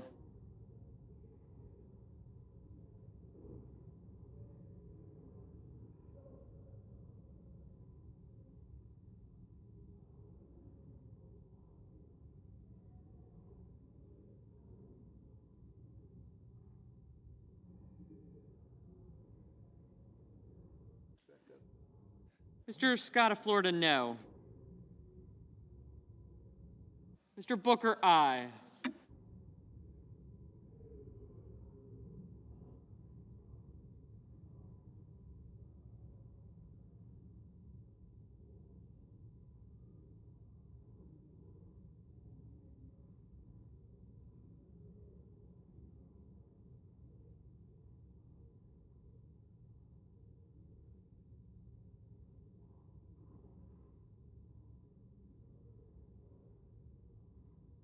Mr. Booker, no.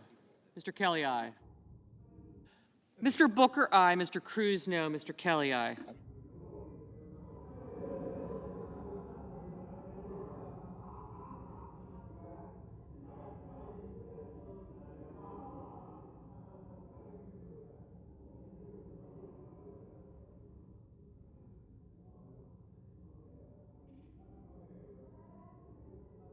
Ms. Warren, aye.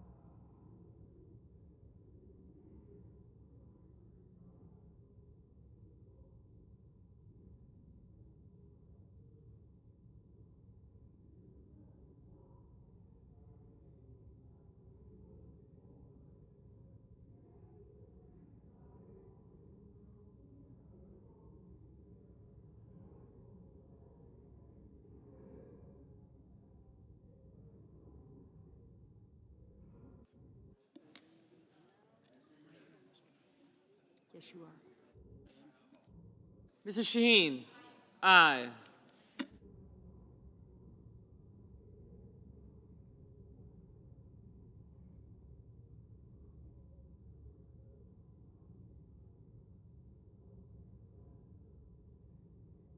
Mr. Mullen, no.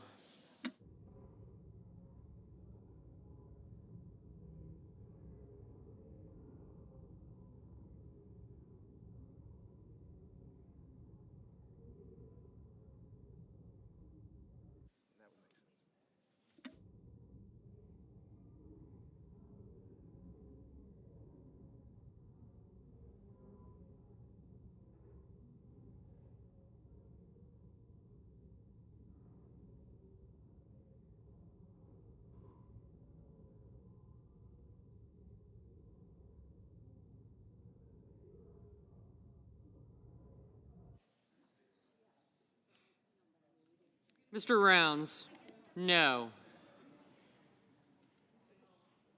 Mr. Warnock, aye.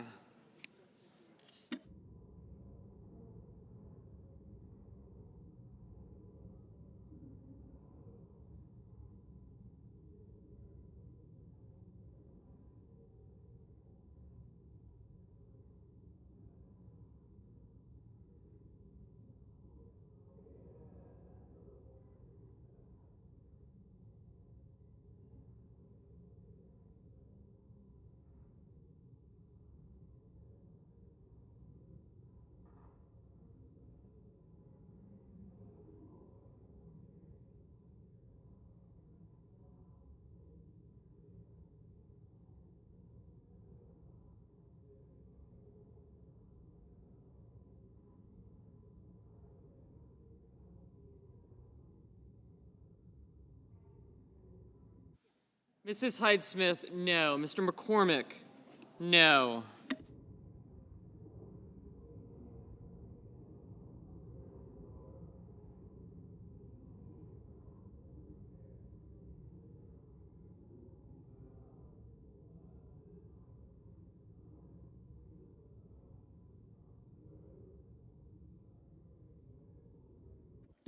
Mr. Tuberville, no.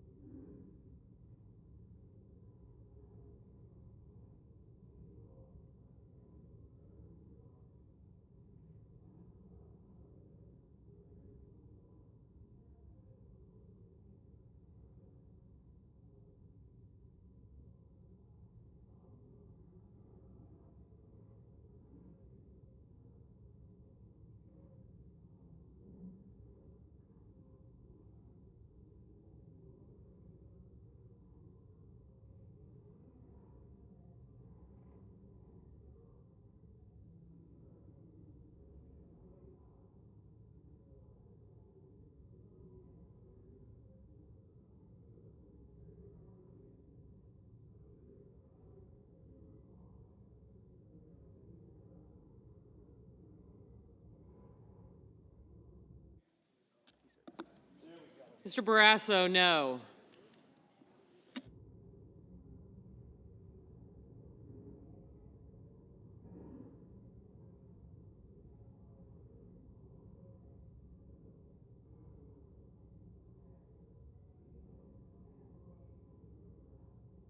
Ms. Klobuchar, aye.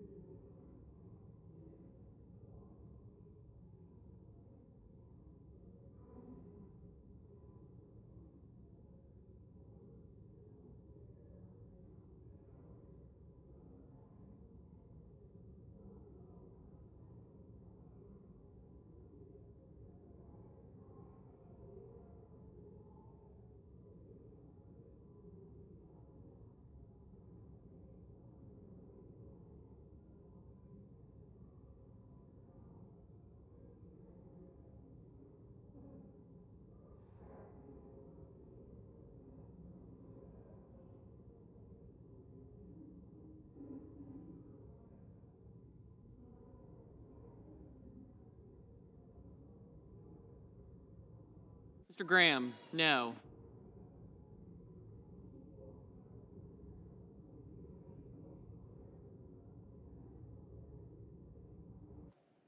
Mr. Risch, no. Oh, absolutely.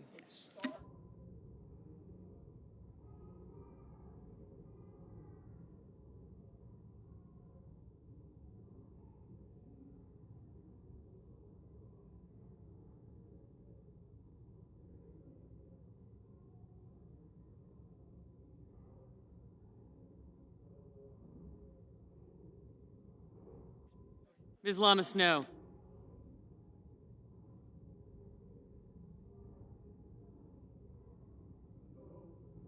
Mr. Coons, aye.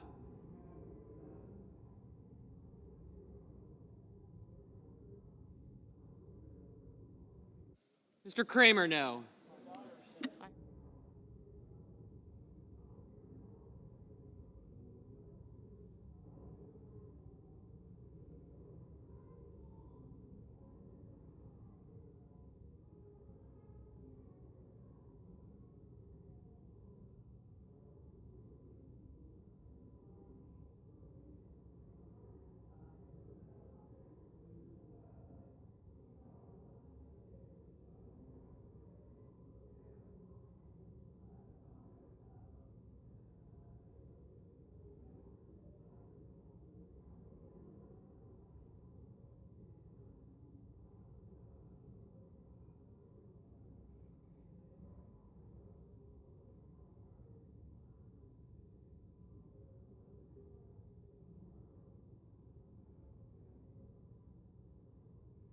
Mr. Schumer, aye.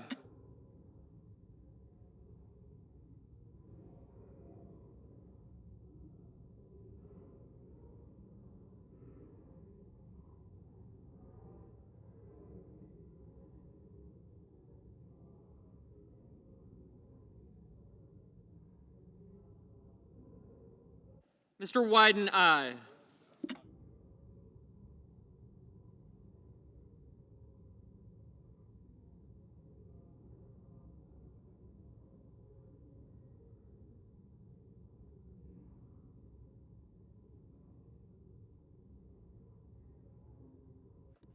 Ms. Ernst, no.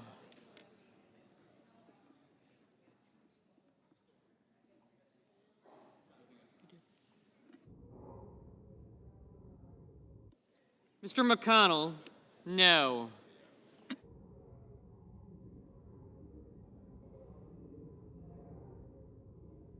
Mr. Crapo, no.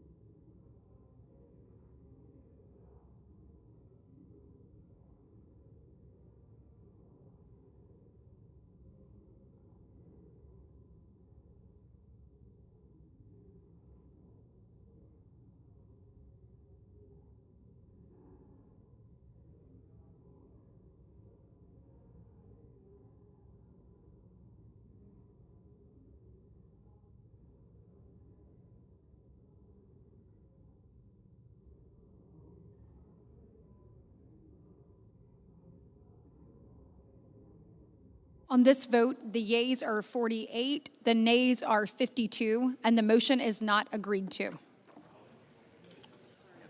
Madam President. The majority whip. Madam President, I ask unanimous consent that it be in order for the following senators to be recognized to offer amendments, motions, or points of order.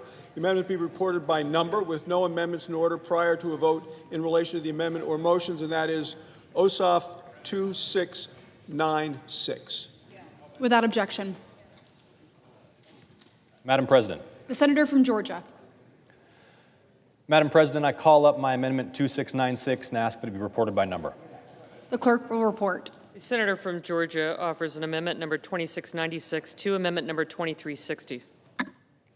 Madam President, instead of adding trillions to the debt and tax cuts for the rich while destroying Medicaid and renewable energy, I propose we help our constituents afford health insurance. If we allow Affordable Care Act benefits to expire, as this bill would, more than 1 million Georgians will pay more for health insurance next year. A family of 4 in Clayton County making $65,000 a year, that's a $2,600 increase. Dougherty County, $2,200. Chattahoochee County, $2,300. Augusta-Richmond County, $2,600. Liberty County, $2,600. Macon-Bibb County, $2,700. The AJC, our paper, reports 300,000 Georgians would lose insurance altogether. And that's on top of the cuts to Medicaid and hospitals. A vote against this amendment is a vote to gut the Affordable Care Act and raise health insurance premiums. I urge a yes vote. The majority whip. Madam President, this amendment would disproportionately hit our successful job creators throughout the country, harming workers, consumers, and local economies.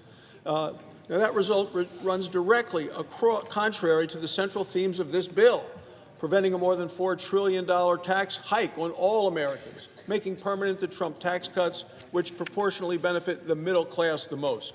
But despite the Democrats' rhetoric, they're conflating two separate issues. Ensuring health care affordability and access requires thoughtful, deliberative, and real solutions. Unfortunately, our colleagues on the other side of the aisle enacted costly and uncapped enhanced premium tax credits that use taxpayer dollars to mask underlying issues in the ACA market, such as declining value and fraudulent enrollment. So I urge my colleagues to oppose this amendment and instead work to reform the underlying issues in the market that drive costs for patients and families. Madam President, the pending amendment, number 2696, would cause the underlying legislation to exceed the Finance Committee's Section 302A allocation of new budget authority and outlays. Therefore, I raise a point of order against this measure pursuant to Section 302F of the Congressional Budget Act of 1974. The senator from Georgia. How much time do I have remaining?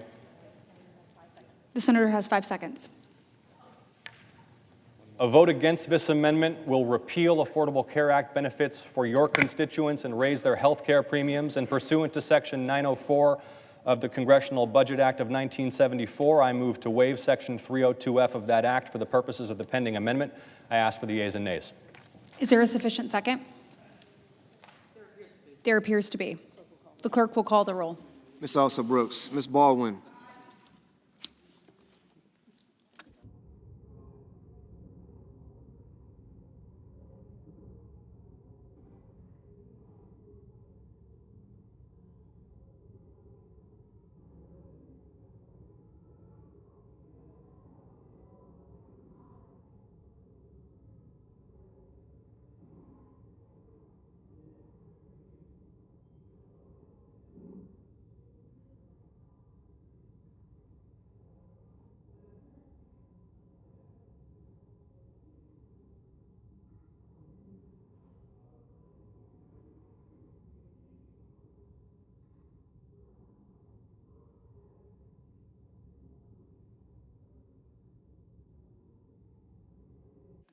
Mr. Banks.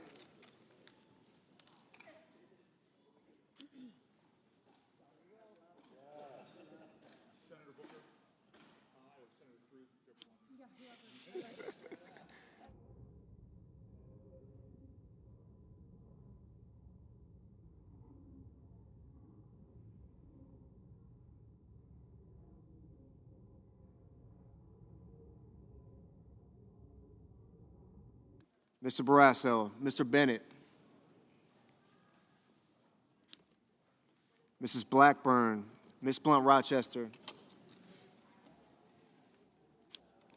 Mr. Booker, Mr. Bozeman,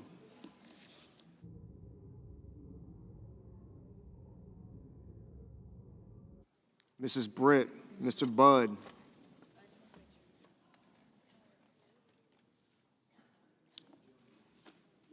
Ms. Cantwell,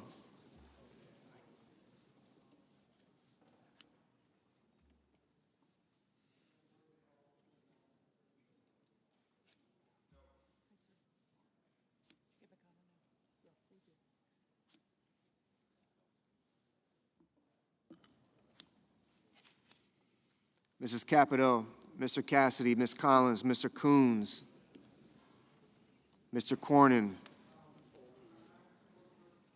Ms. Cortez Masto, Mr. Cotton, Mr. Kramer, Mr. Crapo, Mr. Cruz, Mr. Curtis, Mr. Daines,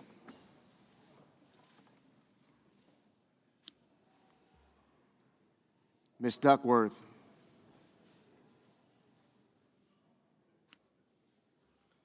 Mr. Durbin,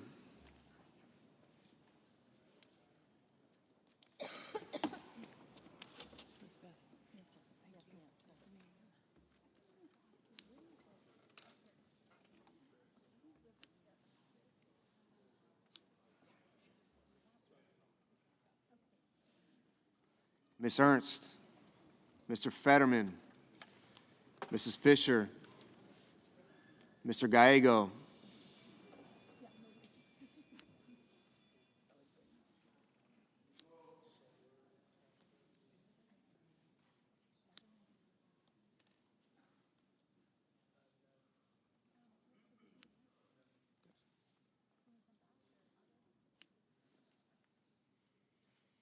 Mrs. Gillibrand, Mr. Graham, Mr. Grassley, Mr. Haggerty, Ms. Hassan, Mr. Hawley, Mr. Heinrich, Mr. Hickenlooper,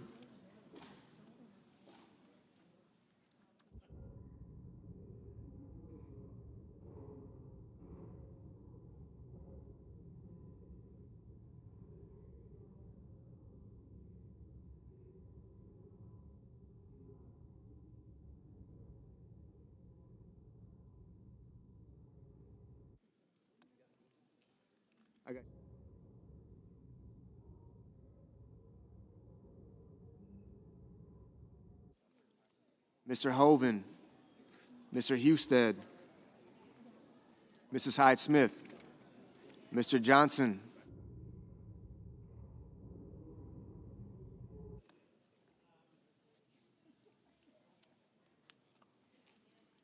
Mr. Justice,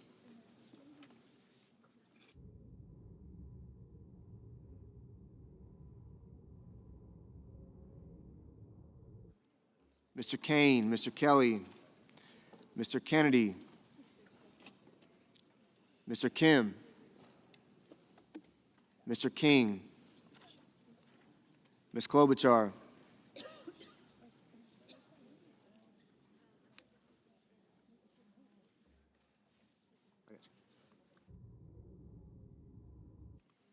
Mr. Langford,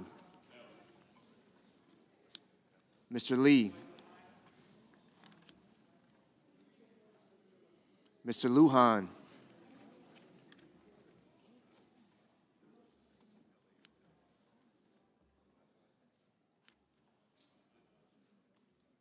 Ms. Lummis, Mr. Markey, Mr. Marshall,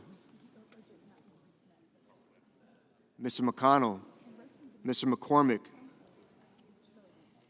Mr. Merkley, Mrs. Moody, Mr. Moran, Mr. Moreno, Mr. Mullen,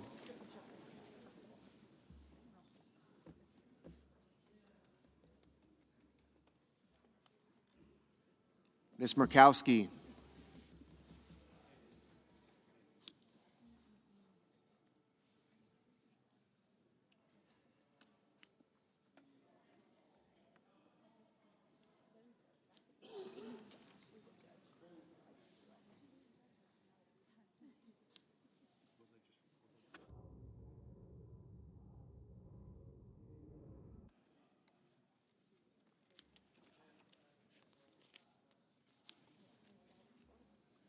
Mr. Murphy, Mrs. Murray, Mr. Ossoff, Mr. Padilla, Mr. Paul, Mr. Peters, Mr. Reed,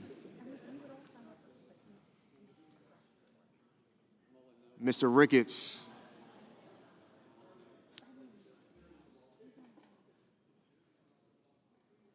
Mr. Risch,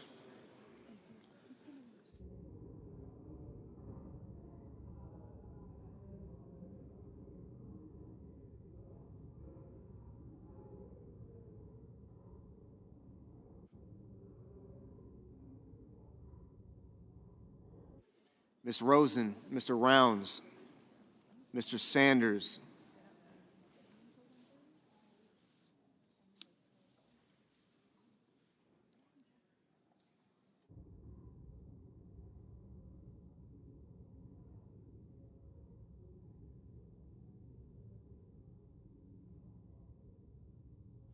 Mr. Schatz, Mr. Schiff, Mr. Schmidt,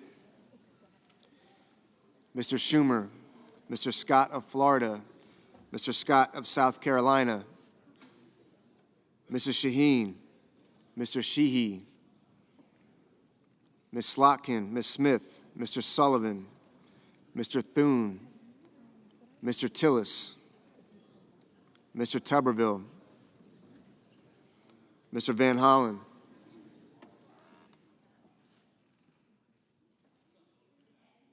Mr. Warner, Mr. Warnock, Ms. Warren, Mr. Welch, Mr. Whitehouse, Mr. Wicker, Mr. Wyden, Mr. Young.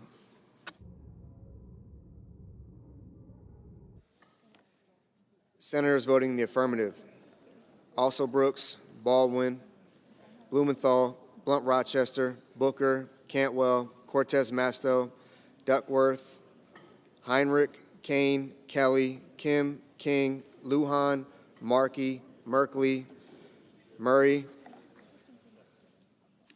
Ossoff, Padilla, Peters, Rosen, Sanders, Schatz, Schumer, Shaheen, Slotkin, Warren, Welch, Whitehouse, Wyden.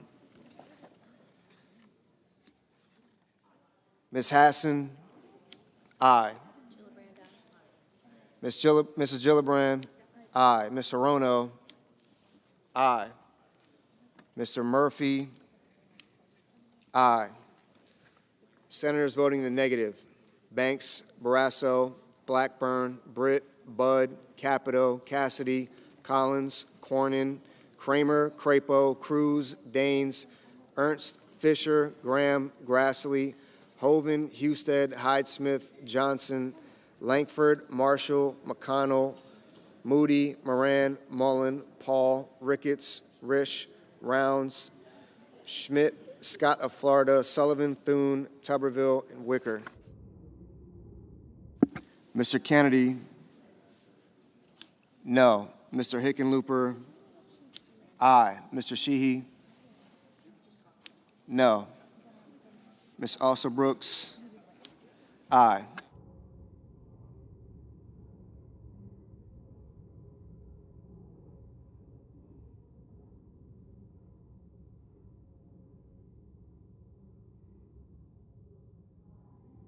Ms. Lummis, no.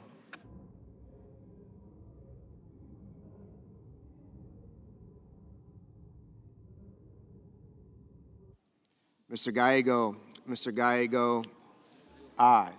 Mr. Cotton, no. Mr. Schiff, aye.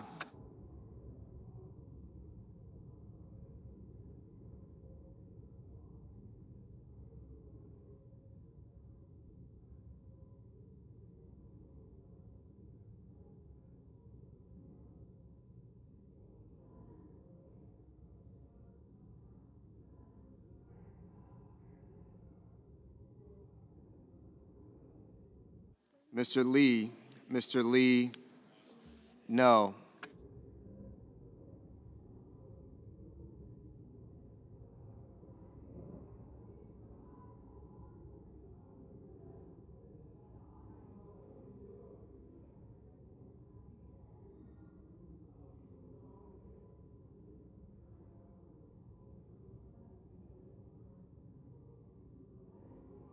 Ms. Smith.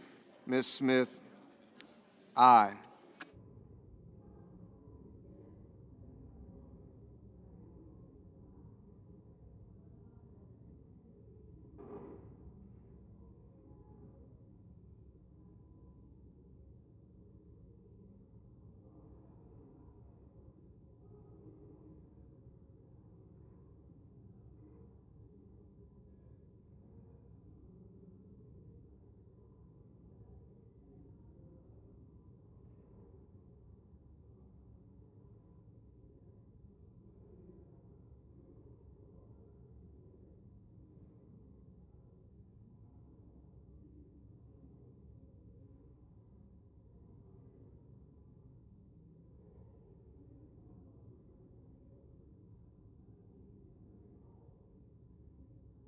Mr. Tillis, Mr. Tillis, no.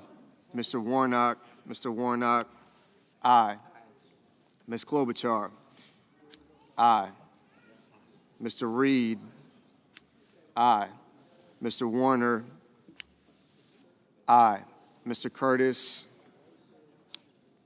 no.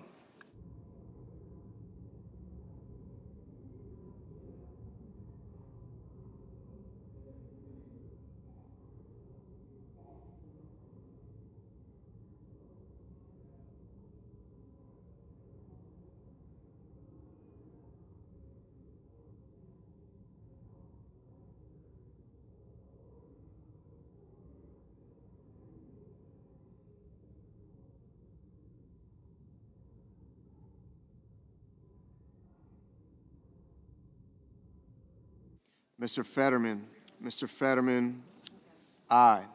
Mr. Young, Mr. Young, no.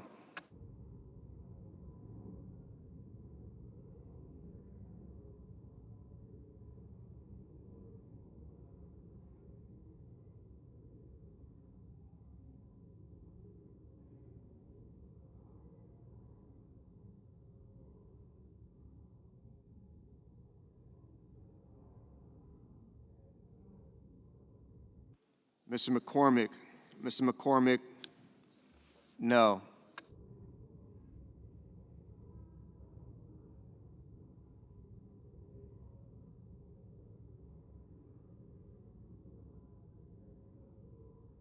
Mr. Haggerty, no.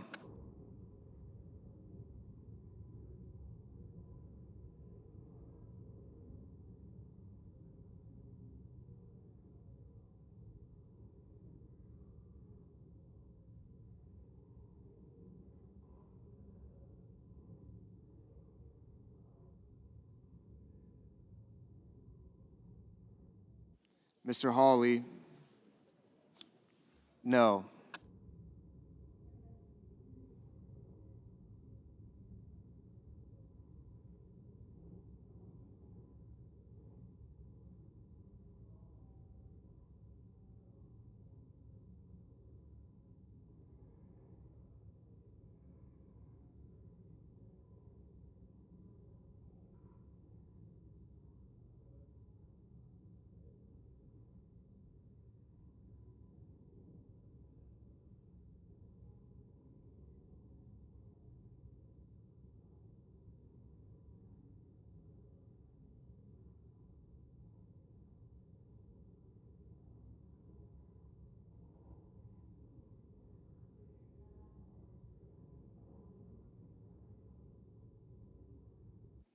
Mr.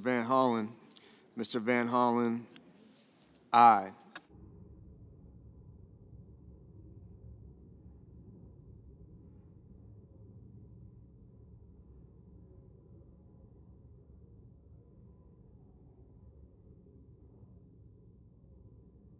Mr. Justice,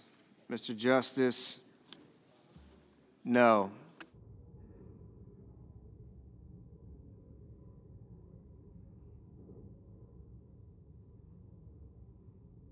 Ms. Murkowski, no.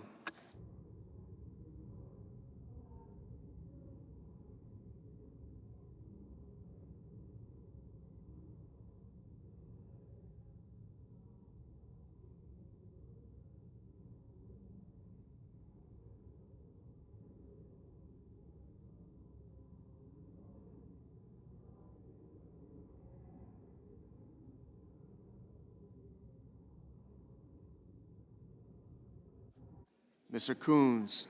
Mr. Coons, aye.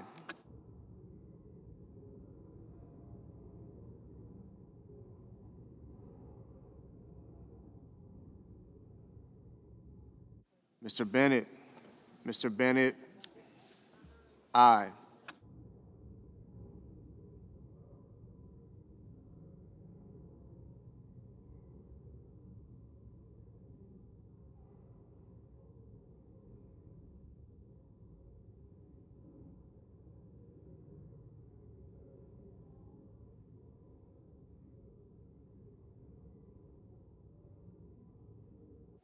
Mr. Durbin. Mr. Durbin, aye.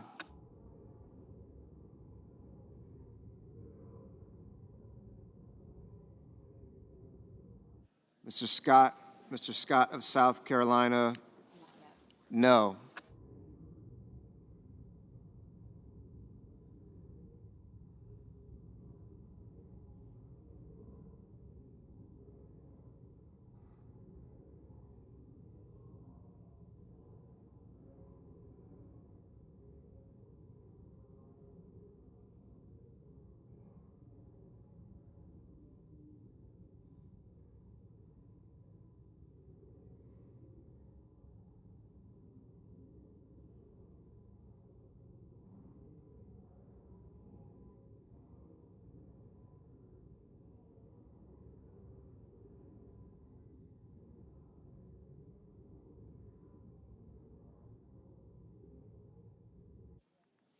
Mr. Moreno. Mr. Moreno, no.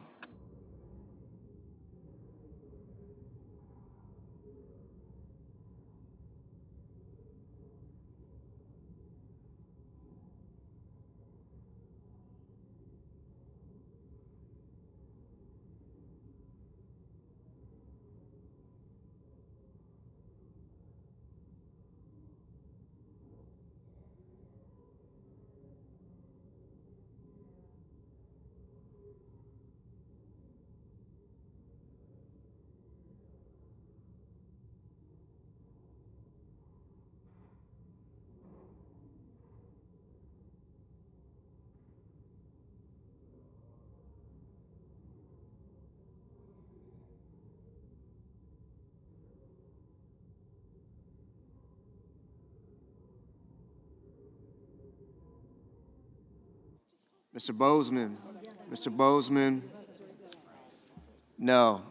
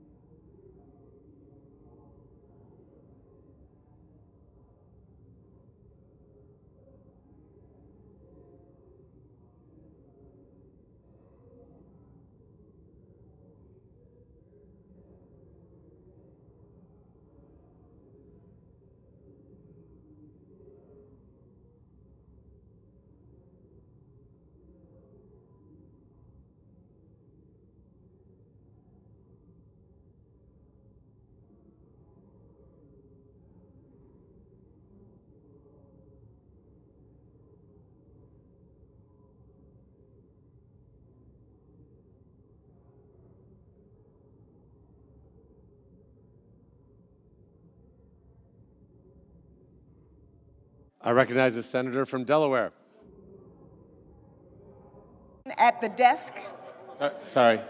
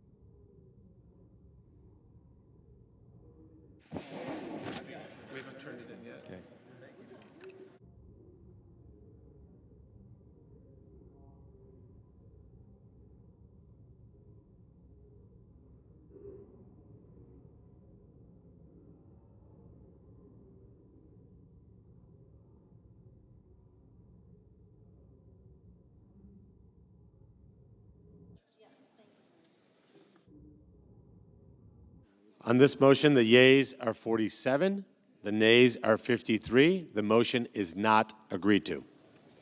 Mr. President, I ask unanimous consent that it be in order for the following senators to be recognized to offer amendments, motions, or points of order, that the amendments be reported by number with no amendments in order prior to a vote in relation to the amendments or motions. Senator Blunt Rochester, motion to commit. Without objection, I now recognize the senator for Delaware. Mr. President, I have a motion at the desk. The clerk will report. The senator from Delaware, Ms. Blunt Rochester, moved to commit the bill H.R. 1 to the Committee on Finance with instructions. Mr. President, I ask unanimous consent that the reading be dispensed with.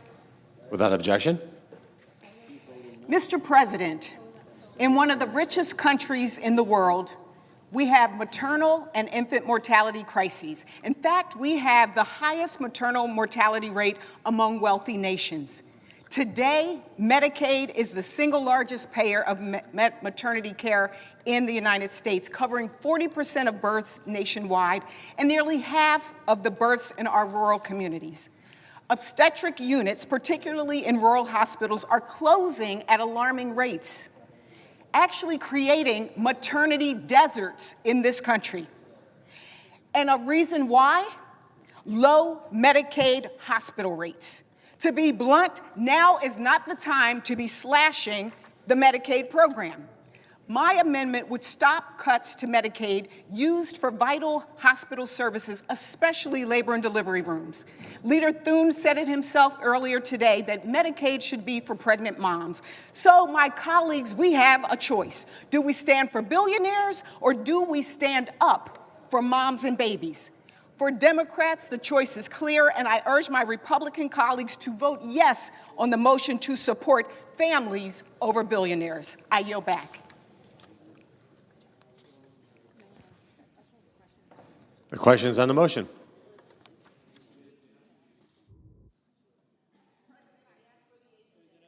Is there a sufficient second? There appears to be.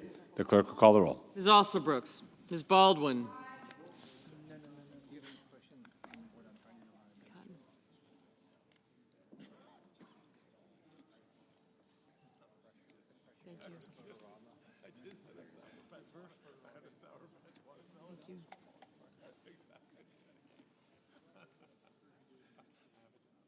Blumenthal.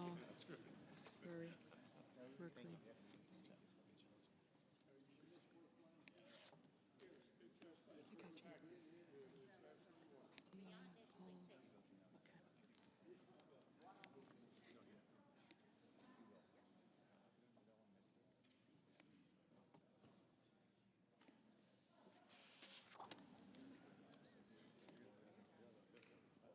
Mr. Banks.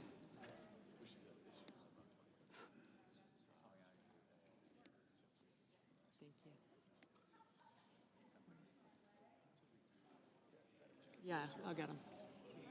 Thanks.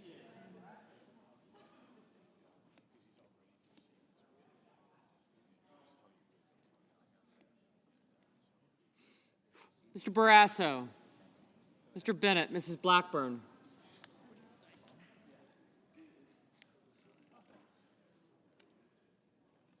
Mr. Blumenthal, Ms. Rochester, Mr. Booker. Okay. Mr. Bozeman.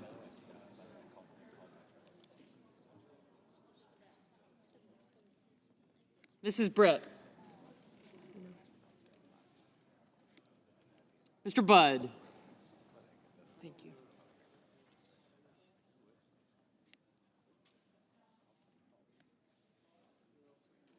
Ms. Cantwell.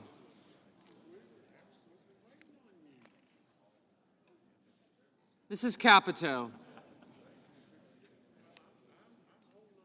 Mr. Cassidy. Ms. Collins. Mr. Coons.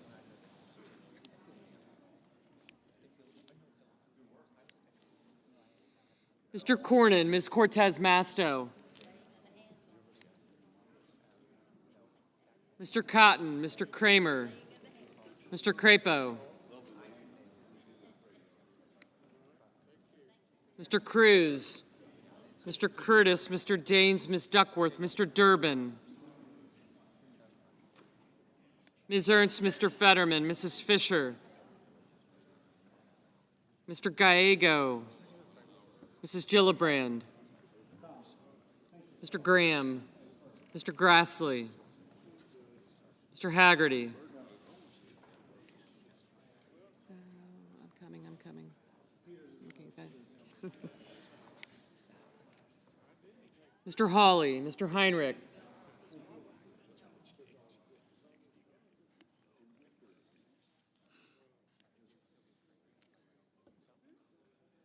Mr. Hickenlooper, Ms. Hirono, Mr. Hoven. Thank you. Mr. Husted.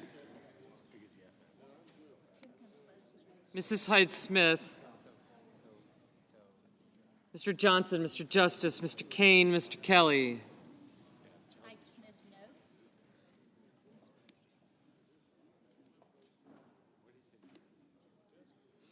Mr. Kennedy, Mr. Kim, Mr. King, Ms. Klobuchar, Mr. Langford, Mr. Lee, Mr. Lujan, Ms. Lummis, Mr. Markey, Mr. Marshall, Mr. McConnell, Mr. McCormick, Mr. Merkley, Mrs. Moody, Mr. Moran, Mr. Marino, Mr. Mullen,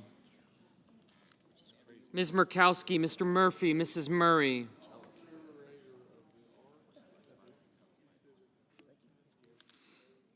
Mr. Ossoff, Mr. Padilla, Mr. Paul, Mr. Peters,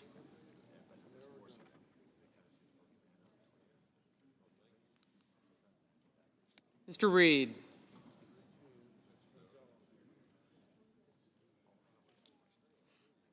Mr. Ricketts, Mr. Risch, Ms. Rosen, Mr. Rounds, Mr. Sanders, Mr. Schatz, Mr. Schiff,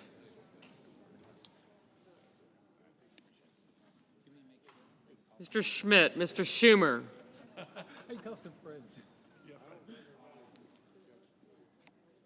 Mr. Scott of Florida, Mr.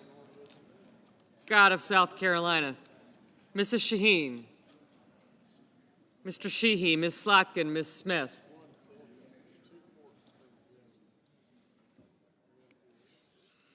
Mr. Sullivan, Mr. Thune, Mr. Tillis.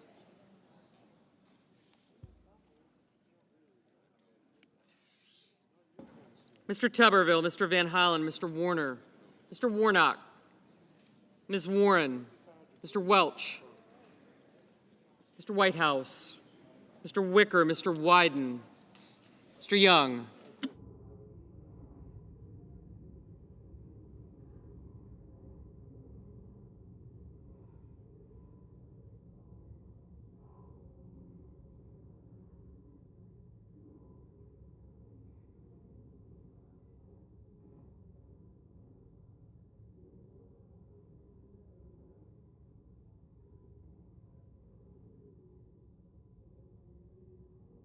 Senators voting in the affirmative: Baldwin, Bennett, Blumenthal, Blunt Rochester, Coons, Duckworth, Durbin, Fetterman, Hassan, Heinrich, Hirono, Kane, Kelly, Kim, Lujan, Merkley, Murphy, Murray, Padilla, Peters, Reed, Rosen, Schumer, Slotkin, Smith, Van Hollen, Warner, Warnock, and Whitehouse. Mr. Booker, aye. Senators voting in the negative: Barrasso, Blackburn, Bozeman, Budd, Cassidy, Cornyn, Cotton, Kramer, Crapo, Curtis, Daines, Ernst, Grassley, Haggerty, Hoeven, Heidsmith, Justice, Lankford, Lummis, Moran, Marino, Mullen, Murkowski, Paul, Ricketts, Schmidt, Scott of Florida, Sheehy, Thune, Tillis, Tuberville, Wicker, and Young.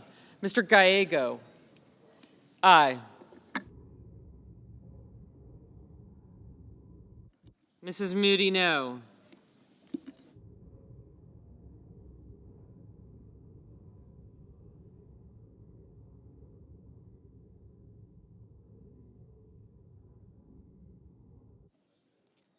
Mr. Schiff, aye.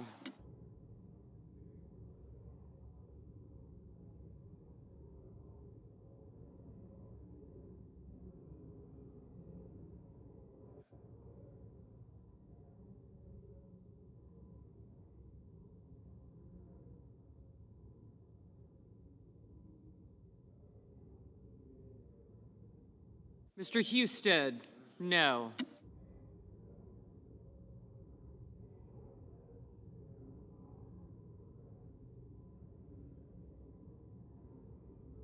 Ms. Warren, aye.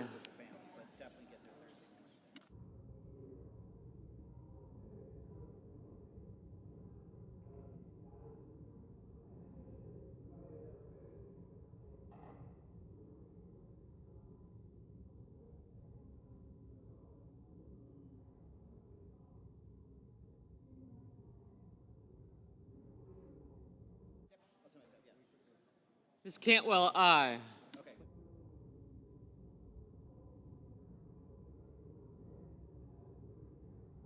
Mr. Ossoff, aye. Mr. Welch, aye.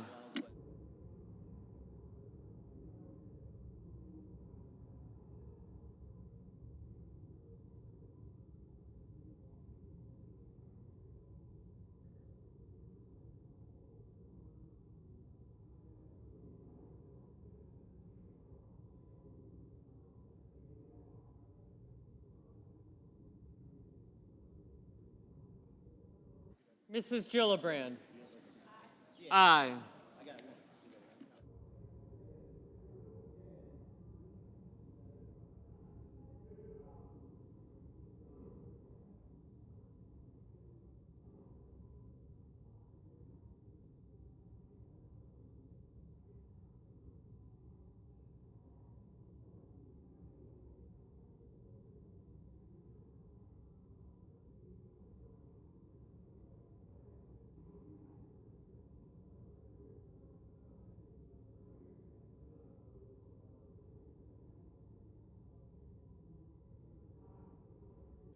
Mr. Wyden, aye.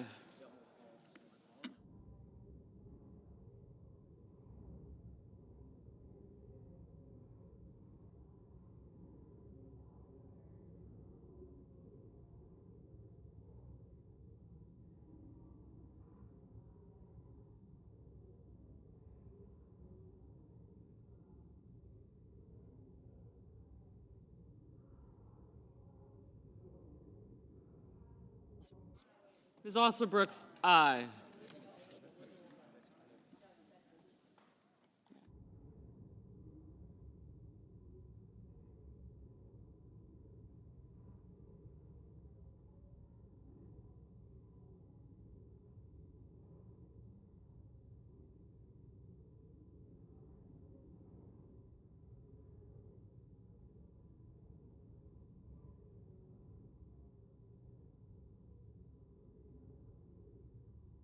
Mr. Banks, no. Mr. Schatz, aye. Ms. Collins, aye. Mr. Lee, no.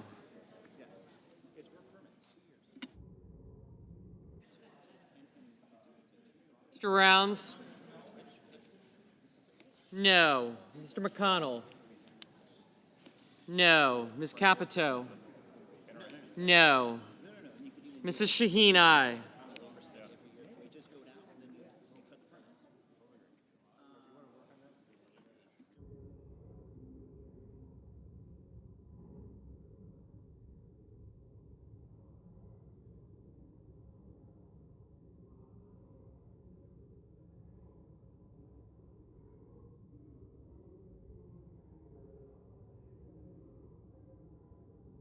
Mr. Scott of Florida, no.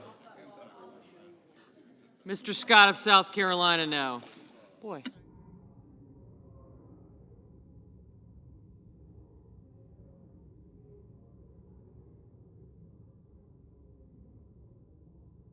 Mr. King, aye. Mrs. Fisher, no.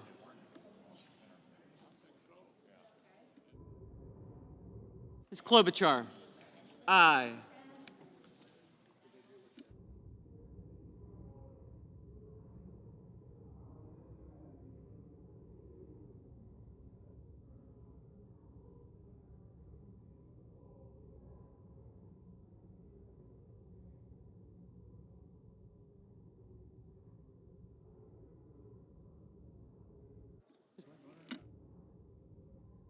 Mr. Sullivan, no. Markey, aye.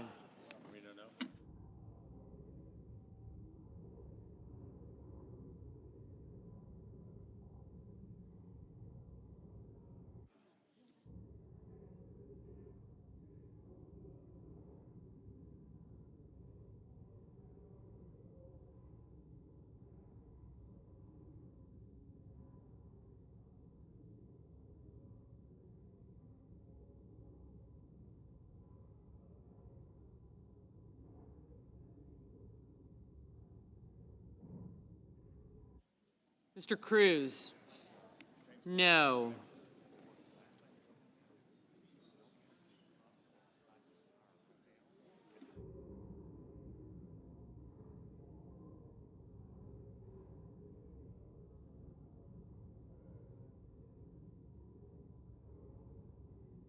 Mr. Hawley, no.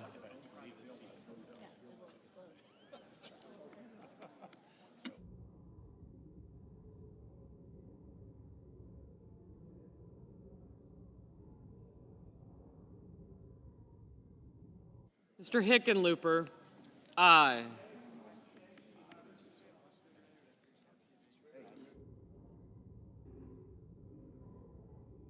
Mr. McCormick, no.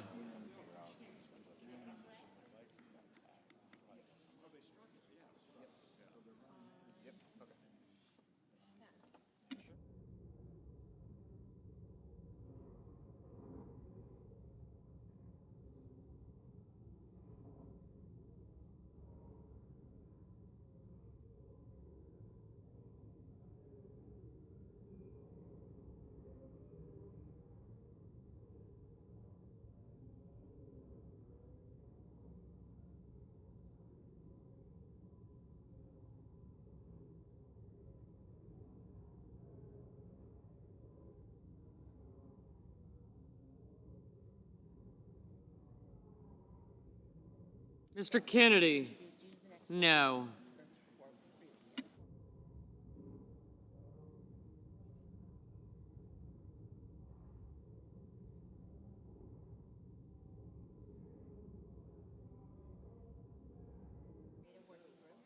Mr. Marshall, no. Mrs. Britt? No.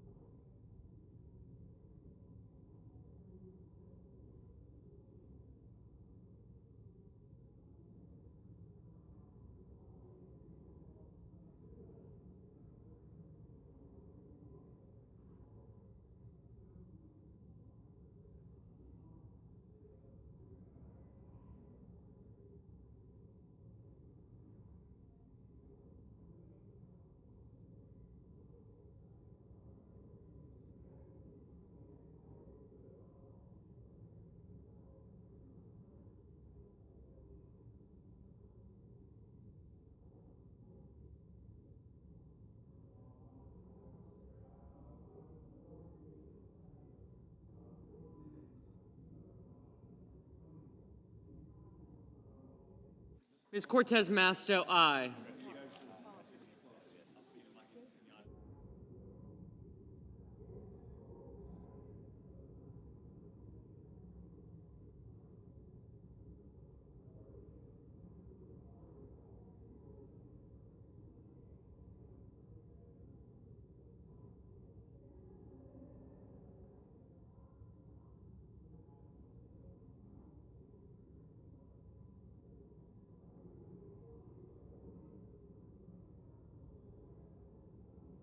Mr. Sanders, aye.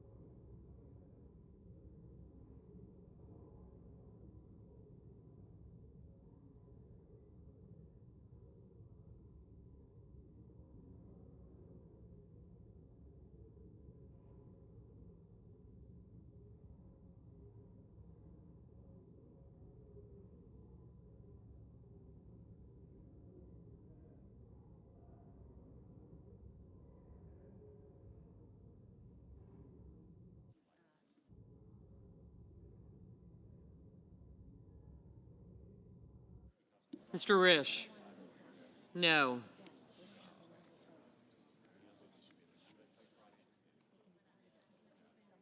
I'm okay, I'm all right. Thank you, though. I'm good, thanks.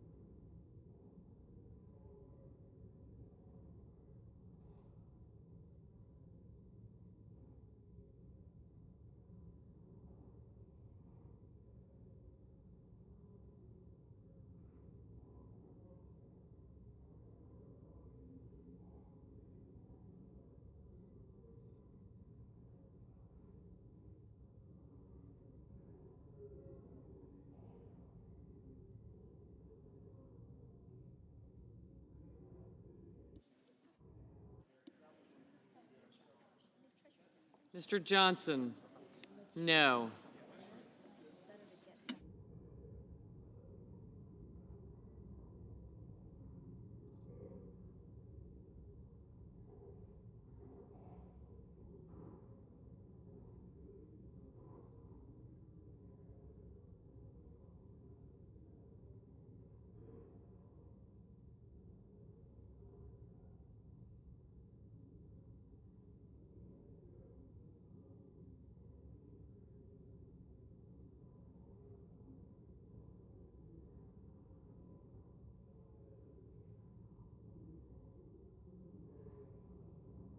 Mr. Graham, no.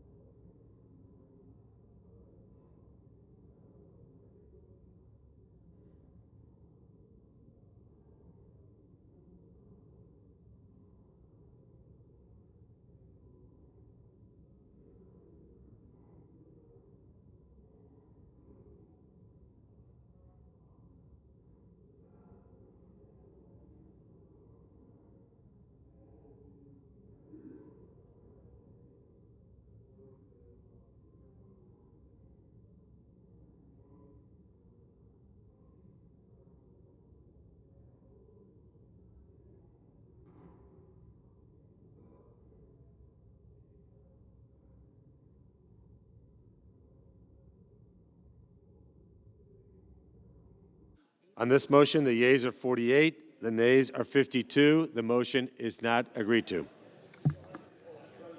I recognize the Majority Whip.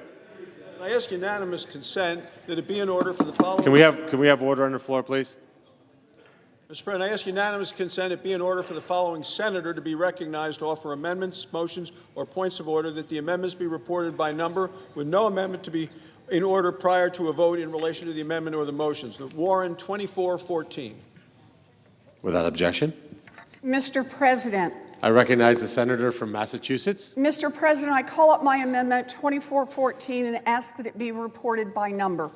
The clerk will report. Senator from Massachusetts, Ms. Warren, proposes an amendment number 2414 to amendment number 2360. Senator from Massachusetts? Sorry. Yes, thank you, Mr. President. The Consumer Financial Protection Bureau is the financial watchdog to keep people from getting cheated on credit cards and mortgages and Venmo and payday loans and a zillion other transactions. When this financial cop can't do its job, there is no one else in the federal government to pick up the slack.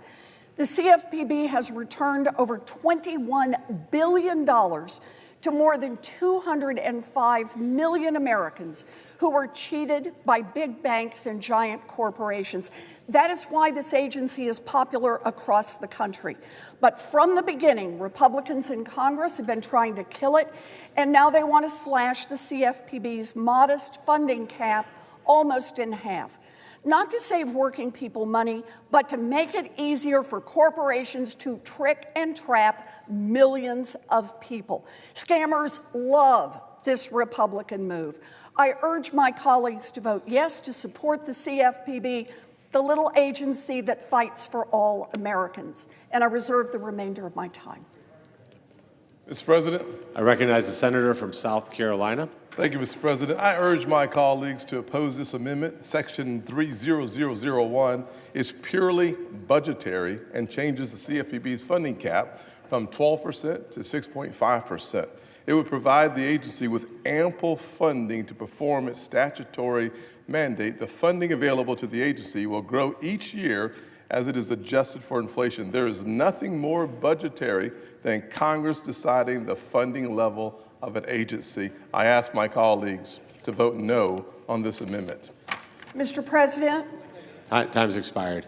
Thank you, Mr. President. Oh, good. Yeas and nays. Yeas and nays. Mr. President, look, all this is about Mr. President. No, yeas and nays. I'm sorry, I asked for the yeas and nays. Mr. President. Yeah. I asked. Senator, point of order. Thank you very much, Mr. President. The pending amendment number 2414 would cause the underlying legislation to exceed the Banking Committee's Section 302A allocation of a new budget authority and outlays. Therefore, I raise a point of order against this measure pursuant to Section 302F of the Congressional Budget Act of 1974. Mr. President, pursuant to Section 904 of the Congressional Budget Act of 1974, I move to waive Section 302F of that act for the purposes of the pending amendment. I ask for the yeas and nays. Is there a sufficient second? There appears to be. The clerk will call the roll. Ms. Also Brooks, Ms. Baldwin.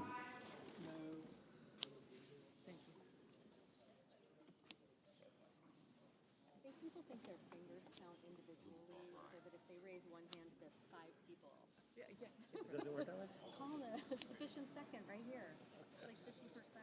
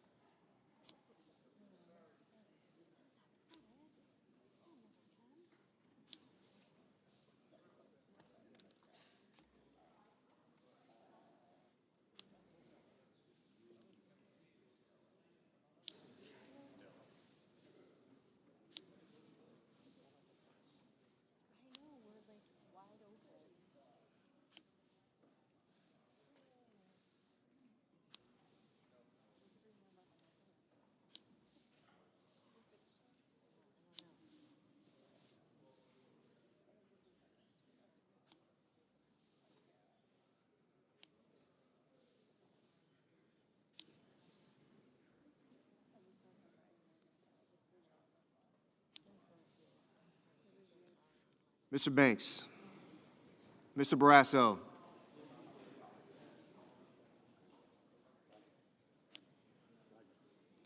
Mr. Bennett.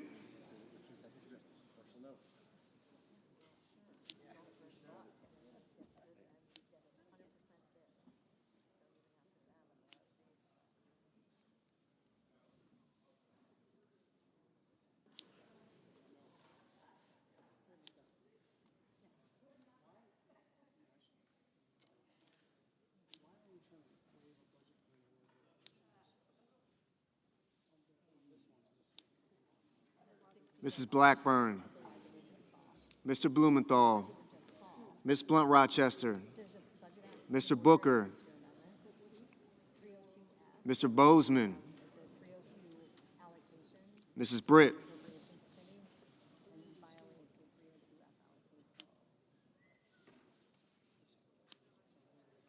Mr. Budd, Ms. Cantwell, Mrs. Capito,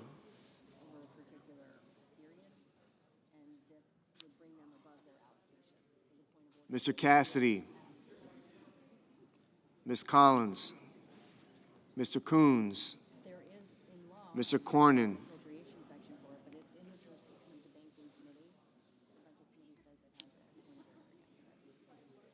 Ms. Cortez Masto, Mr. Cotton,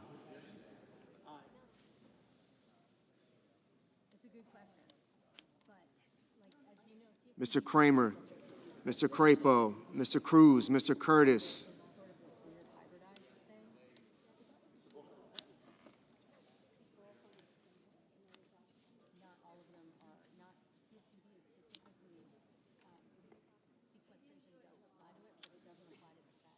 Mr. Daines, Ms. Duckworth, Mr. Durbin,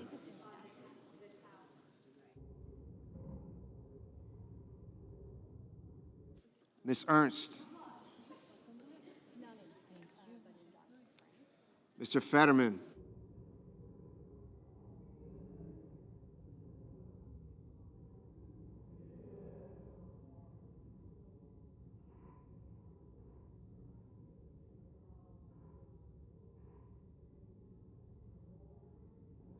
Mrs. Fisher,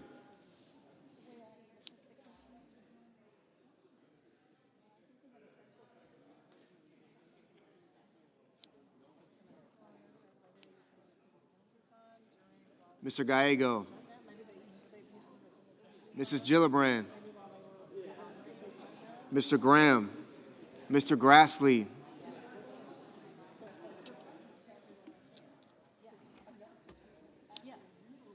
Mr. Haggerty,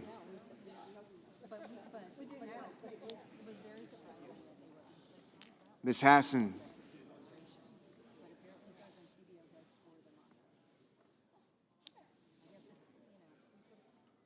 Mr. Hawley,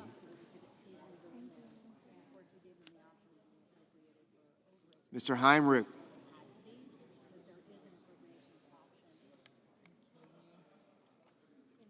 Mr. Hickenlooper,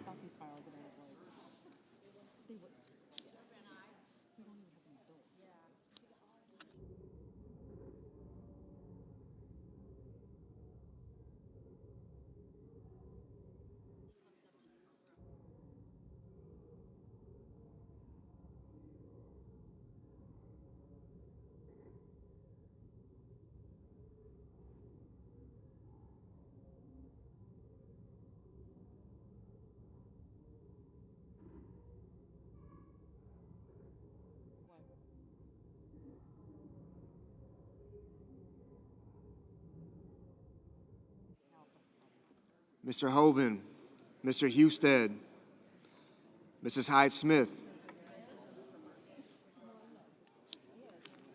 Mr. Johnson, Mr. Justice,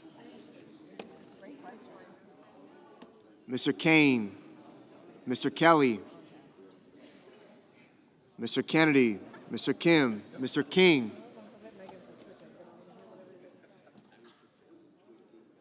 Ms. Klobuchar, Mr. Langford, Mr. Lee, Mr. Lujan, Ms. Lummis, Mr. Markey,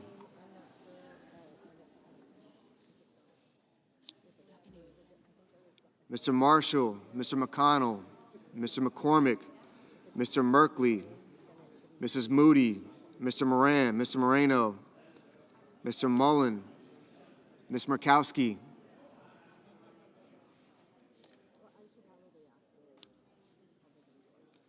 Mr. Murphy, Mrs. Murray, Mr. Ossoff, Mr. Padilla,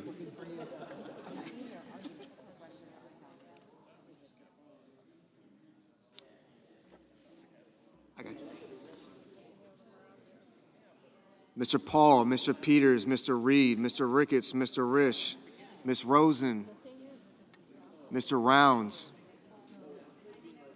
Mr. Sanders, Mr. Schatz, Mr. Schiff, Mr. Schmidt, Yeah, warning bell. Mr. Schumer, Mr. Scott of Florida, Mr. Scott of South Carolina,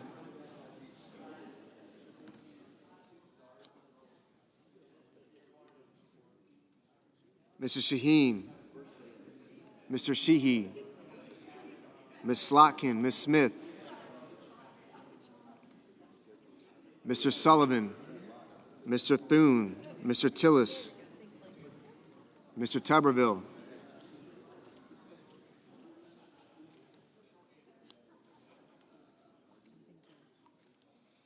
Mr. Van Hollen,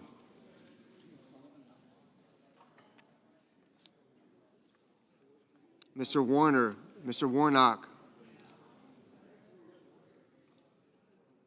Ms. Warren, Mr. Welch, Mr. Whitehouse,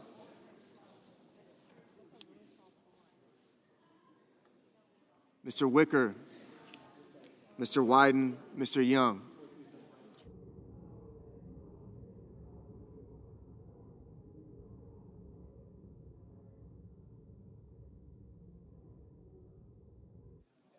Senators voting in the affirmative: Baldwin, Bennett, Blumenthal, Blunt Rochester, Booker, Cantwell, Coons, Durbin, Fetterman, Gallego, Gillibrand, Hassan, Heinrich, Hickenlooper, Hirono, Kane, Kim, Markey, Merkley, Murphy, Murray, Padilla, Peters, Reed, Rosen, Schott, Sanders, Schatz, Schiff, Slotkin, Smith, Warnock, Warren. Mr. Welch, aye.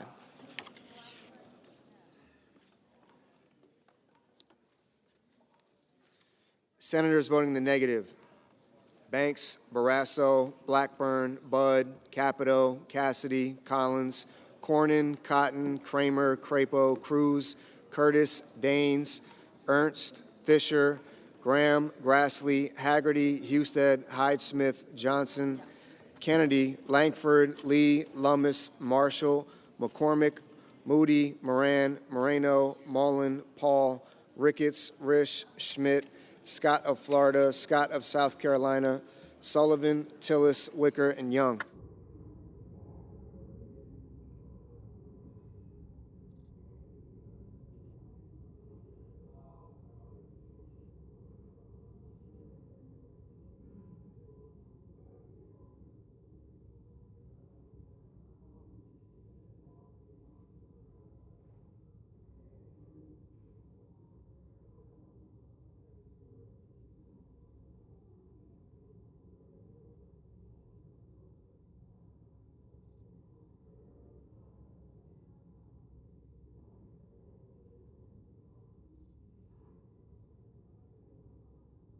Ms. Murkowski, no.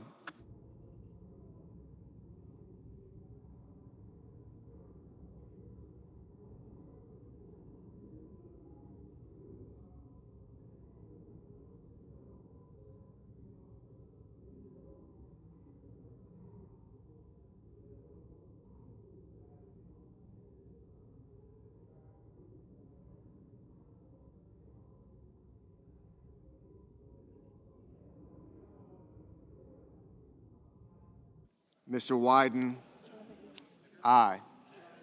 Mr. Rounds, no. Mr. Hoeven, no.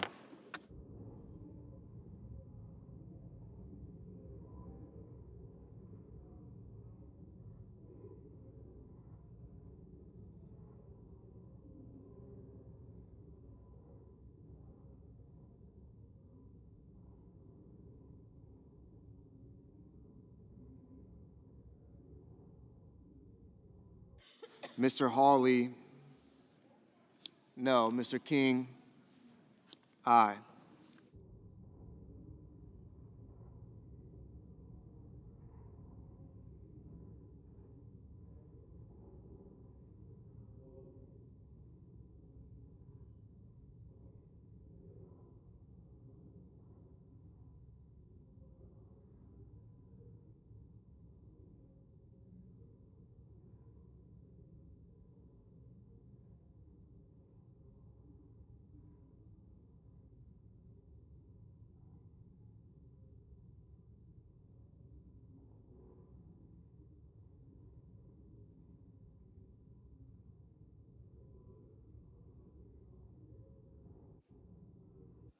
Mrs. Britt? No.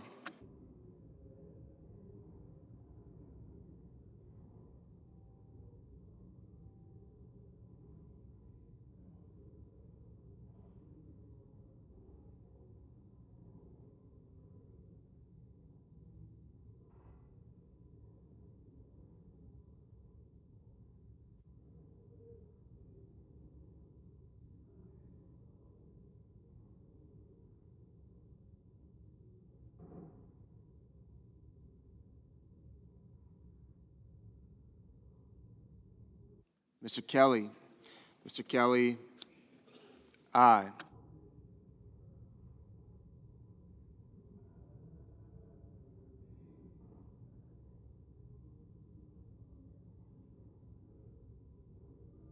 Mr. Whitehouse? Aye.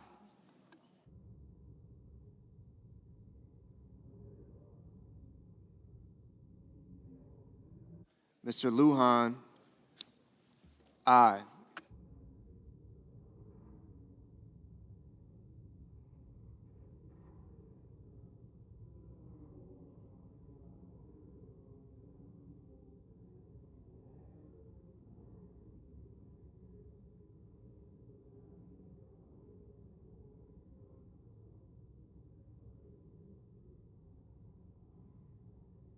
Mr. Bennett? Mr. Bennett? Aye.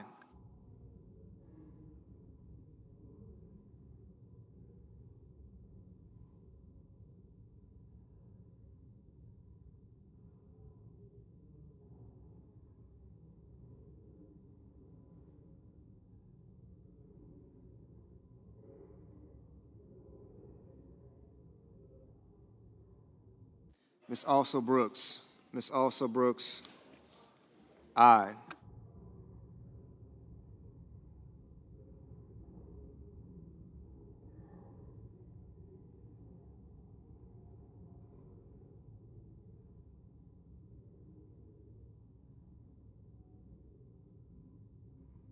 Ms. Duckworth? Aye.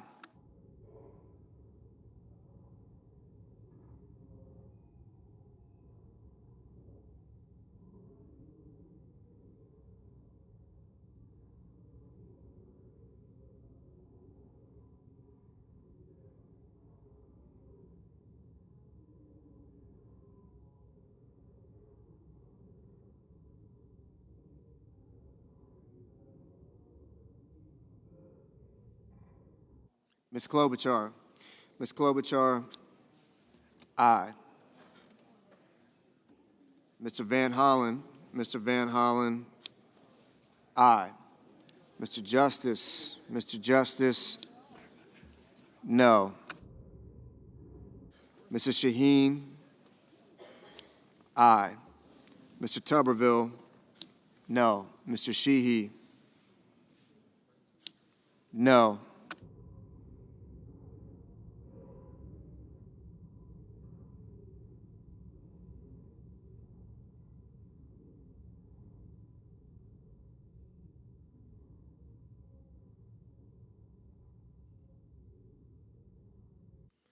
Mr. Warner? Mr. Warner? Aye.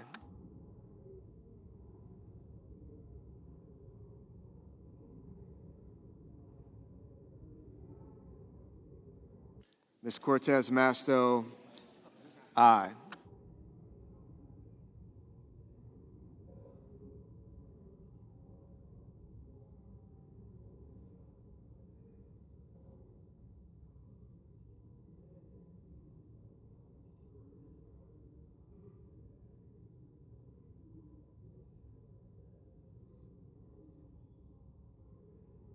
Mr. Ossoff? Mr. Ossoff? Aye. Mr. Thune? No.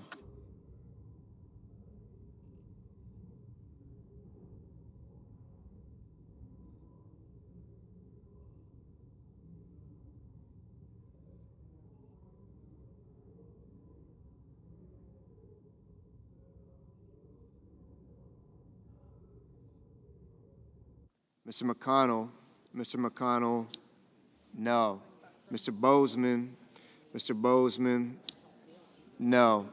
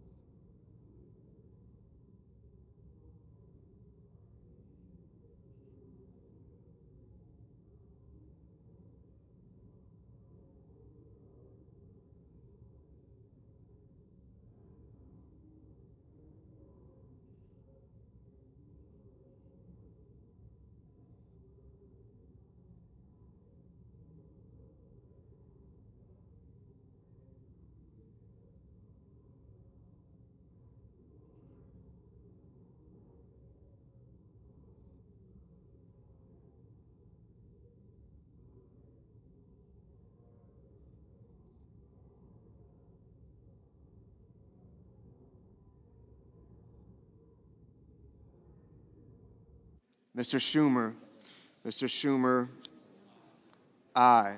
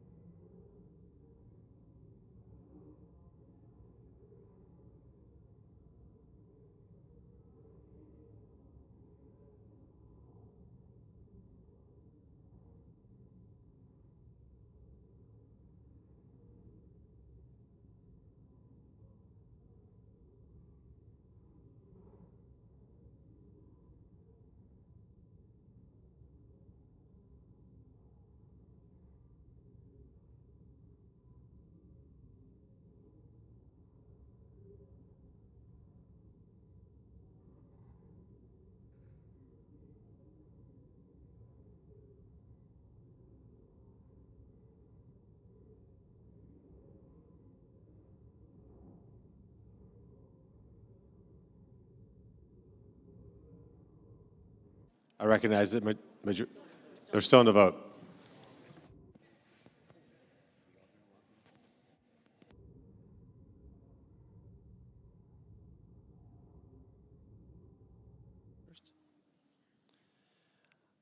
On the vote, the yeas are 47, the nays are 53. 3/5 of the senators duly chosen and sworn not having voted in the affirmative.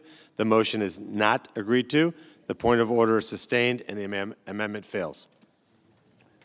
Mr. President, I ask unanimous consent that it be in order for the following senators recognized to offer amendments, motions, or points of order, that the amendments be reported by number with no amendments in order prior to a vote in relation to the amendments or motions.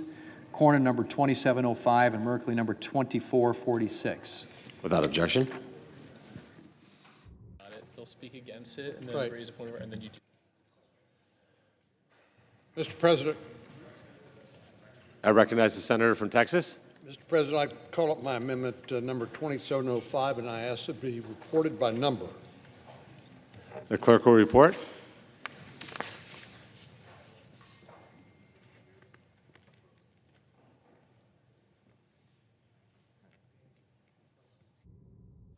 Senator from Texas, Mr. Cornyn proposes amendment number 2705 to amendment number 2360. Not be used to fund health care for illegal immigrants.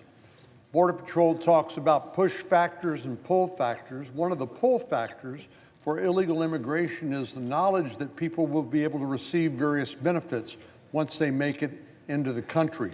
We need legal immigration, which has been one of the greatest gifts to our country we've ever had. Illegal immigration has been an unmitigated disaster. But here the problem is states are using their Medicaid funds to pay for health care for illegal aliens. We don't want to, for the safeguard for our citizens, our seniors and most vulnerable individuals to be dissipated on behalf of people who should not be here in the United States in the first place. It's only common sense to reduce federal funding to states and provide state-based Medicaid dollars for illegal immigrants. At least we should be able to agree on reducing federal fundings for state to provide Medicaid to criminal aliens convicted or charged with sex offenses, human trafficking, domestic or child abuse, murder or manslaughter, or child pornography. Senator's time's expired. I recognize the senator from Oregon. Mr. President, I raise a point of order that the pending amendment violates the Byrd Rule, Section 313B1D of the Congressional Budget Act of 1974. Senator from Texas. Mr. President, pursuant to Section 904 of the Congressional Budget Act of 1974, I move. Mr. President, once again, Republicans have chosen the comforting embrace of partisan politics, but here's a few facts to cut through the noise. 0 federal dollars are spent on health coverage. Second, this policy dictates how states spend their own funds. What happened to states' rights? Third, this policy violates innocent until proven guilty, because it even talks about those charged with a crime.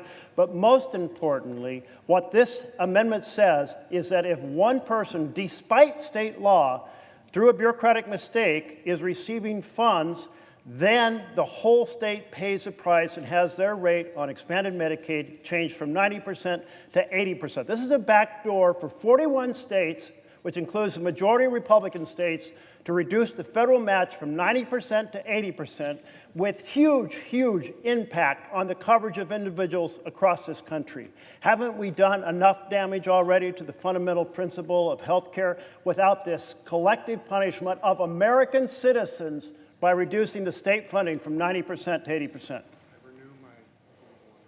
I renew my point of order.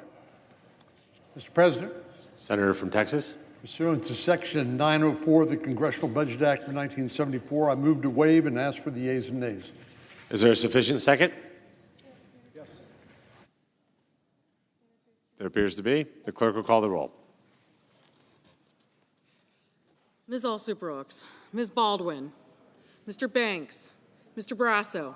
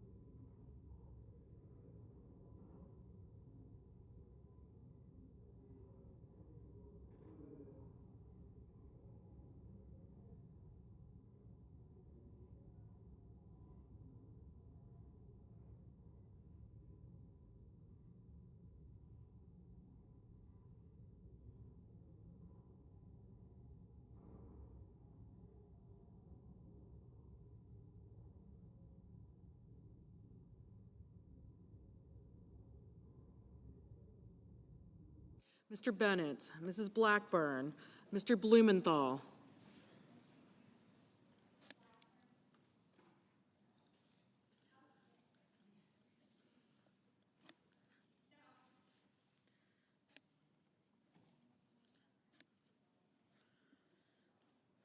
Ms. Blunt Rochester, Mr. Booker, Mr. Bozeman, Mrs. Britt, Mr. Budd,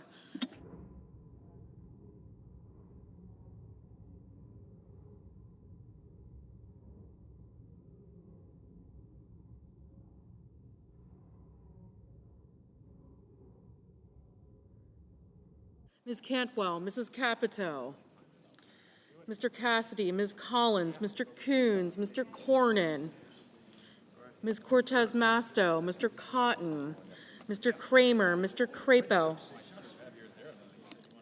Mr. Cruz, Mr. Curtis, Mr. Daines, Ms. Duckworth, Mr. Durbin, Ms. Ernst, Mr. Fetterman,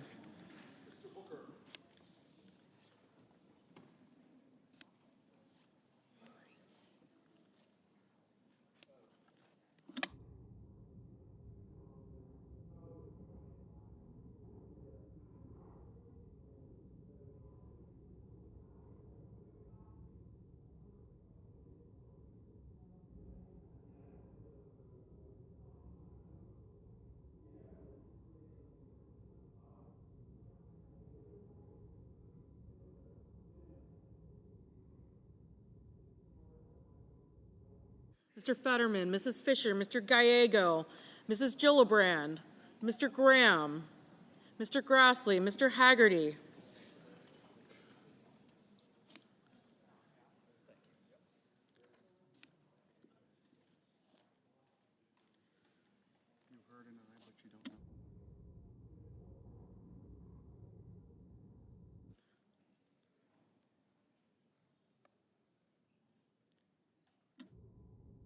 Mrs. Gillibrand, Mr. Graham, Mr. Grassley, Mr. Haggerty, Ms. Hassan, Mr. Hawley, Mr. Heinrich,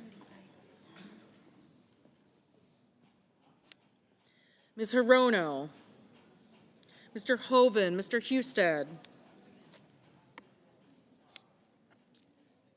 Mrs. Hyde-Smith, Mr. Johnson, Mr. Justice, Mr. Kane, Mr. Kelly, Mr. Kennedy, Mr. Kim, Mr. King, Ms. Klobuchar, Mr. Langford, Mr. Lee, Mr. Lujan,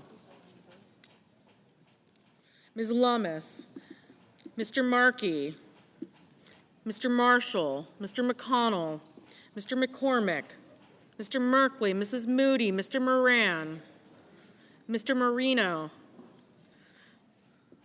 Mr. Mullen, Ms. Murkowski, Mr. Murphy, Mrs. Murray, Mr. Ossoff, Mr. Padilla, Mr. Paul, Mr. Peters, Mr. Reed, Mr. Ricketts, Mr. Risch, Ms. Rosen, Mr. Rounds, Mr. Sanders, Mr. Schatz, Mr. Schiff, Mr. Schmidt, Mr. Schumer, Mr. Scott of Florida, Mr. Scott of South Carolina, Mrs. Shaheen, Mr. Sheehy, Ms. Slotkin, Ms. Smith, Mr. Sullivan, Mr. Thune, Mr. Tillis, Mr. Tuberville, Mr. Van Hollen, Mr. Warner, Mr. Warnock, Ms. Warren, Mr. Welch, Mr. Whitehouse, Mr. Wicker, Mr. Wyden, Mr. Young.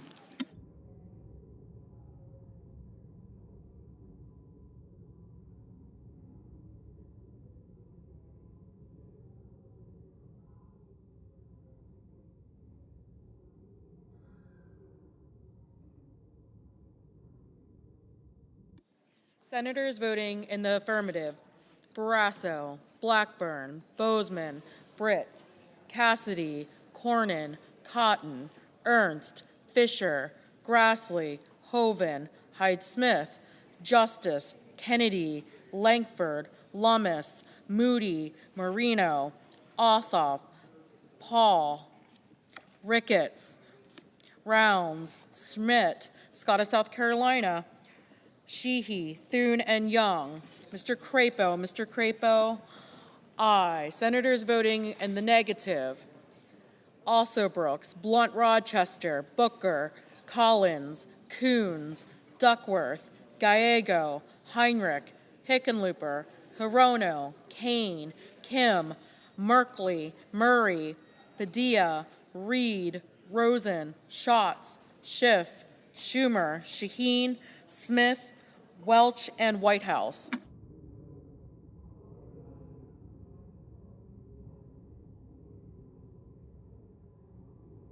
Ms. Klobuchar, aye. Mr. Mullen, aye.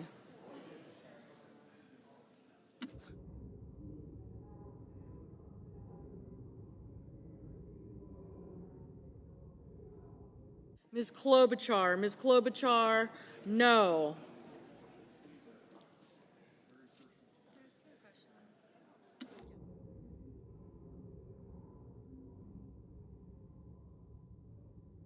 Mr. Banks, aye. Mr. Durbin, no. Mr. Moran,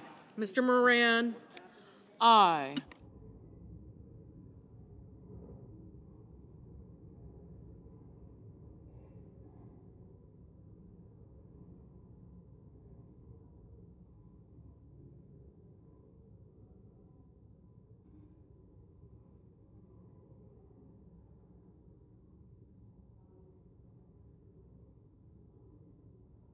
Mr. Kramer, aye. Mr. Sullivan, aye.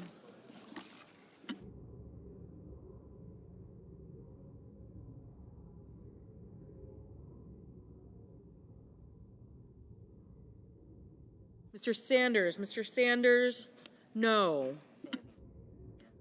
Mr. Fetterman, no. Ms. Cantwell, no.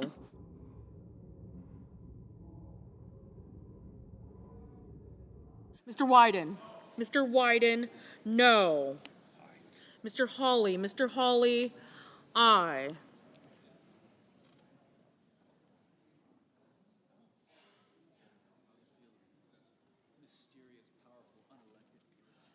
Mr. Husted, aye.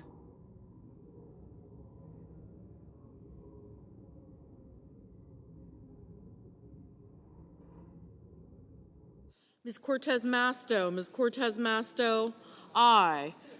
Mr. King, no. Mr. Murphy, no.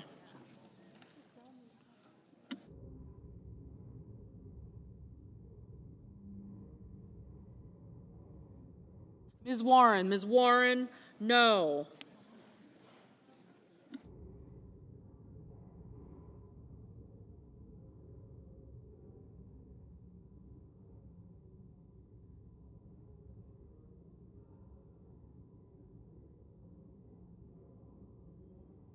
Mr. Marshall, aye.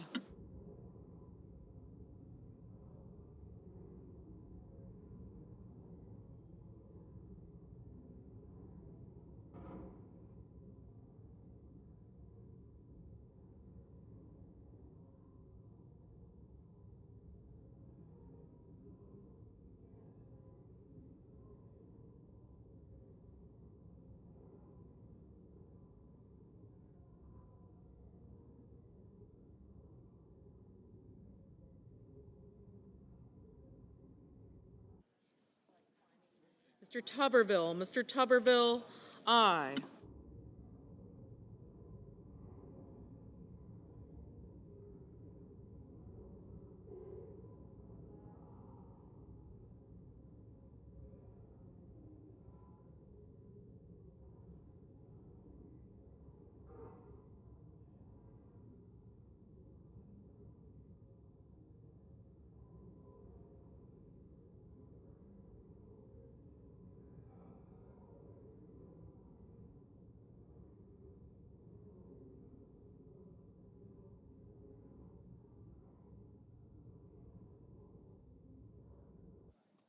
Mr. Blumenthal, Mr. Blumenthal, no.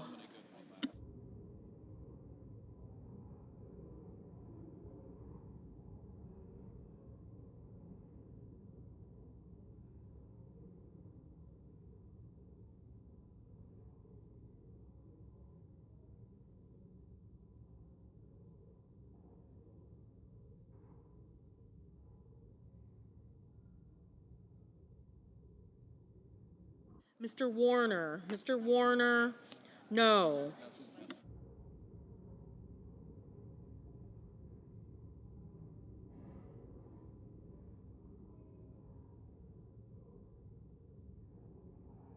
Mr. Lee, aye.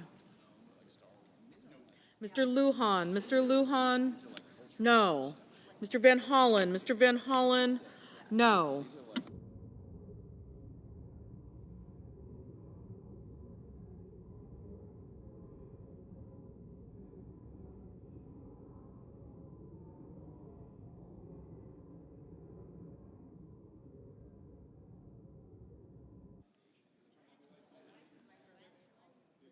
Mr. McCormick, aye. Mrs. Capito, aye. Mrs. Gillibrand, no.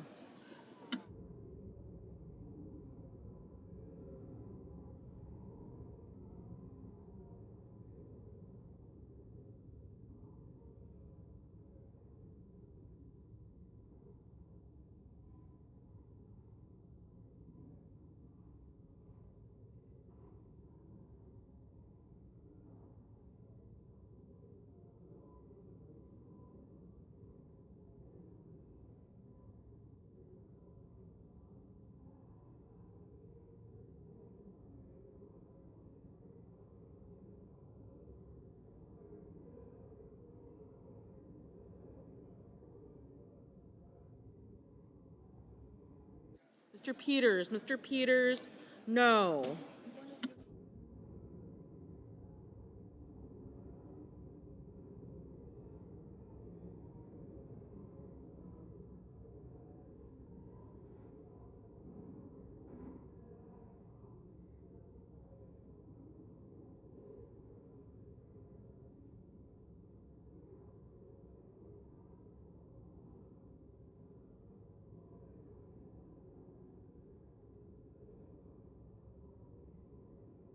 Mr.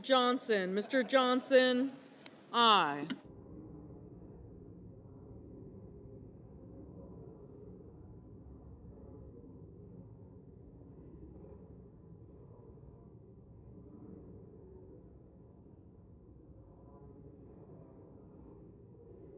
Mr. Graham, aye. Mr. Tillis, aye.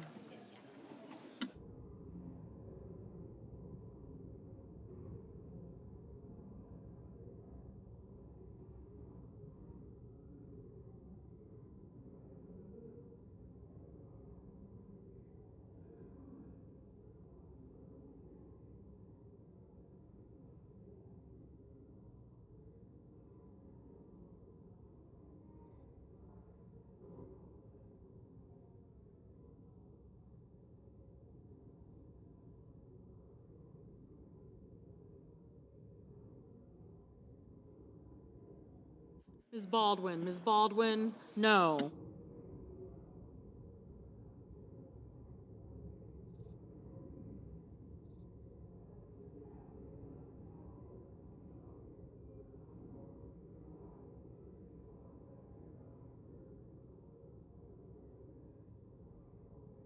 Mr. Curtis, aye. Ms. Murkowski, aye. Mr. Bennett, no. Mr. Haggerty, aye.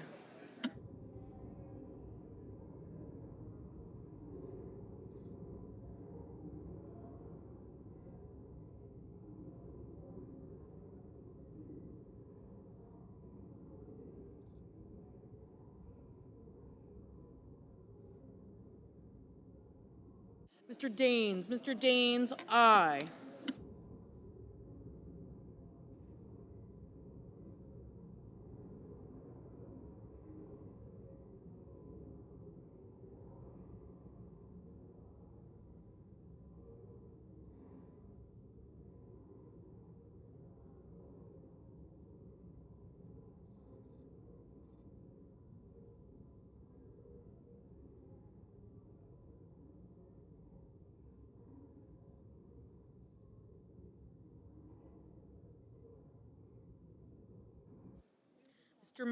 Mr. Markey, no.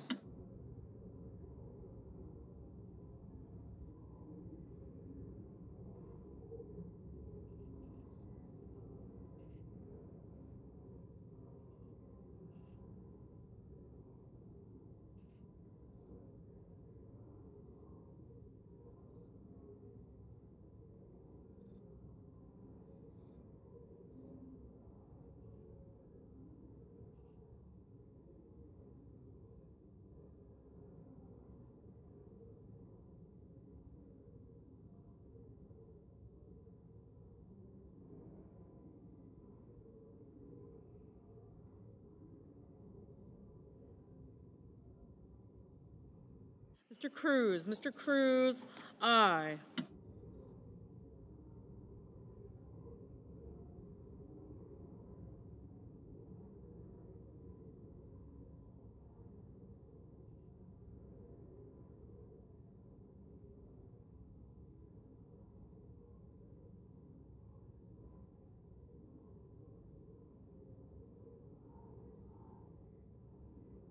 Mr. Wicker, aye.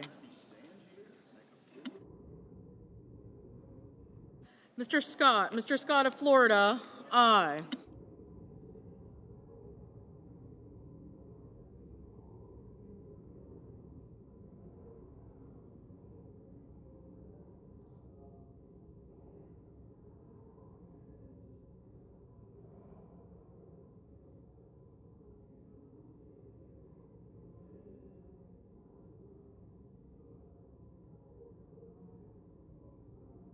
Mr. Budd, aye.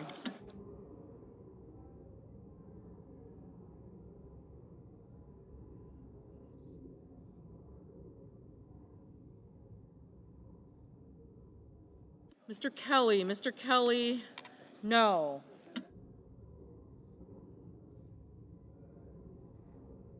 Mr. Warnock, aye. Ms. Hassan, aye.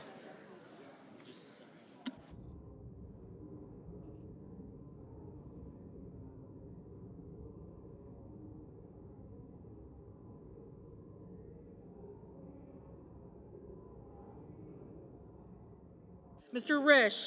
Risch, aye.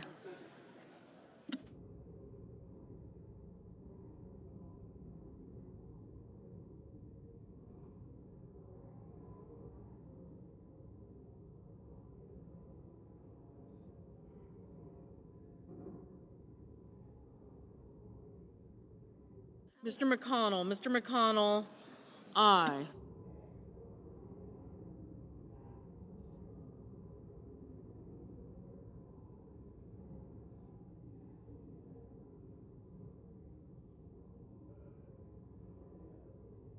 Ms. Slotkin, no.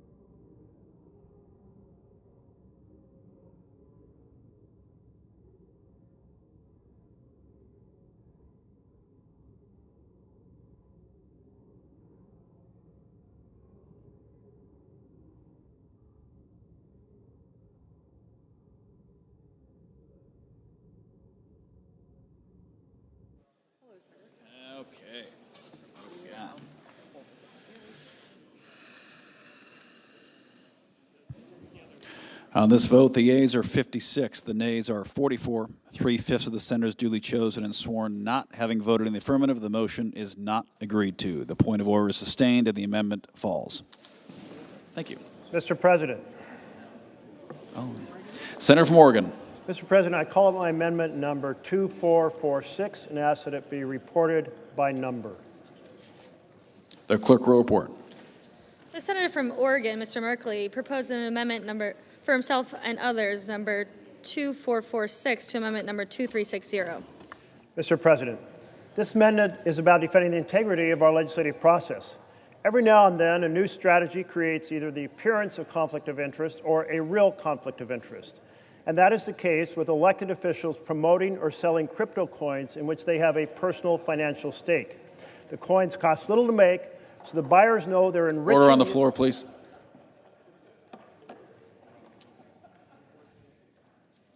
Excuse me, Mr. Chair. Yeah, please continue. Thank you. These digital coins cost little to make, so buyers know they're enriching the elected officials selling them.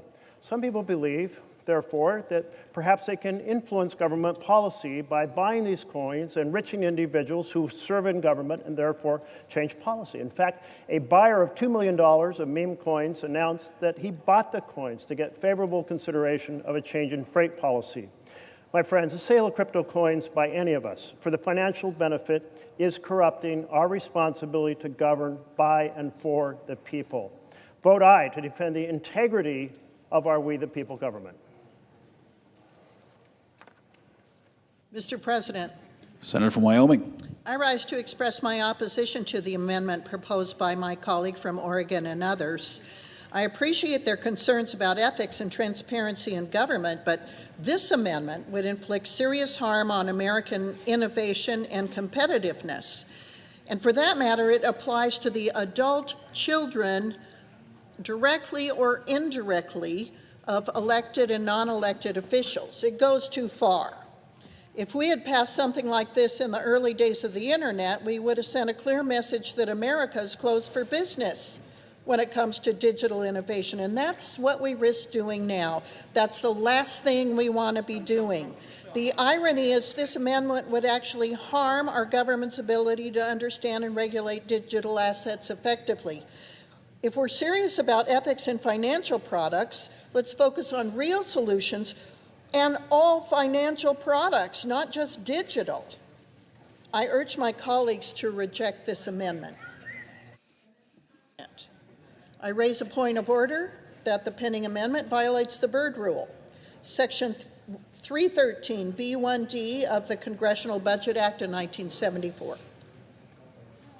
Mr. President, pursuant to Section 904 of the Congressional Budget Act of 1974, I move to waive Section 313 of that act for the purpose of the pending amendment.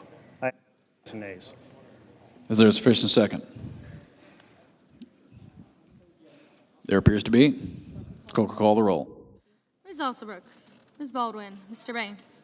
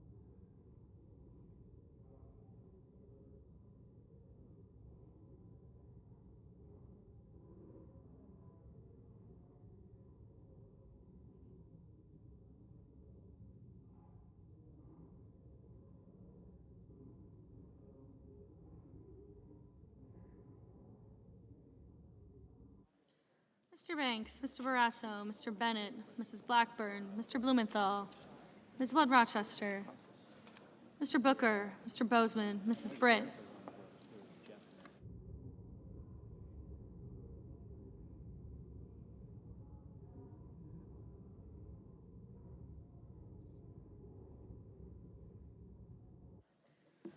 Mr. Budd, Ms. Cantwell, Mrs. Capito, Mr. Cassidy, Ms. Collins, Mr. Coons, Mr. Cornyn.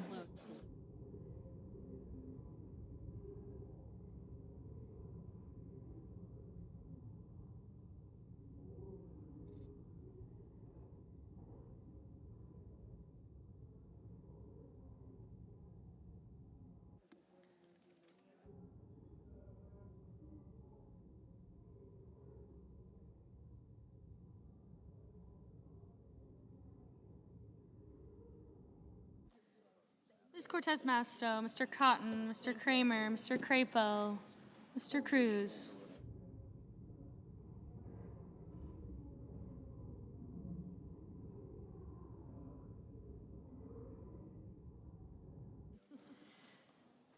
Mr. Curtis, Mr. Daines.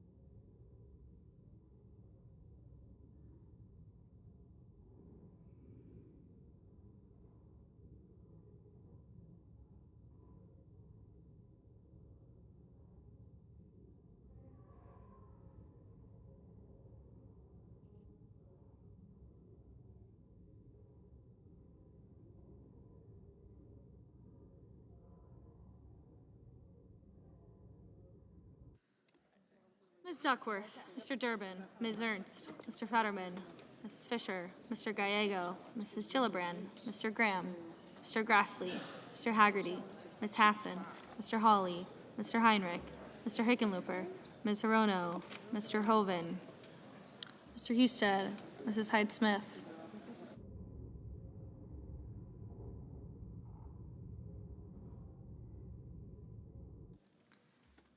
Mr. Johnson, Mr. Justice, Mr. Kane, Mr. Kelly, Mr. Kennedy, Mr. Kim, Mr. King, Ms. Klobuchar, Mr. Langford, Mr. Lee, Mr. Lujan, Ms. Lummis, Mr. Markey, Mr. Marshall, Mr. McConnell, Mr. McCormick, Mr. Merkley, Mrs. Moody, Mr. Moran, Mr. Marino, Mr. Mullen, Ms. Murkowski, Mr. Murphy, Mrs. Murray, Mr. Ossoff, Mr. Padilla, Mr. Paul, Mr. Peters, Mr. Reed, Mr. Ricketts, Mr. Risch, Ms. Rosen, Mr. Rounds, Mr. Sanders, Mr. Schatz, Mr. Schiff, Mr. Schmidt, Mr. Schumer, Mr. Scott of Florida, Mr. Scott of South Carolina.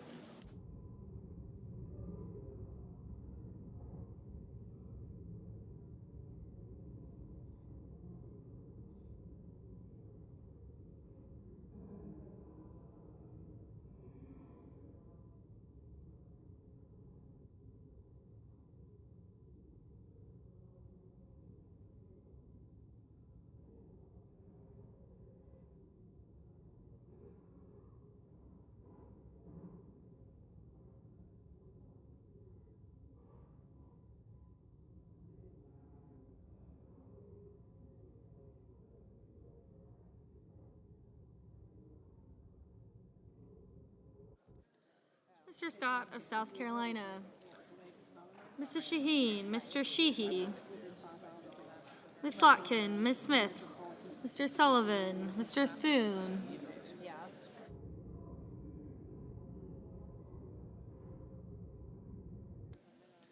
Mr. Tillis.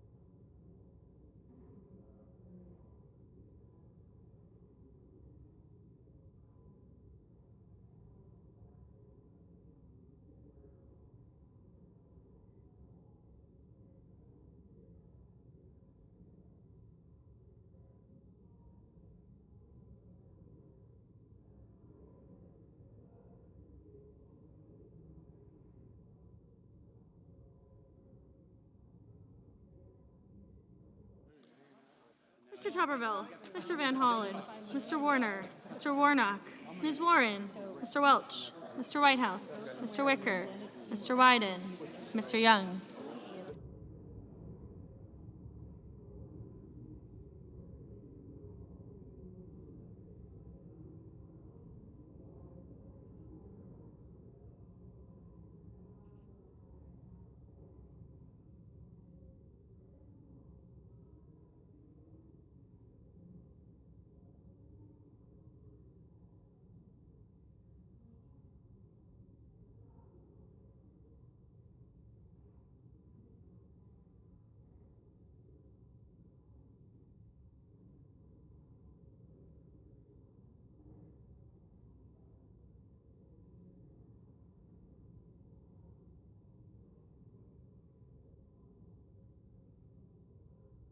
Senators voting in the affirmative: Alsobrooks, Baldwin, Bennett, Blumenthal, Blunt Rochester, Booker, Cantwell, Duckworth, Durbin, Fetterman, Gallego, Gillibrand, Hassan, Heinrich, Hirono, Kane, Kelly, Kim, Klobuchar, Lujan, Markey, Merkley, Murphy, Murray, Ossoff, Padilla, Peters, Reed, Rosen, Sanders, Schatz, Schiff, Slotkin, Smith, Van Hollen, Warner, Warren, Welch, Whitehouse, and Wyden.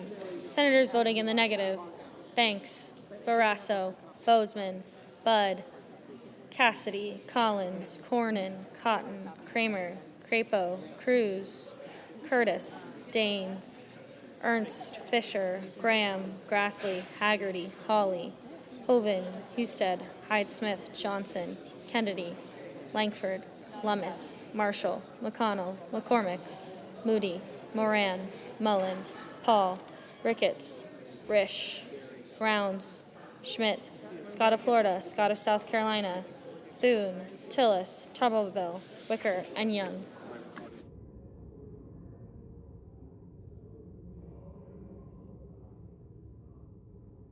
Ms. Cortez Masto, Ms. Cortez Masto, aye.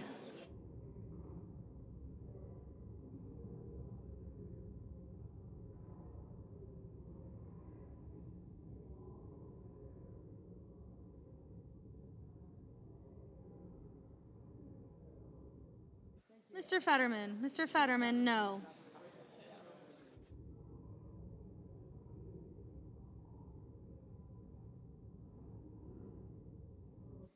Ms. Murkowski, no.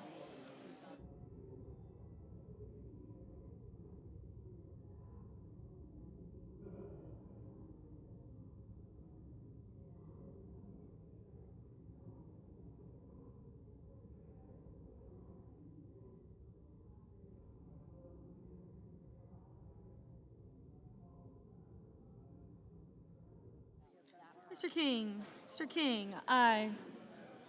Mrs. Shaheen, aye.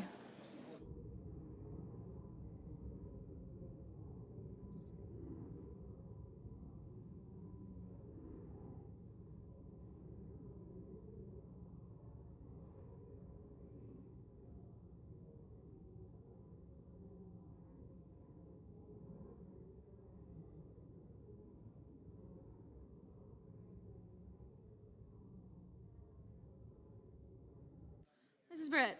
Mrs. Britt, no.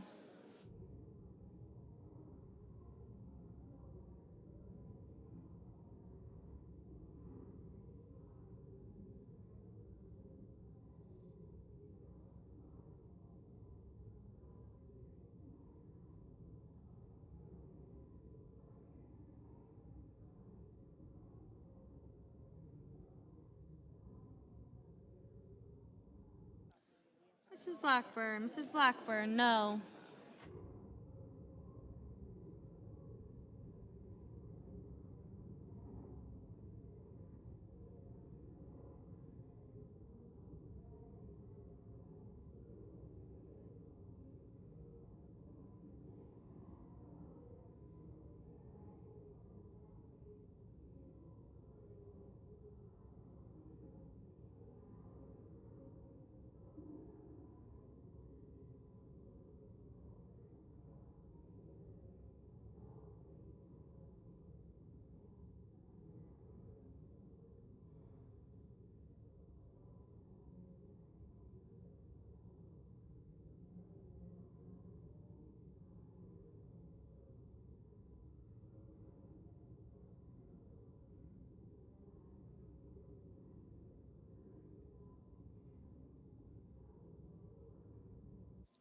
Mr. Lee, no.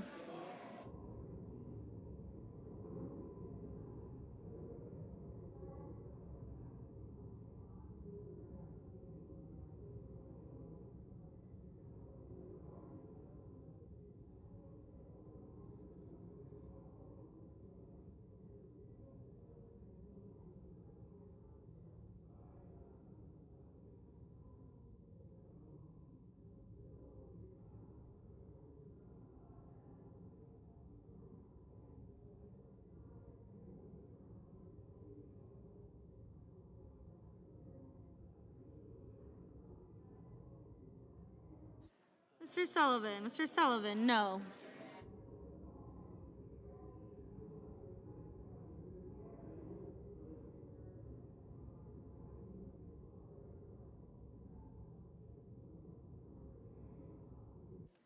Mr.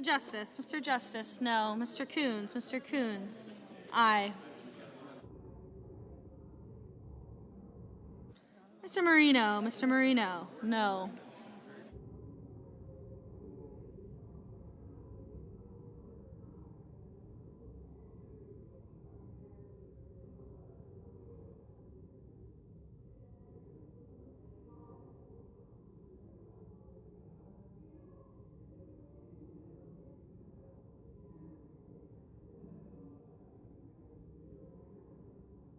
Mrs. Gillibrand,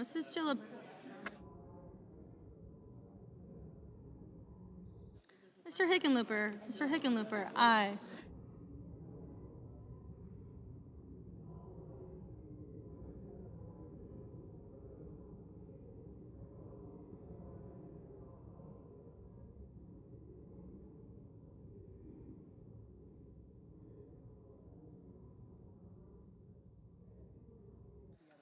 Mr.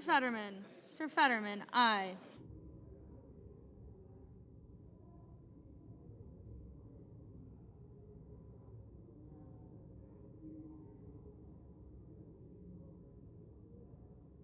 Mr. Warnock, aye.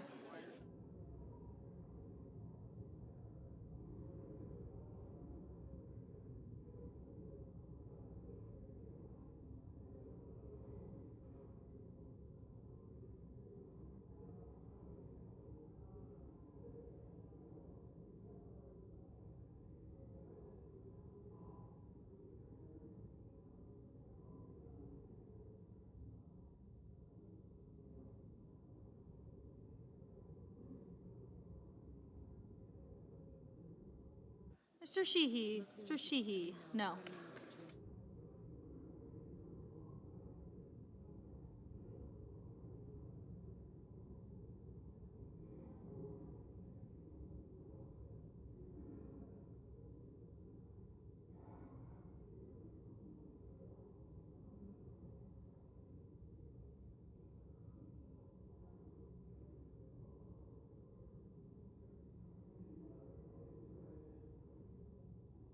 Mr. Schumer. Mr. Schumer, aye.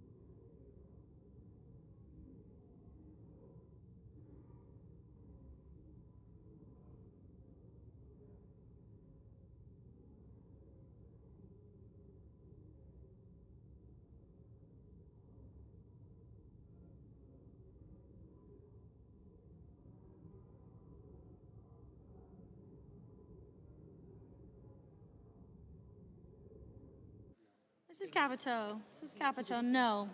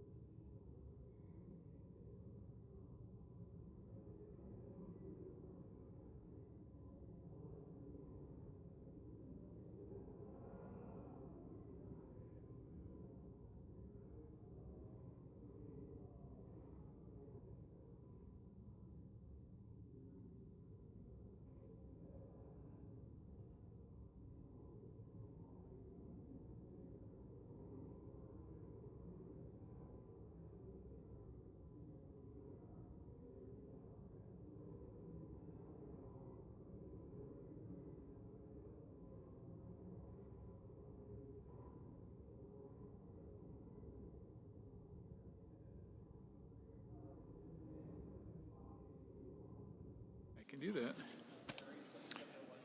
We good? On this vote, the yeas are 47 and the nays are 53. 3/5 of the senators duly chosen and sworn in not having voted in the affirmative, the motion is not agreed to.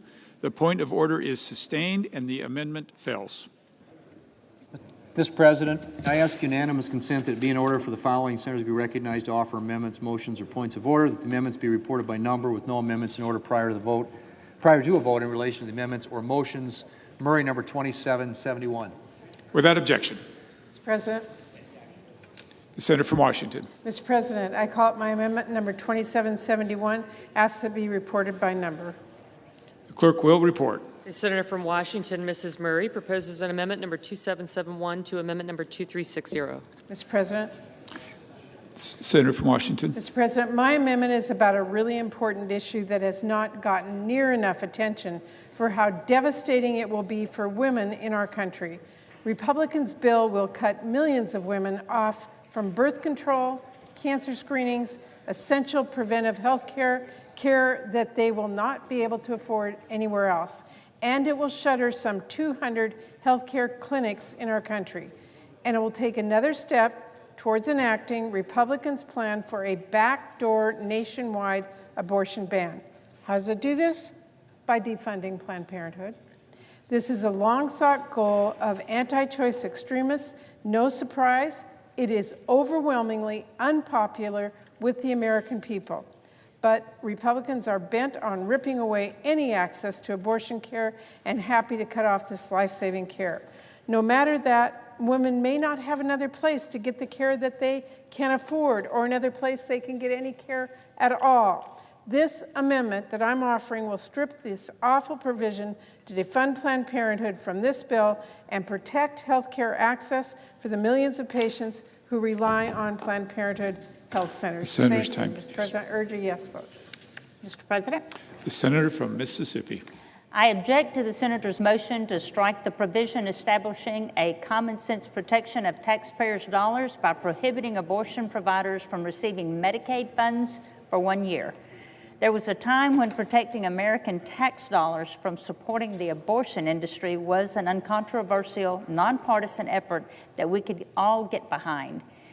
Even if we had opposing views on protecting the dignity of human life, this provision does not target any one entity. If a medical provider wishes to stay within the Medicaid program, it should simply cut elective abortion procedures from its services. Mr. President, the pending amendment number 2771 would cause the underlying legislation to exceed the Finance Committee's Section 302A allocations of the new budget authority and outlays.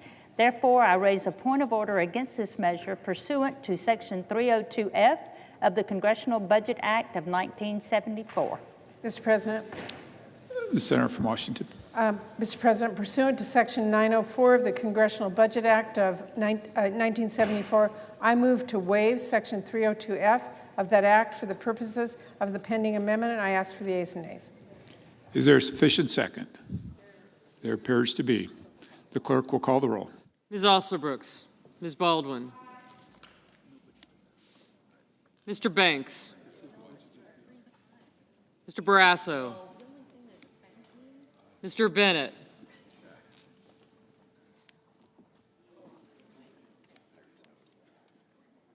thank you. Thank you. Thank you. Thank you. I got him.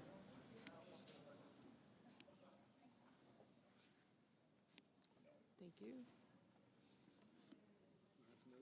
Thank you.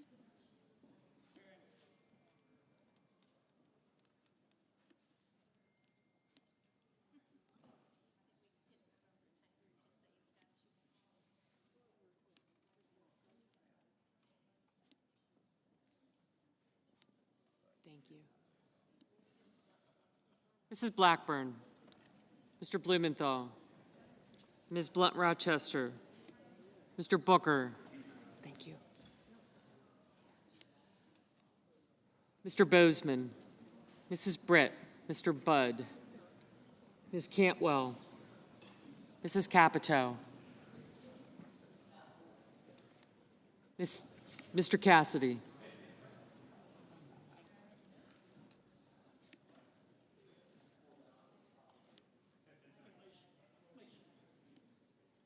Ms. Collins.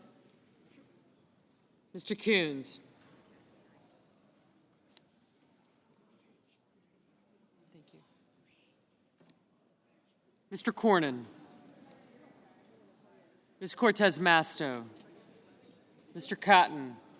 Mr. Kramer.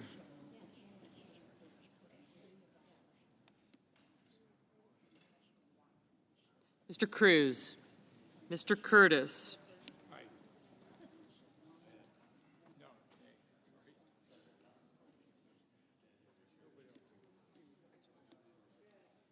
Mr. Daines, Ms. Duckworth, Mr. Durbin,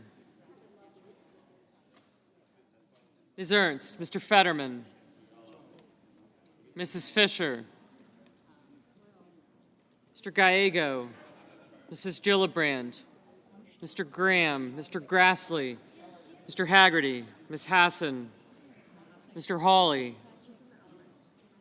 Mr. Heinrich, Mr. Hickenlooper, Ms. Hirono, Mr. Hoven, Mr. Husted, Mrs. Hyde-Smith, Mr. Johnson, Mr. Justice,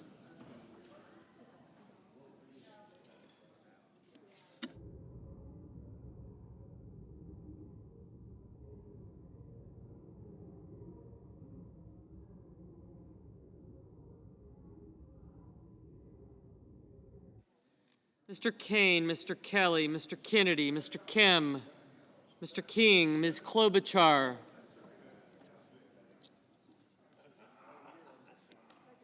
got you, Mr. Lankford, Mr. Lee, Mr. Lujan, Ms. Lummis, Mr. Markey, Mr. Marshall, Mr. McConnell,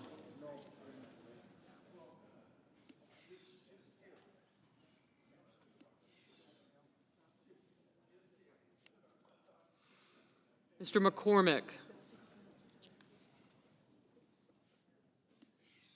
Mr. Merkley, I did, Mrs. Moody, Mr. Moran, Mr. Marino, Mr. Mullen, Ms. Burkowski, Mr. Murphy, Mrs. Murray, Mr. Ossoff, Mr. Padilla, Mr. Paul, Mr. Peters,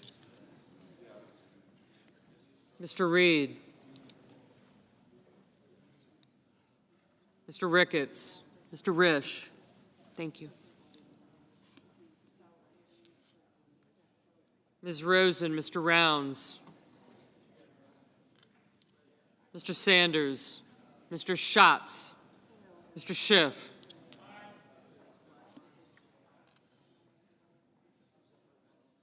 Mr. Schmidt,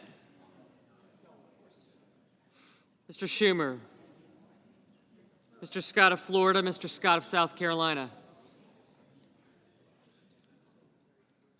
Mrs. Shaheen, Mr. Sheehy, Ms. Slotkin,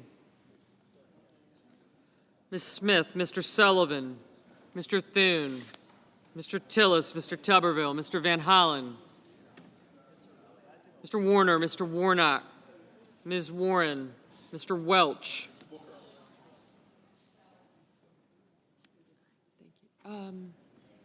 Senator Blackburn.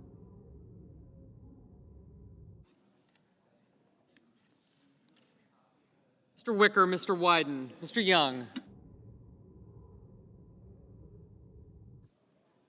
Senators voting in the affirmative: Baldwin, Bennett, Blunt Rochester, Booker, Cantwell, Coons, Durbin, Gallego, Heinrich, Hirono, Kane, King, Murkowski, Murray, Ossoff, Padilla, Peters, Rosen, Sanders, Smith, Warren, Welch, and Wyden. Senators voting in the negative: Barrasso, Blackburn, Bozeman, Budd, Capito, Cornyn, Cotton, Kramer, Crapo, Curtis, Daines, Ernst, Fisher, Haggerty, Husted, Hyde-Smith, Justice, Kennedy, Lummis, Marshall, Moody, Moran, Marino, Mullen, Rounds, Scott of Florida, Thune, Tillis, and Tuberville. Ms. Collins. Aye. Mr. Kim. Aye. Ms. Alsobrooks. Aye. Mr. Johnson. No. Mr. Blumenthal. Aye. Mr. Schiff. Aye. Mrs. Britt, no. Mr. Murphy, aye.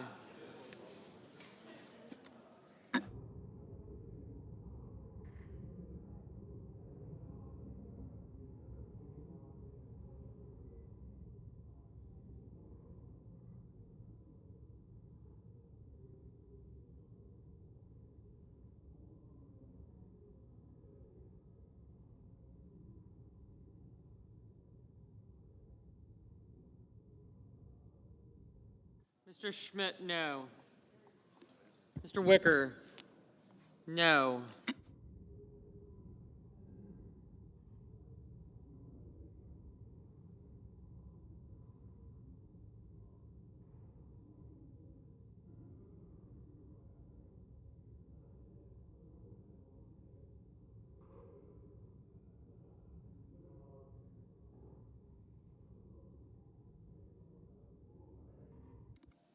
Mr. Grassley, no. Ms. Cortez Masto, aye. Mr. Fetterman, aye. Mr. Hickenlooper, aye.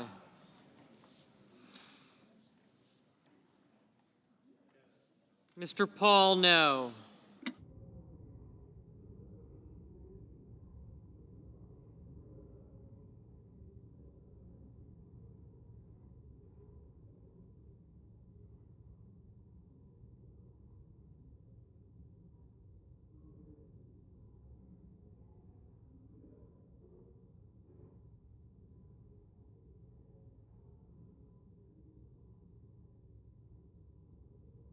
Mr. Merkley, aye.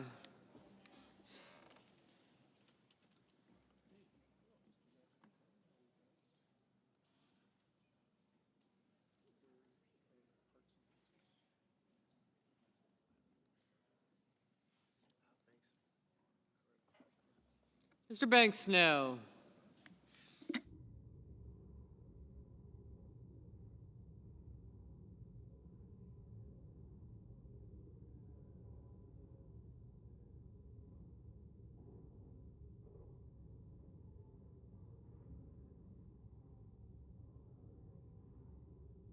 Ms. Hassan, aye.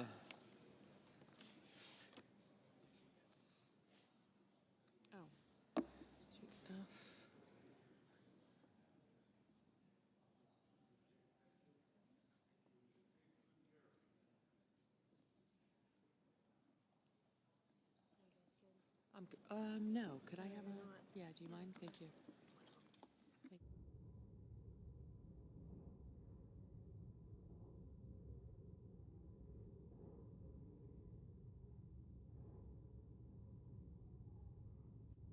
Ms. Slotkin, aye. Mr. Lujan, aye.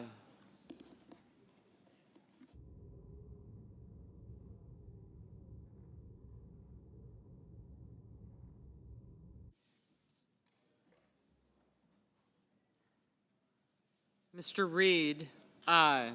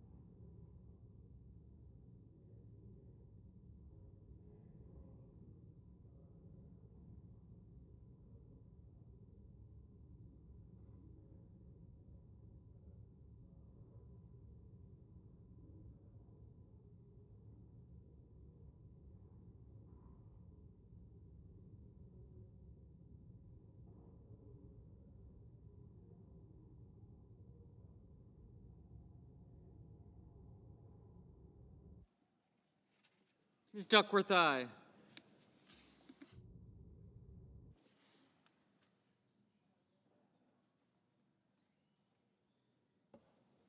Mr. Markey. Aye.